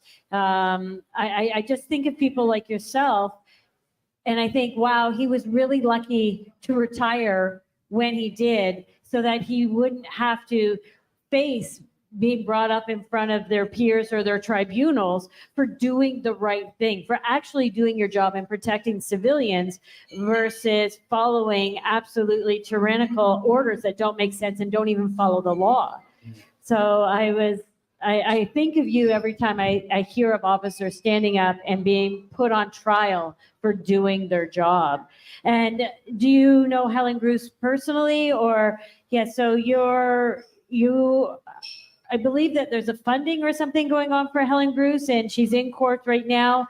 And did I hear correctly that they've actually put off her trial again for a few more months? That's right. It'll be resuming in the late fall and into 2025. Incredible. Absolutely incredible. So Daniel, when you see stuff like this going on and you see trials being pushed out, or they come in, they do 1-2 days of questioning, and then they push it out, what does that say to you is going on with our judicial system? Yeah, I mean, I don't know that it's specific to that case, or whether it's beneficial to the officer in that case to have it delayed, because it could be tactical reasons on both sides. Maybe it's to the benefit of the accused to have it delayed, you know? But there's definitely a whole game of lawfare going on out there. Just the legal costs alone are enough to really put a dent in some of these folks, even when they're innocent. So they'll have to fundraise, and it depletes a lot of, it depletes the civil societies that are funding these things. It depletes the resources of Canadians that want to support these causes. And so you know, the whole process is expensive. And so just on that alone, I think the tactic of delaying and bringing motions, now we're seeing it with which one is it? Oh yeah, for the airline travel cases, they're bringing more motions. The government has all the money in the world to keep, you know, to deplete everybody. It's just, it's the biggest racket when they use taxpayer funds, and I think even the Emergencies Act too, they're using more taxpayer funds for a case they lost to keep dragging the thing on instead of just saying, hey, you know, let's do a review. Let's do a review of what's actually what we've like the whole thing, like the whole COVID response. But nobody wants to do that, which is kind of another flag for me. So yeah, I don't know. It's a bit disheartening that we haven't had the full accountability, and instead we're still playing these games in the courts for some of these cases. Right. So now your profession is ruled by regulators, correct? Yes. So have you seen anything come down the pipe from the regulators on how you as lawyers are allowed to behave, not behave, what you're allowed to get involved with, and what you're not allowed to get involved with? So during the declaration of the Emergencies Act, and I want to bring this up at the next AGM, I was concerned for my own professional well-being whether I could go into Ottawa during the declaration, because anybody going into the certain zones was automatically arrested, detained. Once you get that on your record, you have to fight that as a lawyer. Like that's a big, you know, you got to be careful. So I tried to get in there because I wanted to help a lot of folks that were getting charged, like just some other detained, whatever it was, and other lawyers I knew that had already entered the zone. So when they were there, so I was like trying to get in there. I had to create all this paperwork for myself in case it ever came. Like, what were you doing there? What capacity were you going there to? So I had to write lawyers saying I'm going there in my capacity. I never am going. But the issue is that, and I even raised it with the Law Society at the time, like the invocation of this Emergency Act is pretty dicey. Like the Law Society should be speaking out about now. Now's the time. And they were, it's a bit, it's political. It's not really, I'm like, now we see the invocation of that act, it impacted lawyers because lawyers directly or indirectly could have had their trust accounts, their bank accounts seized as part of the whole, RCMP shutdown. They were impacted in that regard. There were wiretaps.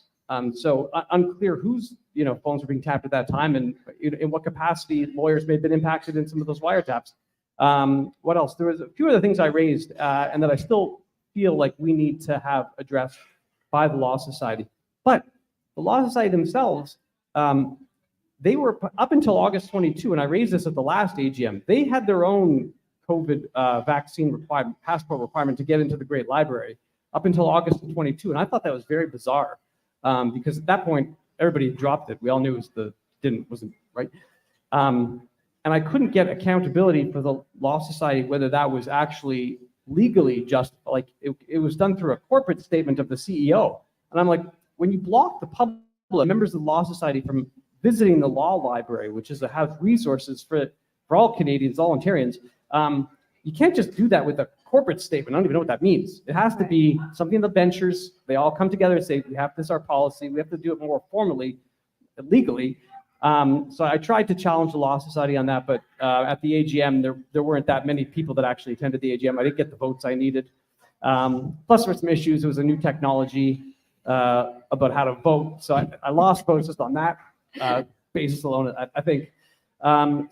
The Law Society, I think, needs to step in and do more. But I think, again, everyone's just so fatigued and we just want to move on and do other stuff now. Like there's just other things on the agenda, right? Right. So this is the issue. It's like how to keep things exciting, raising the funding, raising awareness, whenever it's just like, let it go. So there were rumors going around that the government had basically contracted different lawyers, especially constitutional lawyers, and I know that's not your forte, but that they had contracted with different lawyers so that those who were speaking out or protesting wouldn't have legals to pull on. Did you hear any of that actually happening, or is that nasty rumor? That I haven't heard of. No. Explain, how would that work? So basically, anybody who was out in lockdowns, they got their $880 ticket for protesting or being at grandma's house when they weren't supposed to, or what have you. And people were finding it very difficult to find a constitutional lawyer to fight on their behalf, to defend them in court. And it sort of started sneaking through the grapevine that, hey, it's because the government has already reached out to these lawyers. And so now there's a conflict of interest because a phone call was made. They now cannot represent you. So there was like this massive shortage of lawyers.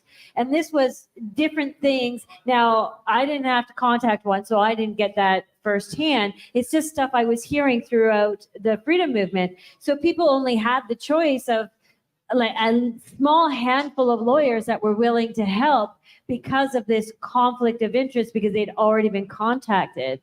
I mean, I think that there are many lawyers that that work with the federal or provincial and federal governments and various levels of governments. And so in that sense, they don't, some of those big law firms didn't want to burn the bridge with the government, and so they wouldn't take on the cases. I had that issue. I had a client that wanted to, I think it was a municipal case, but it was hard to find lawyers to go against the municipality because if you're on, like the big law firms, they're on the other side, they're working with the government on these issues. So you do lose a lot of talent on that conflict alone, but I think there's still quite a few lawyers, smaller lawyers, maybe less experienced, maybe not as smart, you know, but still a lot of smart lawyers that were available through the civil societies to take on these cases. And, you know. Right. So I think that's how people started finding you, Cris, is there was this desperation for legal help and legal knowledge, but the lawyers just didn't seem to be there or available. There were very few. I mean, so I remember when I came across Dan's Twitter feed, I didn't make any connection to his brother. I just thought, here's a guy who's really speaking out. I'm like, I don't know who he is. This is really great stuff. He's out there. The only two others who were out there at the time were Ryan O'Connor, and he's here, and then David Anber, who's in Ottawa. There was no one else. Eva Chipiuk was later, but you know, and a lot of people came out during the woodwork with the convoy, like Brendan Miller, for instance, who's he argued a Supreme Court case very successfully that was rendered the decision was rendered not long ago. So there really weren't many. And I know one lawyer who got an injunction against Justin Trudeau. Okay. And she did not want to, she's one of the first lawyers I contacted for Adam's case. She said, I'm conflicted out. I can't do it. I'm conflicted out because my firm is representing the government in another matter. So a lot of the big firms were conflicted out. So you had to go to boutique firms or people with, like one or two lawyer firms, very small firms, to try to get them to represent you. And that's how we eventually got Ian Perry that way to represent Adam in this case. But at the time, it was extremely limited. I talked to 7 lawyers at the end of March to take care of the case. And one of them would end up, becoming litigation director of the Democracy Fund. But the other ones, they said that, including, well, he did, everyone said more or less, well, there's too much, we have too much work as it is that we just suddenly we took on, or it's not in my wheelhouse, or I would like to take it on, but I don't have the resources, or there are other people who are like, I don't do constitutional law. And I know you need someone who does constitutional law. I don't do that. Otherwise, I'd be able to take this case. So it was very slim pickings. And for experts, it was far worse for experts because I contacted almost all of the useful, potentially useful experts who signed the Great Barrington Declaration. And there was no one who was interested. One guy got back to me within 50, I think I emailed him like 7:15 a.m. It was like the end of January of 2021. And he writes me back like 10 minutes later saying, I do not agree with the Great Barrington Declaration. He's one of the main signatories in Canada. I do not agree with the Great Barrington Declaration because everyone was completely browbeaten. They were coerced, right? There were some, I'm sure, who got the carrot instead of the stick. But the point is they did not feel free to speak. And they just disappeared. So and then there's another thing that Dan didn't mention about like regulated professions are regulated by a Supreme Court decision in 2012 called Doré. And basically, if you speak outside of the the administrative apparatus, like the statutory power supposed to be balanced with the charter. And it's honestly this has come under criticism by some federal court justices, just as one federal court of appeal, saying it's not consistent with the Section 1 Oakes test about whether something is arbitrary or not, and whether is it within reasonable limits, and are there reasonable alternatives and things like that. There's a bunch of there's elements of the Oakes test, right? That's what it's called, the Oakes test. So they rewrote it. They said, well, we're going to rewrite it for like the Law Society or for the medical profession. If you're a regulated profession, then we're going to rewrite it, and then it's whatever is balanced between Section 1 and the goal of the statute that establishes the regulator. And that's one of the biggest problems. The CPSO is like the mafia, right? And to be clear, they're given that power by our elected representatives. The legislature may make or unmake laws as they see fit. They should strike most of the authority of the CPSO. I think the Law Society is being. I think. Hold on. Yeah. Okay, we're back. So I think that the Law Society here is being. I don't know, in Quebec, I'm not sure, but in Ontario, the Law Society is actually being pretty good. But I do know, and this is frightening, at Osgoode Hall, which is that is like the center of of legal doctrine in Canada, pretty much. Like it's where all the courthouses are there, the divisional court sits there, the Court of Appeal sits there. That is the place, and yet you were not allowed to go in there. If you were a lawyer or paralegal or anyone, you were not allowed to set foot in the building for I don't know how many months, and because they had a vaccine policy saying you're not allowed in there. So that was, and one more thing, because it keeps coming up, is the Emergencies Act. That will not be overturned. I know people are just like. My decision will not be overturned because the government didn't submit a single written submission, nothing. I have 2 sets of written submissions, over 2,500 pages of authorities. They're not going to appeal that. With the Emergencies Act, the reason why they're dead, and that's why Justice Mosley gave it to them, and Vince and everyone, it's called Canadian Frontline Nurses. That's Sarah, that's Kristen, that's everyone was involved in that. And the reason why, and even the CBC had to backtrack and said, well, hey, it wasn't like a January 6th. And we know what happened there. So what it all comes down to is economic harm. They got really upset that they're like, well, they're doing this at the border. They're doing this at Parliament. They're shutting down the streets. It's all, at the end of the day, it was glorified parking infractions or noise infractions, right? It was municipal. They turned it into a federal crime. And that's by itself, it's like is literally trumped up. It is outright Hitlerian that they can do that. So with respect to, at the end of the day, why Justice Mosley gave it to them, he said the charter stuff, it was clearly, it was not reasonable, it was not justified, it was beyond its powers, so they couldn't do it.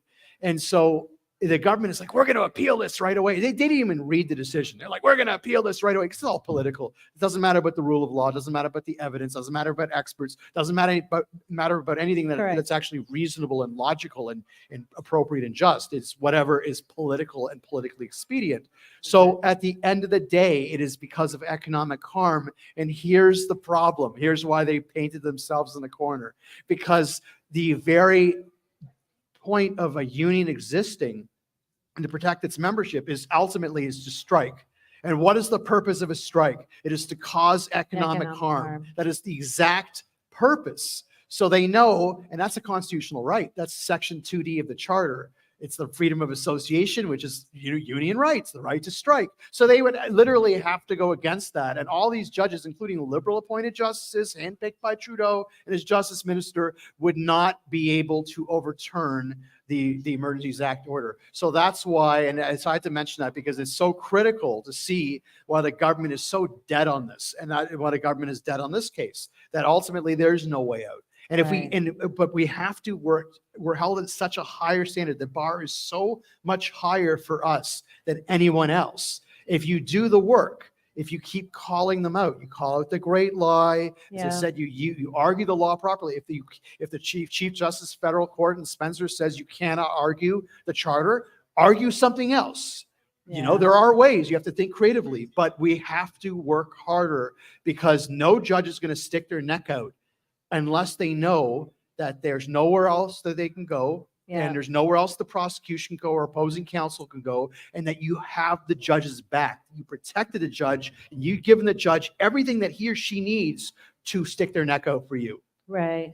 So Vince, going through this, the last 4 years, people have been calling out, why aren't the police taking the evidence? And I know right from the get-go, I remember Kellyanne Wolfe being ripped off of tables by police officers, and she's saying, I've got the evidence, just take the evidence, and they refuse to take any evidence. And I know I was out on the streets with ER trying to serve the police with evidence and going to police stations, and then we got to the point where we were faxing the evidence through to every police station, getting confirmation it went through, and then calling up a few days later. And then I know Vlad, myself, Danny DeSantis, a few other people started going to the Toronto police stations, trying to give them evidence. And no matter what you did, they did not want to take it. And they actually went so far as to like hide. And people were laughing, going, you're hiding from this little 5'3" nothing girl. And then I waited for 2 hours. I waited on their steps. And finally, they realized I wasn't going away. And they sent an officer down. And he was like so timid, and he's towering over me. He's like your height, and he's towering over me. And I finally said, here you go, sir. I want to submit some evidence. I believe you need to open a case file and do some investigation. These people are breaking the law. And he went, that's all you want? I said, that's all I want. I want you to start an investigation. Yes. I want an investigation file number, open this up and start an investigation. They're breaking the law. It's clear as day. And he said, oh, okay. So then he gave me a file number and he went away. I never heard back. Just like I Detective followed Bruce, up and same never heard thing. back. But is there a reason that, one, the police officers were told, don't accept evidence? I did have one officer say, we're not allowed to accept evidence. We are told not to accept anything from anybody on the streets. So one, why that was happening, and two, when they finally did start accepting, because I did get it served, why was nothing done with it? As a police officer. Okay, so that's a very long question, Loaded. but I think it has a very appropriate answer. So why was nothing done? Where's the sound? Now we hear it. Yeah. I know. It's yours is in and out. In and out. Yeah. Do we have another microphone? Maybe. One, Yours is the two, only three. one. Now it's back. It's back. Yeah, back. it's cutting in and It's out. out, but it's not out. Okay, it's like bad cell coverage. Okay, in response to that question, which was a rather long question, but it was a pretty simple question. The short answer, in my opinion, and I am offering an opinion here because nobody really has the answer specifically to any specific situation, but we saw that as common across the country. It's plausible deniability. With plausible deniability, I don't want to know, I don't see it, I don't hear it, I don't want to look at it, keep it away from me, and then somewhere down the road, when this becomes a big investigation across the nation or across the globe, I don't want to be the one who handed some documents and did nothing with it. What am I supposed to do with it? So plausible deniability. Nobody wants to accept responsibility for this. I think there's a lot of individuals within law enforcement, especially within the leadership. I know for a fact there are some people within leadership that definitely understand that we have been lied to, we have been deceived, we have been coerced, and that this was done on a political level, and nobody wants to touch us with a 10-foot pole. So that's why they don't want to see your evidence and your data. So those individuals, and there were hundreds, if not thousands of individuals across Canada that were serving documentation, your role in the serving of the documentation, I can tell you, not today, but somewhere in the future, is going to be critical. And what's most critical is, what is it specifically that you served Who did you serve it to, when and where? Okay, that's going to be important one day, not today, but somewhere down the road. It's that affidavit of service, that necessity of who got the documents.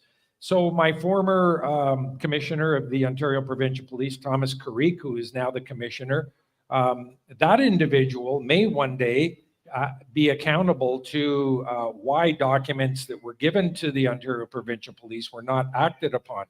And the answer may be at that time, well, I didn't receive it. Maybe some other officer received it. He or she'll have to be responsible to who did you give it to and how did it work its way up through the chain of command and at what point was it stopped?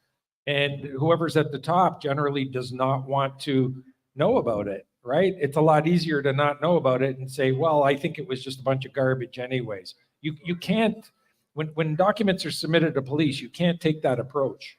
Right. So it was shocking to me to see that. Why? Because this entire issue is not about me and it's not about the people who had the bank accounts frozen.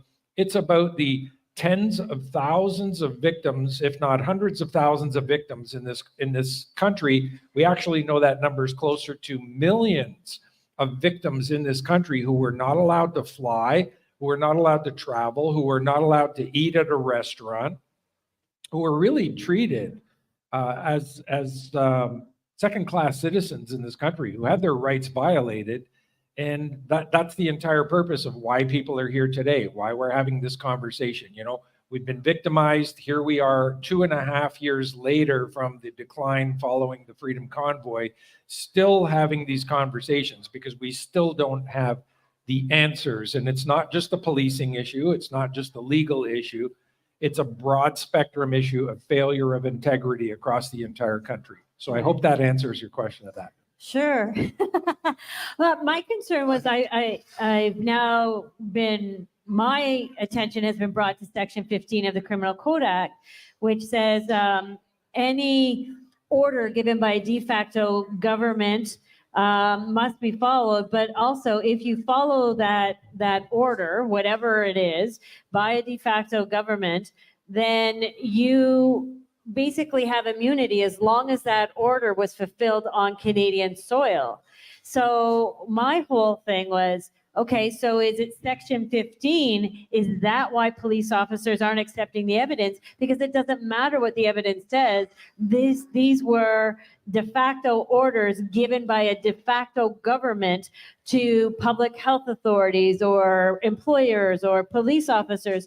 And because the de facto government has immunity, it doesn't matter how many times people serve the police with evidence. It's just going to disappear anyway because our de facto government has immunity. So I was wondering if that was the case or if that came into play at all. Well, as this works its way through, it corkscrews its way through the court system, we are going to see this issue of immunity you talk about and how it's going to raise its ugly head and where it's going to come up. There's no question internationally and nationally, these immunity issues are going to come into play. And until enough Canadians feel enough pain, we're going to have to deal with that. We'll see where it surfaces. Yeah, I'm interested to know. So Daniel, I'll like go to Dan first, but I printed this stuff out, just a couple of pages. It speaks directly to all of what you were talking about, but I don't go ahead. I don't want to. Go ahead.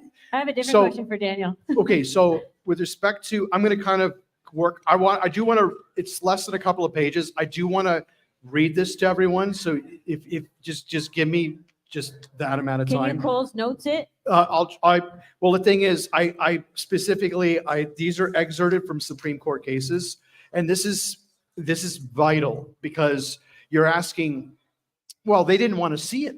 They didn't want to take it. They didn't want to investigate. They didn't want to do this. They didn't want to do that. They didn't want to ask any questions. They didn't want to think. They didn't want to read. That's why we're in the mess that we're in, because no one wanted to read. Like at the end of the day, at its most basic is people just didn't want to read stuff. They're like, I just want to watch TV and listen to CBC and CNN. I don't want to read. So they didn't read. But then if they did read, the next thing is they didn't want to think. They didn't want to ask questions. Okay, so it's understandable for like the layman to maybe not want to, although I think it's everyone's duty to do that in a democracy. But what about everyone else? What about people who are professionals, people who knew or ought to have known? Okay, that's the Right. legal standard. Knew or ought to have known. So here, this is the last thing I put here. This is pursuant to civil fraud, or criminal. Could be criminal. But this is, I have all the stuff is here civil because I think that's where we should begin. But there's a Supreme Court case. This is the last thing. It's regarding knowledge. Okay. Knowledge, what you knew or really ought to have known. And there's 4 small paragraphs here. The doctrine of willful blindness. So I'm going to read this, and maybe we can go to the other stuff a little bit later. But this speaks directly to what Vince was talking about. So these four paragraphs, they're short and sweet. The doctrine of willful blindness, and this is from a Supreme Court case in 2010. The doctrine of willful blindness imputes knowledge to an accused whose suspicion is aroused to the point where he or she sees the need for further inquiries, but deliberately chooses not to make those inquiries. And then there's a quote here from the Supreme Court's quoting another case. A finding of willful blindness involves an affirmative answer to the question. Did the accused shut his eyes because he knew or strongly suspected that looking would fix him with knowledge? The next paragraph, willful blindness arises where a person who has become aware of the need for some inquiry declines to make the inquiry, and this is all underlined, because he does not wish to know the truth. He would prefer to remain ignorant. The remaining 2 paragraphs, he refrained from obtaining the final confirmation because he wanted in the event to be able to deny knowledge. This and this alone is willful blindness. And the last paragraph in this decision, the expression deliberate ignorance seems more descriptive than willful blindness, as it connotes an actual process of suppressing a suspicion. Yeah.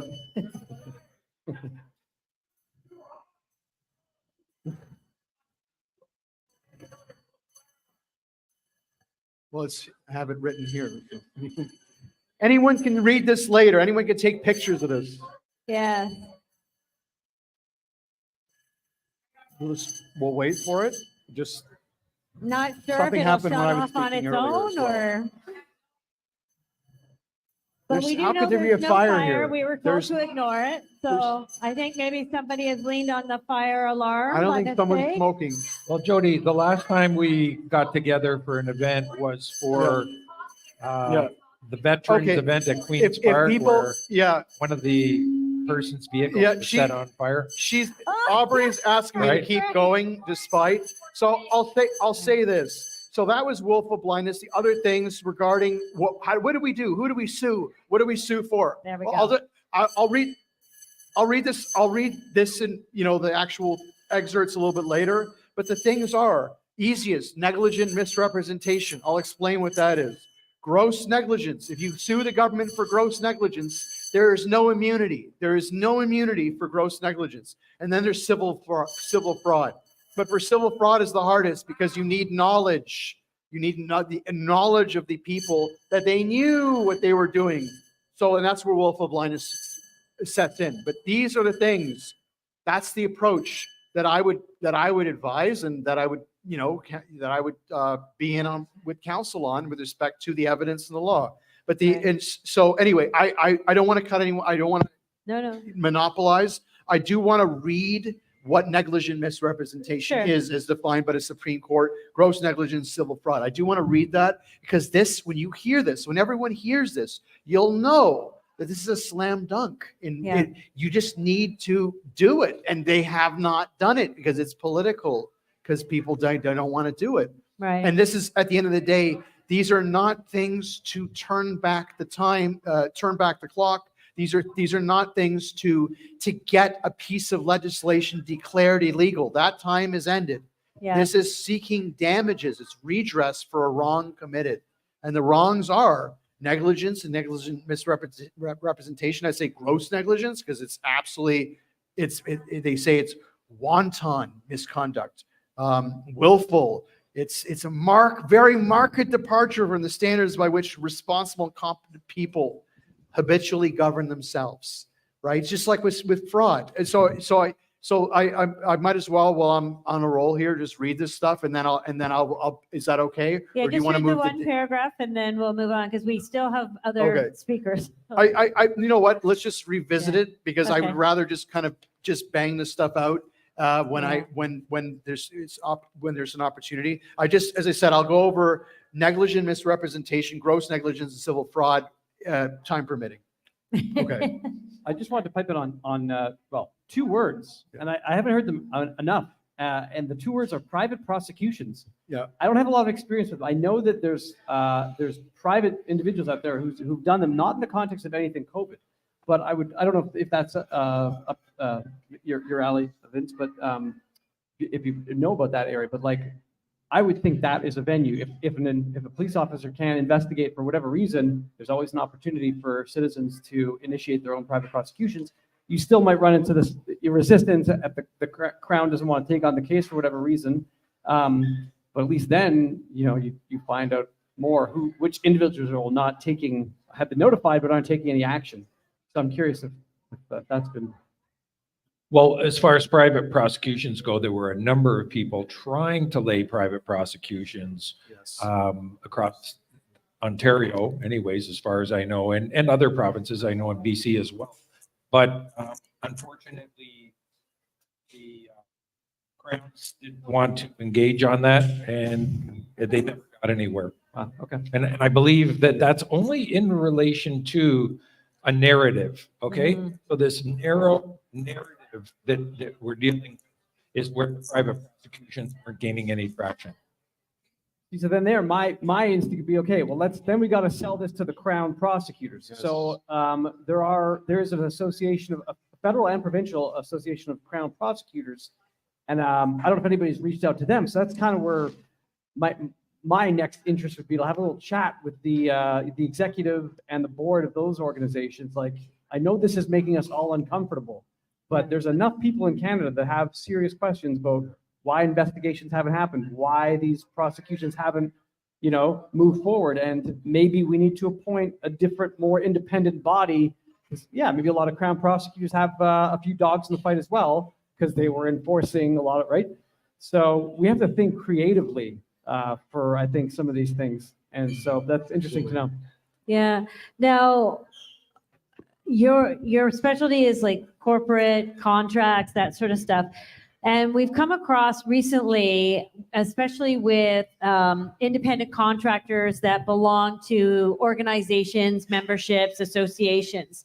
And I don't know if you're aware of this, but the Ontario Real Estate Association recently passed a bylaw stating that in order to become a member, it was mandatory that you buy their insurance.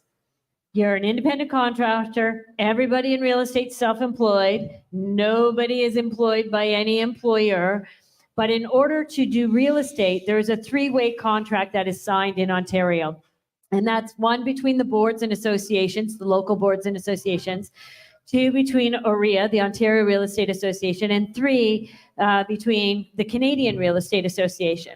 So once you get your real estate registration, you must become part of a board or an association, a local board or association.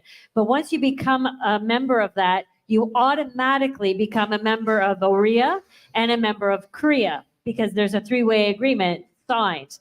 Now, when OREA passed this bylaw last June, stating as of January 1st, 2024, you must buy their mandatory health insurance.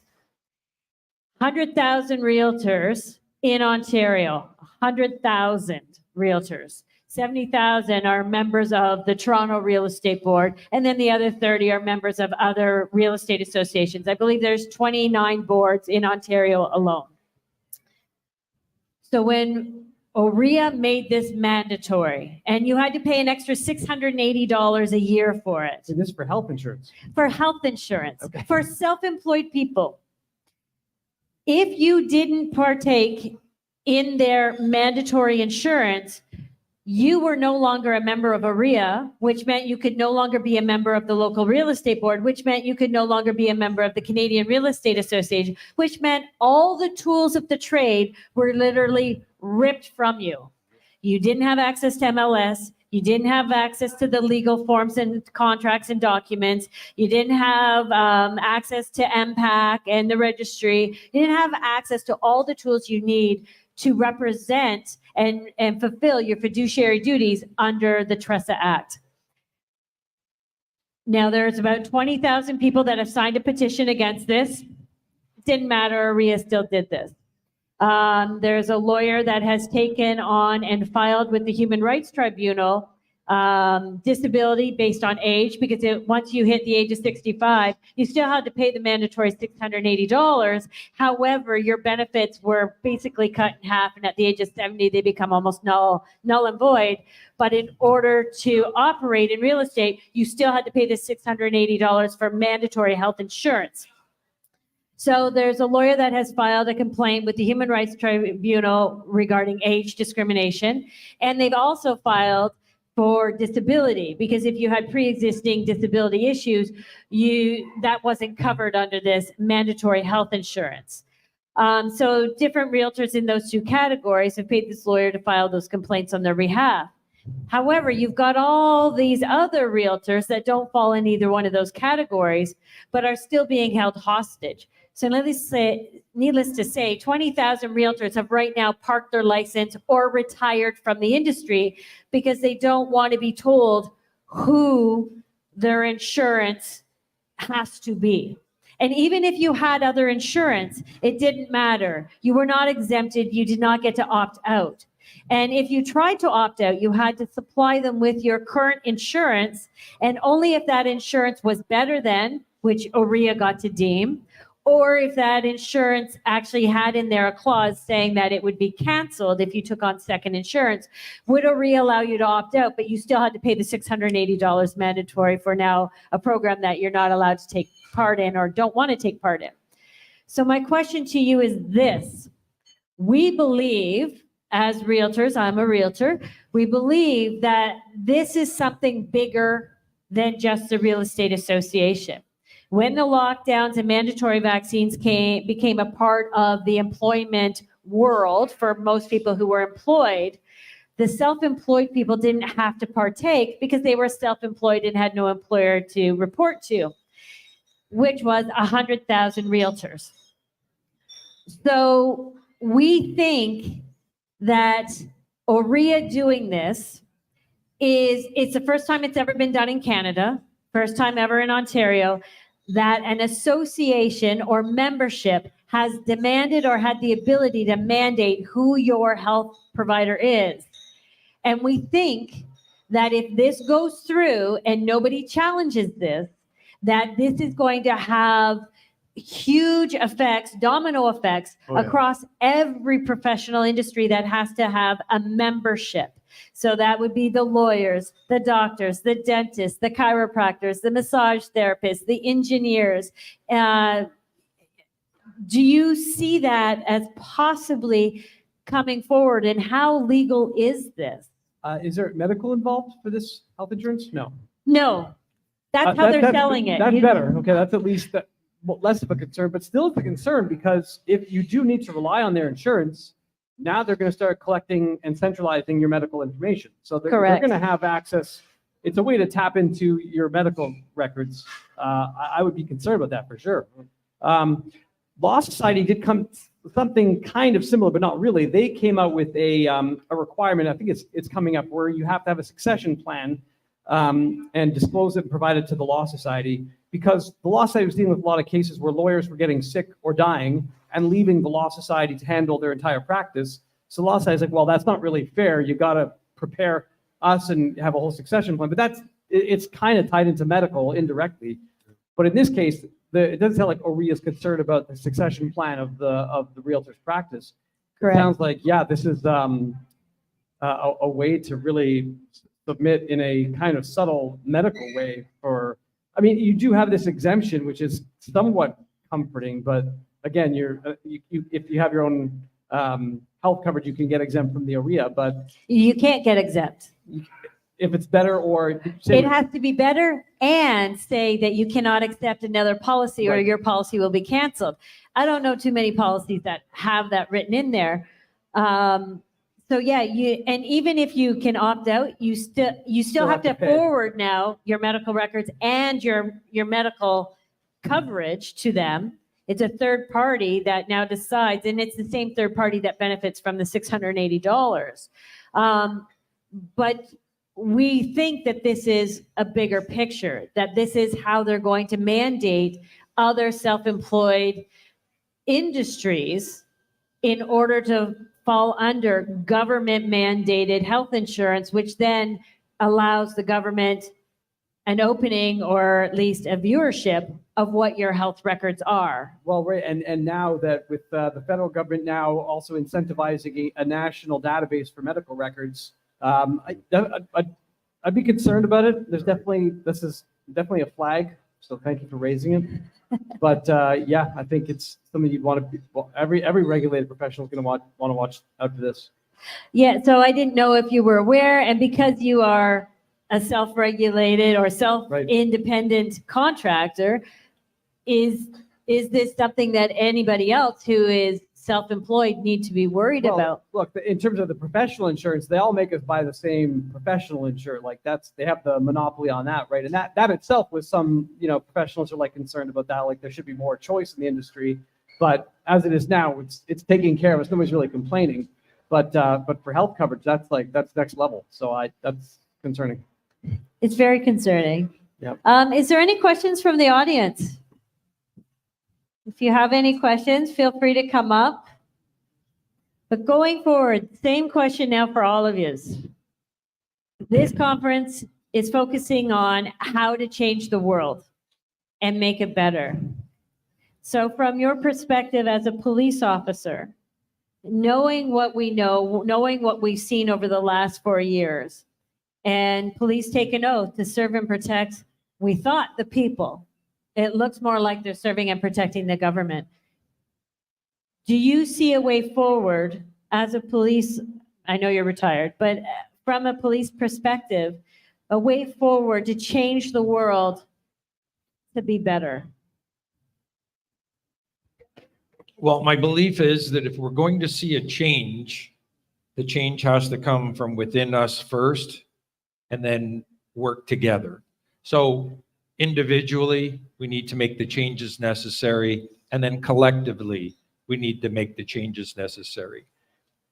Having spent 32 years in law enforcement, I can say that it is a very well-organized agency that when emergencies occur and very stressful situations happen, they're well-trained and prepared to do the things that they need to do, and they prepare for that. I like to also use the analogy of sailing, and that's something I've been doing recently, especially in racing. If you get on a sailboat, the wind is going to take you wherever it wants to take you. And unless you know how to control that vessel, if you do, you can capture the wind and the momentum. And a well-trained team on a racing boat will get that boat to where it needs to go and win. And it's all up to the individuals working together. Here in the so-called freedom movement, we have a lot of fracturing. We have no shortage of individuals that want to discuss and talk about their particular issue or subject of interest. But we're going to need to see some leadership within this movement, and we're going to need to see some cohesion of individuals coming together and finding what is that common element that we can all agree with. I can say that my opinion in the common element is that not only the individuals here in the freedom movement, but everyone in this nation, everyone on the globe, we have all been lied to. We have been deceived. And that is the common goal or that is the common element that we can share in waking up the rest of the population, but not on polarizing issues. And we have no shortage of polarizing issues. So whether it's the COVID issue, the vaccine issue, the lockdown issue, the war in Ukraine, the Gaza issue, the trans issue. These are all issues that have polarized society, and they're just far too difficult to have this conversation with individuals to sway somebody's opinion from the position that they currently hold. But to take the issue of letting people know in society that they have been deceived first and foremost, and then branching out beyond the deception to all the things that you can talk about and have those conversations of how you've been deceived, not on polarizing issues. And it's possible. And once the world starts to awaken to the fact they've been deceived, they upon themselves will then realize that they need to question everything, right? This so-called great awakening that needs to happen. But I don't see it happening when people within the freedom movement don't have leadership. They don't have a common goal. They don't have the leadership within to take that to a common place and what your common concerns are. If we're going to remain fractured and polarized, we're not going to make a difference. But when we unite and come together and agree to come together and agree to let down our egos and really work together on issues, and I see it being very possible. It's very possible that we start uniting with other groups on a common ground, finding that common ground.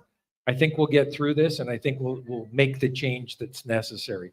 And I like to thank whoever, Kellyanne and yourself, who put this event together, because now I've had the opportunity to actually meet with Cris and meet with Daniel and know that we can continue to have more forward working relationships and spreading the word. So I think the common ground's important.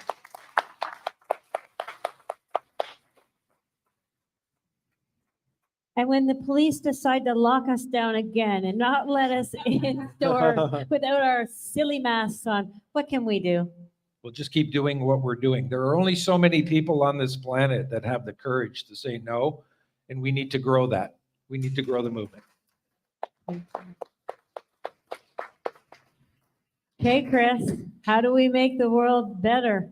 From a non-lawyer perspective, what can we do as just normal Joe Blows on the street to protect ourselves legally, but make the world move forward in a more positive way? The easiest thing to say is it's winning hearts and minds on a local level. So a lot of it is just simply to read and to think and to ask questions, do the research.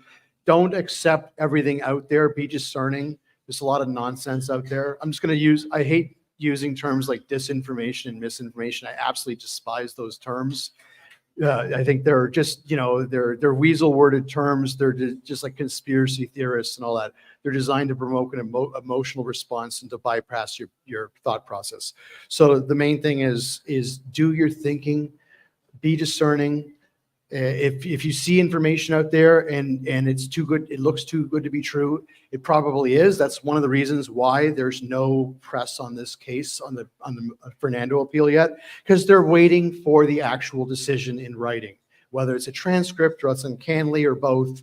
They're waiting for it. So I appreciate that, because there's a lot of stuff out there. People have shot their mouths off about all sorts of stuff that happened in court that never happened. It's absolute nonsense about RFK Jr. winning some Supreme Court case in Switzerland. I still see that stuff coming. It's complete garbage. It's nonsense. Any cursory examination will show that to you. It's great. You can look stuff up and you can find it in 5 minutes. And if you can't find it, it doesn't exist, probably, especially if it's some big thing that's supposed to have happened. So I would say to people, it starts with you. It starts with you trying to assess true information. Be discerning. When you come across this stuff, share it. And at the end of the day, if the government decides to try again, or if elements that are beholden to the government, regulated professionals, what have you, try to do the same thing again, which would be really lockdowns and mandates, just say no. And we have to. We cannot afford to do anything but. I know that a chunk of people will comply, but I think this time it won't be, there will be too many that will not. And in terms of raw numbers, and there's a book that I read it in 2018 called Skin in the Game. It's written by Nassim Taleb. He's a mathematical modeler. It's like it's part of his Incerto trilogy. Okay, there was the Black Swan, and there were 3 books. So that was the last one. And one chapter in there is called The Dictatorship of the Minority.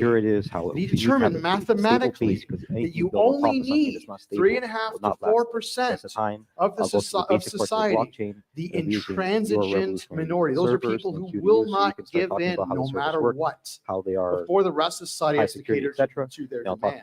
You don't need 50%. One of the greatest lies ever told. Oh, we need to get 50% of the population to agree before we can change anything. It's a lie. We only need, let's say 5%. Let's overdo it. 5%. What's 5% of 41 million people, right? 10% is 4 million approximately. It's 2 million people. You cannot do something about 2 million people who will not give in. It's over.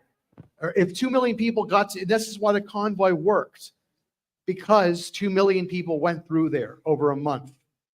So if 2 million people do not comply and they embarrass the prime minister and they embarrass the government, then they're targeted, right? And Adam Skelly embarrassed the government. Pastor Pavlovsky embarrassed the government. If you embarrass the government, they will come after you. But if all of us back them and we say, just say no, and I say all of us, 5% of the population, 10%, it's over before nightfall. Okay, 5% is enough. We have the numbers to win now. Right? And there's a dark side to this. The trans agenda, Soji, all that garbage. That was made possible because of the intransigent, whatever, very small minority who did the equivalent of like shouting on street corners with bullhorns and off the rooftops. Crazy people, but nevertheless, they would not give in. And we had to cater to their demands until everything was changed to suit them. We can crush them tomorrow. We have the numbers to do that. That's why I'm begging the government to lock us down again. I am begging to mandate us to take a medical treatment. Some nonsense. Bring it on. We will not give in. I say, do not consent. I will not comply. I will not obey. I will never give in. And if we adopt that as our mantra, we have this won immediately. And other than that, it's this. It's suing them for negligent misrepresentation, gross negligence, civil fraud, and employing willful blindness. If you want me to read that out, I can. Other than that, that is what I would say is the prescription for a victory. Nice. And I would say one last thing, because Dan brought up the whole idea of private prosecutions. And I know people have tried that. And I myself, before all this, I was attacked by my psycho roid rage neighbor in 2017. So I had to go to court and lay in information, and I did all that. So I know a little bit about that. But at the end of the day, you have to convince 2 people who are taking government paychecks to move against the government. There's a justice of the peace and the prosecutor, and they have to be aligned. And then all your evidence has to be good. So it would best be a police officer, someone with experience about actually bringing evidence to a prosecutor. So I would say at the end of the day, and this is well past what I'm suggesting here, well past the wins in provincial court, well past the stuff about getting the Fernando appeal moved into high court and getting the conviction struck. The real question is, after civil suits, what follows after civil suits? Do we do criminal? Because criminal, the standard is so much higher, beyond a reasonable doubt, rather than on the balance of probabilities or the preponderance of evidence. So ultimately, what do we do? And the real thing, and this is we've already been through this, people, with the power plant nonsense, with the liberal government, with the Kim Jong-un government, as I call her, and all that went on. They got off. Why? Because they shredded documents. Why did the Nazis nearly get off? Because they shredded documents. Why did there were those 4 security guards in I think it was Mount Sinai who killed that woman because she refused to mask? Why did they get off? Because they turned the camera away. Yes. And a good judge, and people ripped that judge, are like, how dare you? That is totally unjust. He said, you cannot secure a conviction beyond a reasonable doubt. Yes, They moved the camera away. You cannot secure a conviction beyond a reasonable doubt. You can't. So ultimately, we need military tribunals. Why? Because the standard of evidence is lower. That's why they had Nuremberg. But the Nuremberg was, there was Operation Paperclip. The useful people went away. This time, they're all expendable. We can get rid of all of them. So ultimately, we do need military tribunals. We do need international. We do need cooperation. But that will only happen with great victories in civil court. And then the government is forced to come onto our side and prosecute with respect to a military tribunal. Because if you look at the standard set by the courts, they don't like military tribunals. They're like, you should try something else because these are civilians. But ultimately, I think we will get them, but who knows when. It's up to us to say that we absolutely will not comply, and then the rest of society will come around and the lawsuits will follow. And the change is already here. I've had people in court in the administration just go into sudden tirades against Justin Trudeau. These are people in the courts. Yes. These are people in the courts. So the tide has turned, and of course now when it's the right time to get back into court, everything is moot. So it is the right time. We just have to keep fighting and not give up. And I know a lot of people have disappeared. Thank you so much for coming. Yeah. Don't give in. All right. Daniel, is your mic? You got cut off. Got cut off for some reason. Oh, there you go. There it is. The way I see it going forward, your question is what's the Yeah, what can we do from your perspective to make the world a better place from a legal perspective? well just general. I don't even know legal. My perspective is this: we basically come off. I see this like as a mass casualty kind of incident in many ways. Spiritually. So I think a lot of people, like I see it now, like I try to wake people up, but it's like their souls have died from the way they've had to treat people, and now they have to think about it. You didn't really have to treat your fellow like that. So as like we're almost like first responders now, right? So we have to like deal with this. Like first things first is what are people like level of consciousness now? How aware are people of what is going on, what they did, what they what the government did, what didn't have to be done? So that's kind of what I'm just raising the level of awareness and assessing it in people. And I think that's once we do that, I think that's part of the whole the whole process of reconciliation and rectification of things. Agreed. Okay, really quickly, because we're all dying to know your rights. Give us 2 rights that we should know going forward, each of you. 2 rights going forward that we should know. Go ahead, Vince. 2 rights. 2 rights going forward. What do we need to know? I really can't limit it to 2. I just Well, we're going to get 6. But your top 2 going forward, because you guys are the legal knowledge, the legal power on this stage. I know I was doing Know Your Rights. I know Cris was doing Know Your Rights. I know you do that for a living, and so did you. We were just 2 people on the streets saying, hey, know your rights, and went through the different legislation that we thought was important at that time. But we know going forward, this is going to happen again. We know they've got the CBDCs coming at us. They got the digital IDs coming at us. They got the avian bird flu coming at us.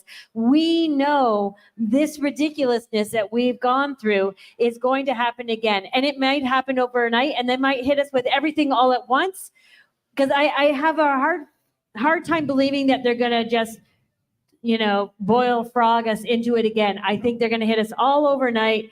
So knowing that it's going to come at us all at once, what are the 2 rights, Cole's Notes, fast and dirty, that we all should know? That gives us 6 things to take home with us in our heads to either look up and become familiar with, so when it hits overnight, we know exactly what to do.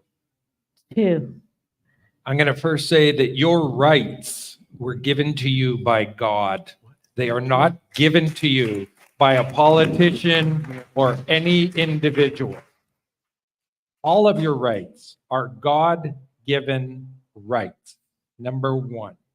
Number 2, in Canada, we have the rule of law, and it has been violated repeatedly. The rule of law is that we should all be treated equal under the law.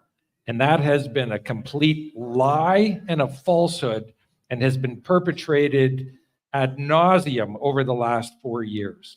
So regardless of what your rights are stated in the charter, remember that your rights and freedoms come from God and they are not to be limited by any man or entity on this planet.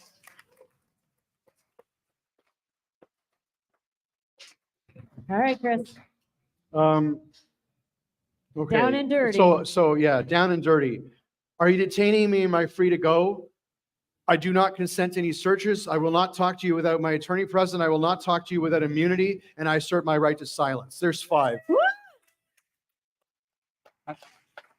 I agree. As a plug for lawyers, you have a right to an attorney. I think people forgot about this. The Very government important. didn't want to remind them during the arrive can tickets where they detain people. I'm like, you could have just told them they had a right to a lawyer at that moment. That's one. And then the right to associate.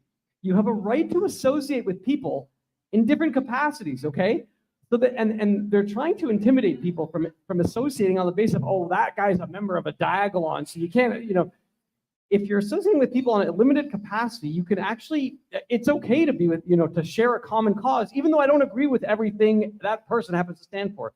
So the freedom to associate is where they're trying to come at us directly and indirectly, and don't let them take that from you. Yes. Woo! Well, thank you so much, gentlemen, for gracing our stage. If anybody has any questions, now's the time. Nope. Anyone? All right. I'm going to let you guys go. Be free. Thank you. And thank you so much for being here and educating us. Thank you, Vince, Chris, Daniel. Thank you. Great job. Thank you. Thank you, guys. You guys, without you guys, honestly, in this movement, we would be absolutely nowhere. So you are the guts and the glory of the freedom in this country, 100%. And take it from me. I mean, they froze all my accounts. I couldn't even afford to hire Daniel. I'm just joking. I'm just joking. Daniel's been part of this movement, and I'm so proud of him. It's a very difficult position when you get chastised and shamed by this government, and it doesn't matter what capacity it's in, whether you're a common person on the streets protesting for your rights, or you are a lawyer who is adamant about, or a cop that is adamant about enforcing the law. You get chastised, and that is feedback. That is an abomination to everything that this country is supposed to stand for, and it ends now. And that's why we are the change. So with that, I mean, we can stand up here and talk for days about everything that has happened and everything that should happen. But it's about what you want, like I said earlier. And what do you want? I'll tell you what you want. You want to have your own self-determination over your life. Do you think it's fair that out of 40 million people, 0.1% of this country makes all the decisions? Did you know that out of 40 million people, only 0.1% of the country makes all the decisions? They do. And how do they do that? Canada is considered a representative democracy. What does that mean? It means that you participate in voting. Your vote doesn't really matter, or Andrew Scheer would have been the president. And you give the ability and the authority to whoever your representative is to make decisions for you. We want to introduce to you a better option, a much better option, one that eliminates asking Nanny for a cookie and puts the self-determination and the authority in your hands permanently in a way that cannot be corrupted, disregarded, or affected. So with that, I'm going to introduce, I partnered up, the Canadian Democratic Defense Association has partnered up with the Evolve Foundation and two of the smartest people I've ever met in my life. Please put your hands together for Richie, Marques, and Damien Spalding. Thank you. Thank you. Can you all hear me? It's live? Yeah. Should be good. Yeah.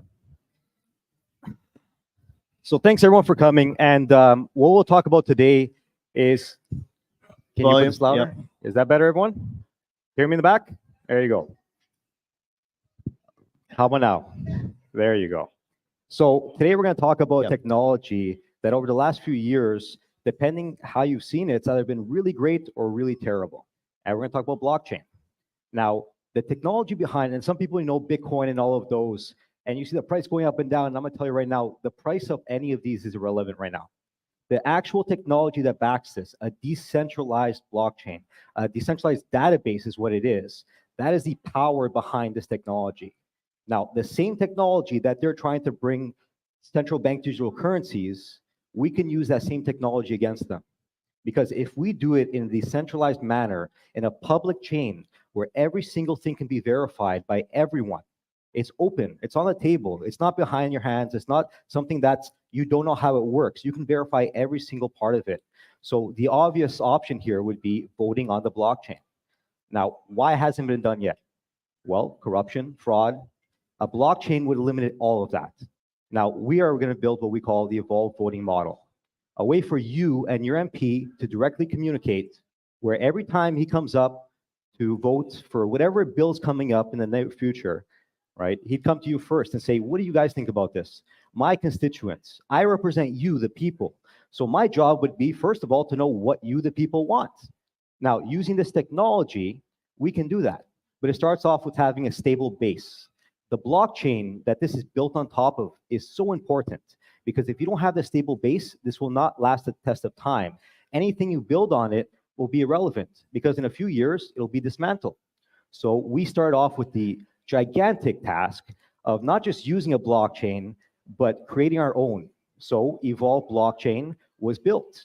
Now, we were lucky enough to find people like our very own Damien Spalding, which is an absolute oracle. This guy is unreal, is what he is. And some other people, devs, community leads, partnering up with Kelly Wolfe, the CDDA, that we all came together with the same vision, right? Changing the way this world works today for a better and brighter future tomorrow. So we built a blockchain that not just pushes the boundaries of blockchain, but it also provides security unheard of in the space. Our consensus method is one of the most secure consensus methods out there, bar none.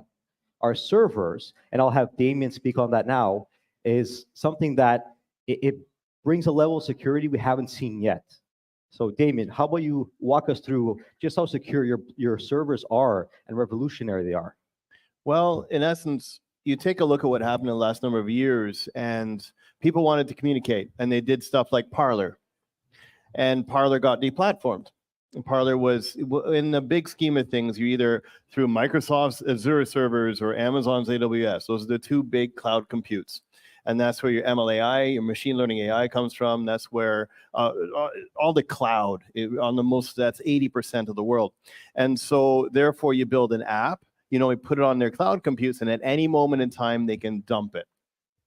So the task now is to create a server architecture that directly competes with the two major titans, and it took boatloads of money, and it's not my money. I've joint ventured with other partners as well, and these partners now span the globe.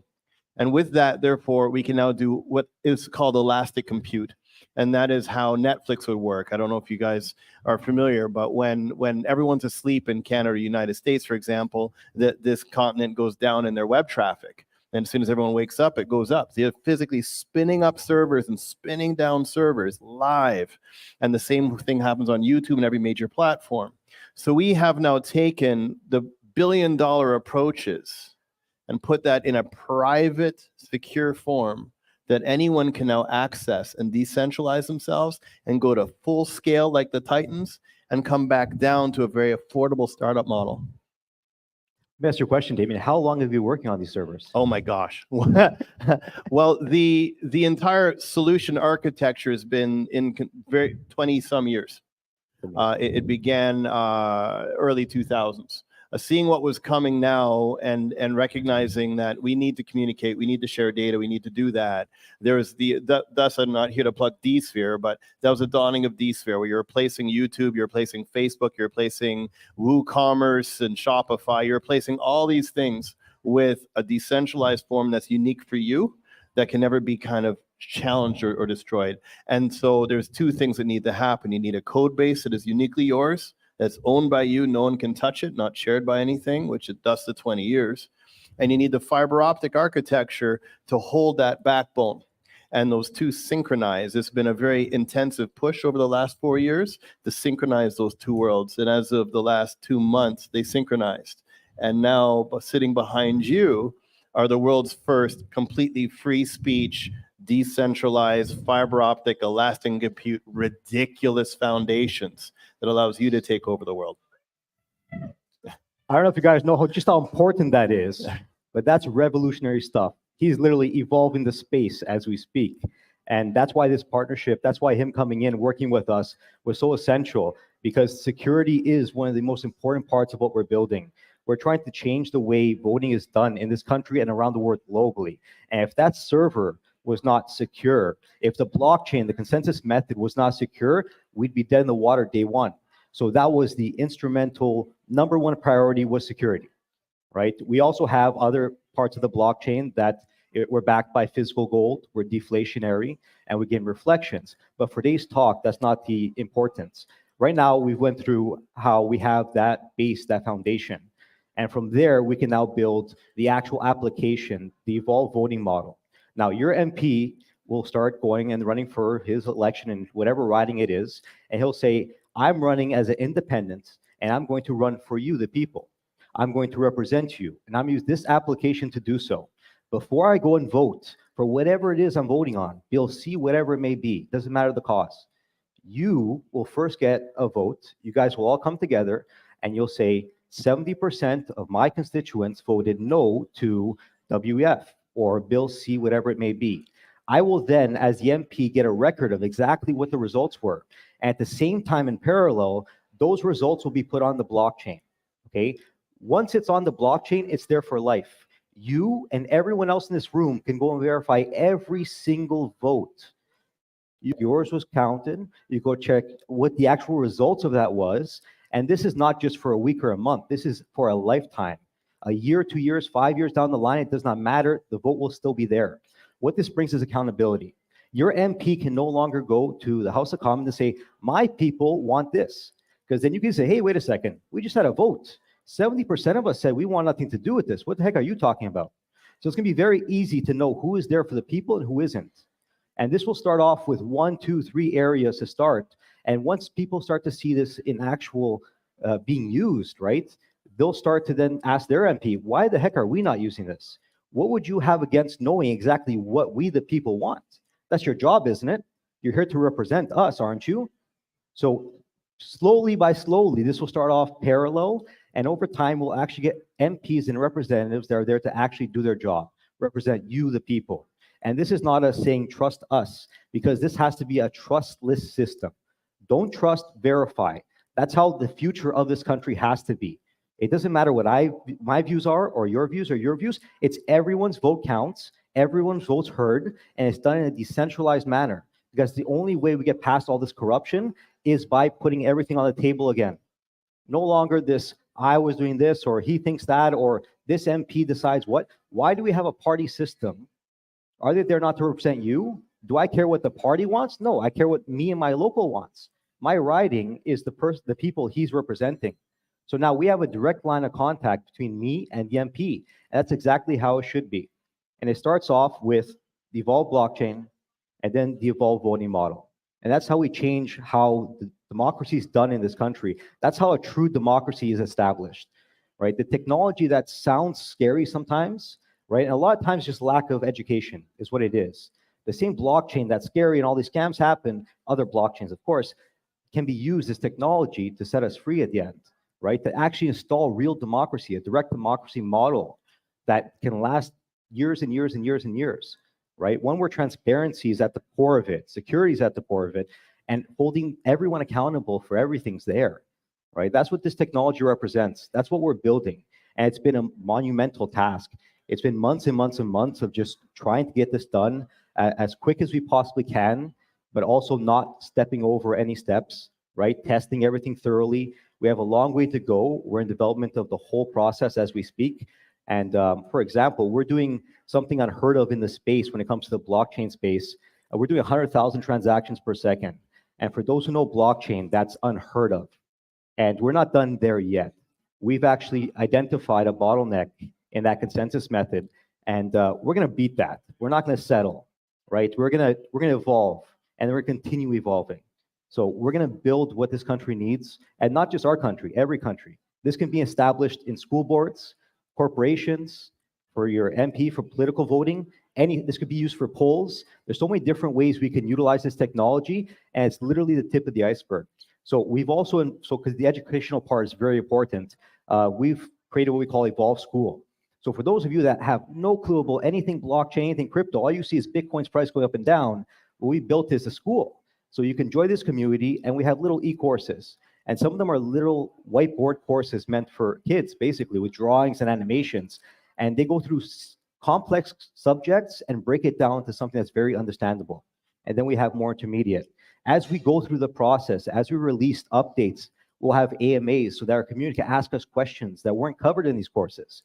So education, us walking you through these steps, is the only way that we all come through this together, and you guys get a real understanding of this technology. And it's not as scary as people claim it to be, right? Like every technology could be used for great or used for terrible things. Now, a decentralized public blockchain is open for everyone. There's no hands behind the back stuff. Everything's there accessible to be seen. If there was an error, if there was a code problem there, it would be exposed and we'd have to fix it, right? That's why we're going through all these steps that we're going through, starting with Damien servers and ending with the voting model itself and audits. We're looking to change the way things are done, and we're looking to do it in a decentralized manner. We've gone through, I think it's been 3 conferences in the last 2 weeks. So we've gone to here, Toronto, Manitoba, and now today. And the general consensus is the need for decentralization. Not one person will control this. This will be controlled by nodes running across the world by the community itself. We as the foundation will not control this blockchain. Our end goal with everything that we're doing is to decentralize to the point where we have no functions we can do on this blockchain anymore. It is free. The community runs this blockchain, supports this blockchain. And we'll just do passive stuff around in the ecosystem to maintain that. But that is the end-all vision of what we want to do here. And it's a large task, but we're going to get it done. Yes. And backing up what you said, well, 100,000 transactions, to give you an idea of what that truly means. Yep. What's the transaction limit of Bitcoin? Everyone knows Bitcoin. It's less than 10. And then you have Ethereum, which is the next biggest blockchain, and they're doing 30 transactions per second. The fastest one right now, 40-ish thousand, Solana.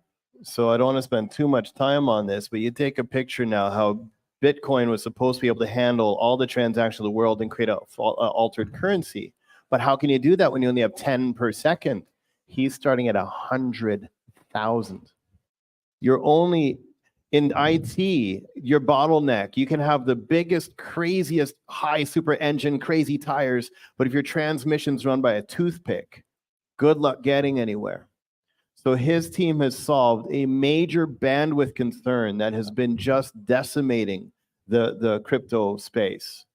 The second bottleneck in parallel is a server architecture. That's why we have these long conversations. So now you have the technology that can have a massive band of communication with a fiber optic structure that can equate to that band.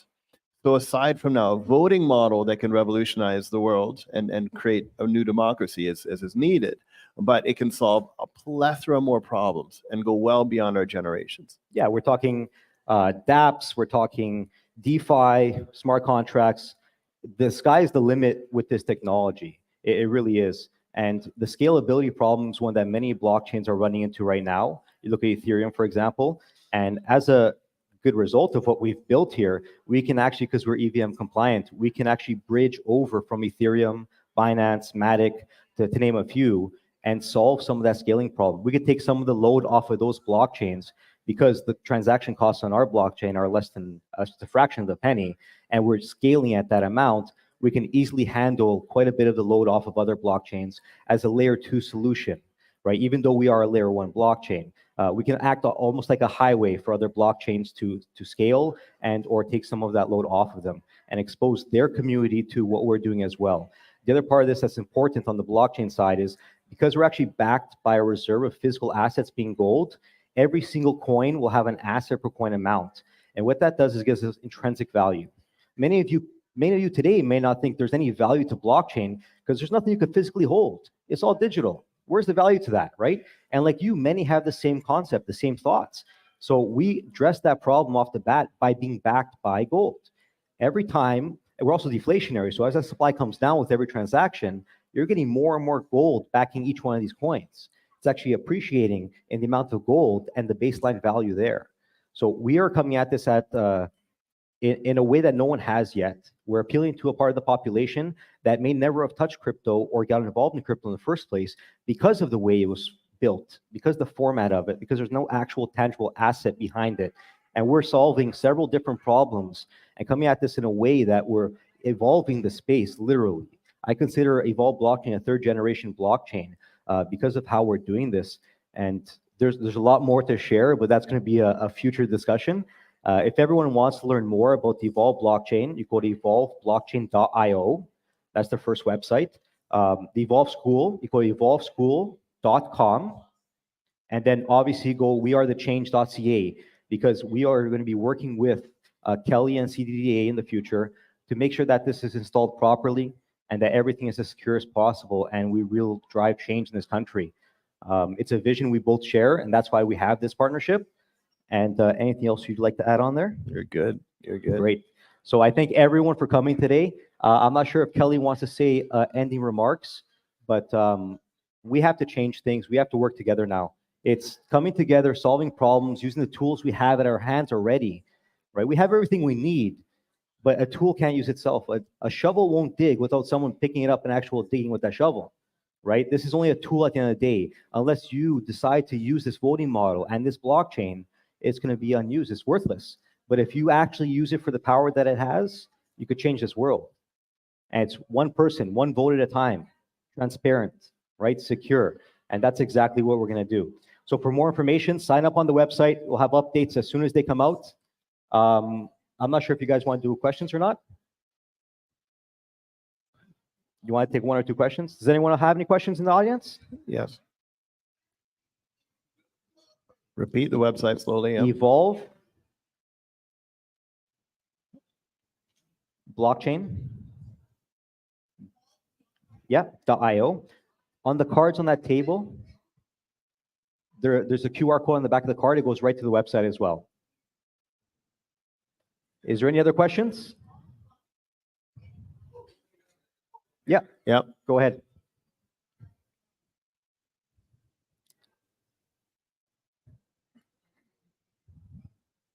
Yes, I understand what you said with regards to people say, oh, it's just blockchain, it's just electricity in the air, it's software, it's worthless. But then you're saying that you have it, your blockchain is backed with actual physical gold? A reserve of physical gold, yes. Okay, so my question is, can people come in as investors because of that gold, or how does that work? So Is there expansion or?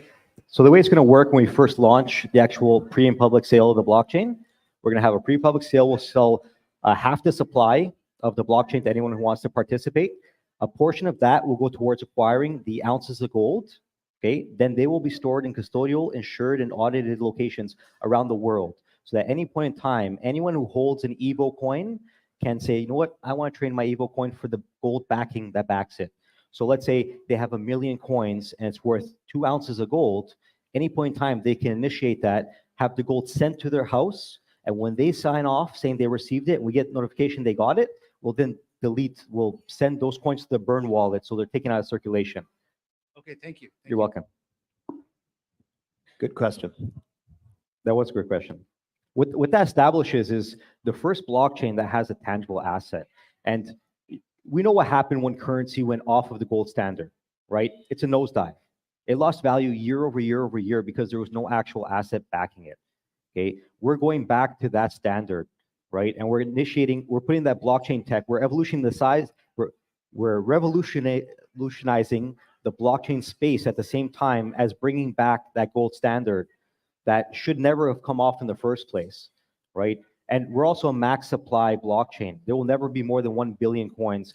Actually, to this date, there's less than 1 billion because the blockchain is working as we speak. and we're going through testing and audits. So with every transaction, that supply is slowly coming down. We are the opposite of some of the problems that we face today, overinflation, not being backed by anything, right? So they can print out of thin air. With this blockchain, you can't be done, right? We're the opposite of that. We're solving several different problems at the same time, right? Including building the platform to build other applications on.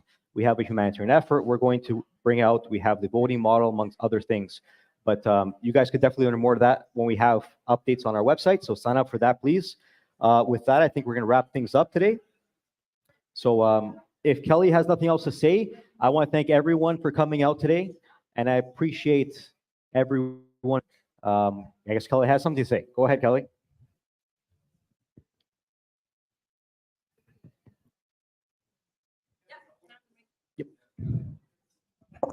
So I want to thank everybody for coming up. Jody, you want to come up and join us on stage, please? Kareem, Tedros, can you come up here too, please? Because we're still missing you, my dear. Yeah, he needs a mic. So while we're all sitting out, we might as well, right? So a little bit of a round table before we take off. I hope that everybody got everything that they could get out of our conference and the entire idea of how to change the world. I think that, you know, with every individual that exists, Lamont, Daigle, can you please come up here too, my dear? I want to make sure Lamont Daigle comes up here, Mr. Daigle, because we're going to close down now, and you belong on the stage with us, please, sir. He's coming. Everybody, Lamont Daigle. To the table.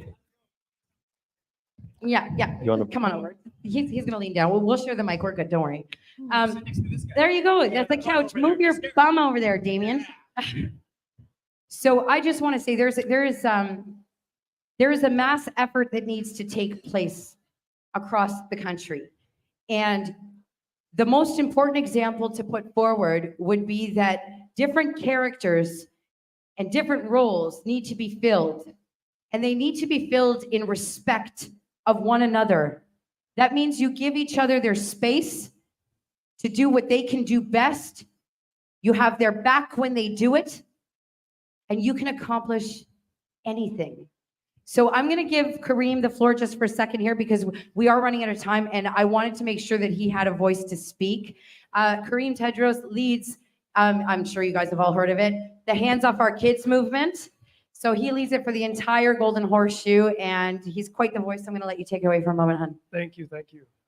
Amazing thing we've put together here, a lot of incredible people, and as you said, so many different efforts, and I think really looking at these as departments that spearhead their own sort of missions, how to change the world. There's a lot to change. One thing that we're seeing a lot more of is this rise of indoctrination in schools. And it's one of the things that really has to be looked at. And we're just now starting to pull back the curtain and see what's happening behind the scenes, really getting an understanding that it's just another one of those systems that we trusted blindly. And we drop off our kids and assume that they're in good hands. But we're realizing we do have to take back that autonomy to raise our children the way that we see fit. They are not children of the state. Right now, there's a big movement to bring back parental rights, and it is going to take a huge effort. We've heard time and time again, it's up to us to be involved. It's up to us to awaken. It's up to us to take control of our lives. And if you think about how much time children spend with their, educators, it's 7 or 8 hours versus the time they spend at home with mom and dad. So what they're being taught in schools does not align with obviously our traditional family values and our Canadian values. And we've heard, the mass majority obviously has a voice. We just need to use it. So a lot of efforts are being made. We put together the 1 Million Person March last year in September. We'll be doing it again this year. We're obviously looking for everybody to come out and raise awareness. It did create a little bit of a shockwave. We just have to keep going. And with that, I would like to say, think about that. 1 million people marched for our children. We had how many millions in Ottawa, Jody? Definitely over 2 million people in Ottawa, for sure. The first weekend, probably a little over 1 million. That second weekend, 100% over 2 million. That third weekend, I think we were probably 2.5 to 3 million. They didn't want a fourth weekend to happen, and that's why they brought in the riot police and took us down. That's right. And across the entire country outside of Ottawa, the exact same thing was happening in every single major city. You know, the whole network here on this stage has been responsible for having nationally organized initiatives take place, you know, in multi-cities for the last 4 years. And, you know, and I can't tell you how grateful I am for the hard work, the dedication, and the commitment of everyone on this stage. You know, we made a promise when we began back in 2020, and I'm going to give Lamont the mic in a second. You know, we did make a promise to the people that we were going to bring some sort of remedy. And we were bombarded, and I'm sure he'll agree, with all kinds of different issues, you know, from people and everything, from the devastations, from COVID to the oppressions and the silence, to the suicide ideation that was taking place, to discrimination against everyone and everywhere. And we did our best to bring the music, to bring the people, to bring love, to bring unity. And somewhere along the lines, we're human too. We all get caught up. But it's time to drive this movement back in the direction it was meant and where it started. You've got the mic. Okay, cool. He's got Maybe it. you can He's still got it. hear me pretty good. Here Yeah. you go, Kelly. You can hold on to that mic if you want, because they had me this magic stuff.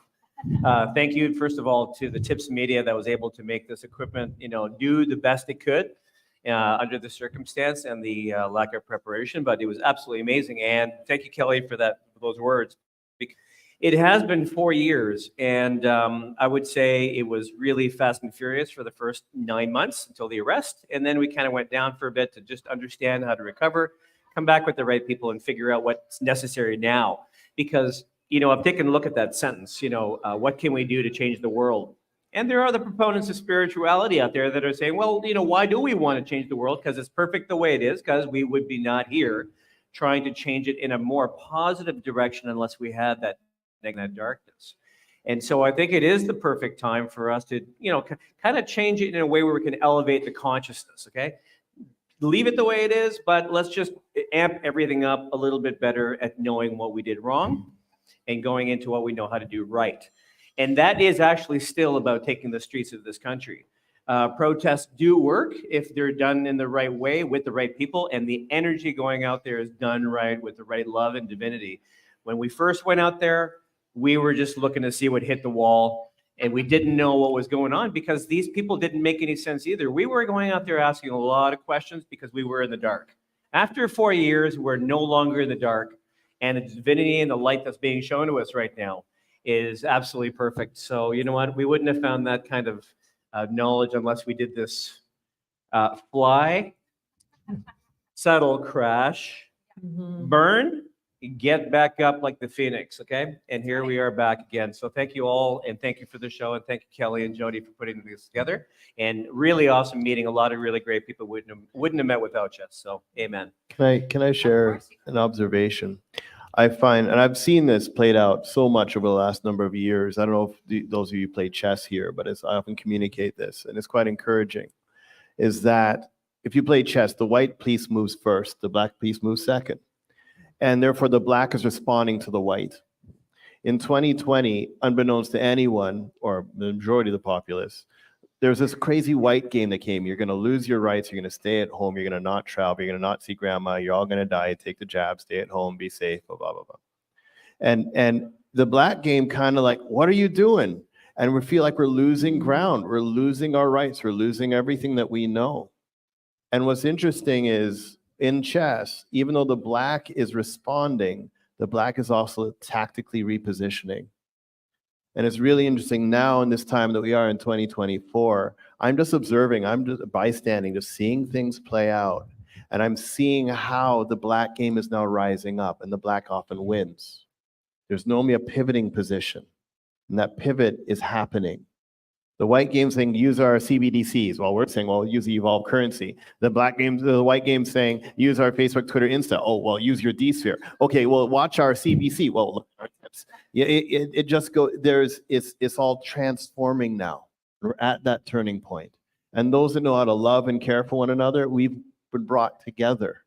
And the trying times made a brotherhood that you trust fast, you trust deep. And it's a beautiful thing, you know, as a result of this. So I'm thankful for the time that we've been through, because we've now defined new family, and we're now on the winning side. that will get to watch this transformation while being a part of it. He always It's a makes me beautiful thing. cry. Makes me kind of collapse. Lamont always makes me laugh. But he's right. We are all the change. You are the change. You have the power within you. You have the courage, you have the strength, you have the perseverance, you have the smarts, you have the will. You also have the faith. And with God on our side, we can do anything. And we have to bring God into every plan and every solution going forward. Because if he's not there, it's not going to succeed. So you are the power. You are the change. Be the voice. Be the strength. Be the feet. Be the heart and be the mind. And remember, there's little eyes watching you. You are their example. You are their future. And if you don't stand up, nobody else will, and they'll never learn to.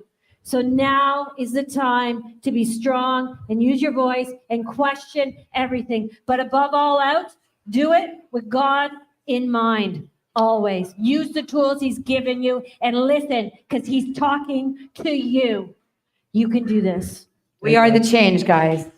Thank you all for attending. Thank you, everybody at home, for watching. And we are going to make snippets because we know about attention spans these days. So we are going to chop everything up. And we would just request that everybody out there takes the snippets when they're prepared and they're out there and spread them constantly, consistently everywhere. What we are going to be planning on doing, and I was talking with a few gentlemen here in Toronto anyways, considering we are the economic center of this entire country, and whoever wants to participate, we need your help. We need everyone's help. We're going to construct a nationwide campaign that will begin in Toronto with a knocking on doors campaign for change to put the policies in the hands of the people in a permanent way so that we will never have these problems again. Thank you all very, very much. Thank you. Everybody have a safe and uneventful drive home. Love you.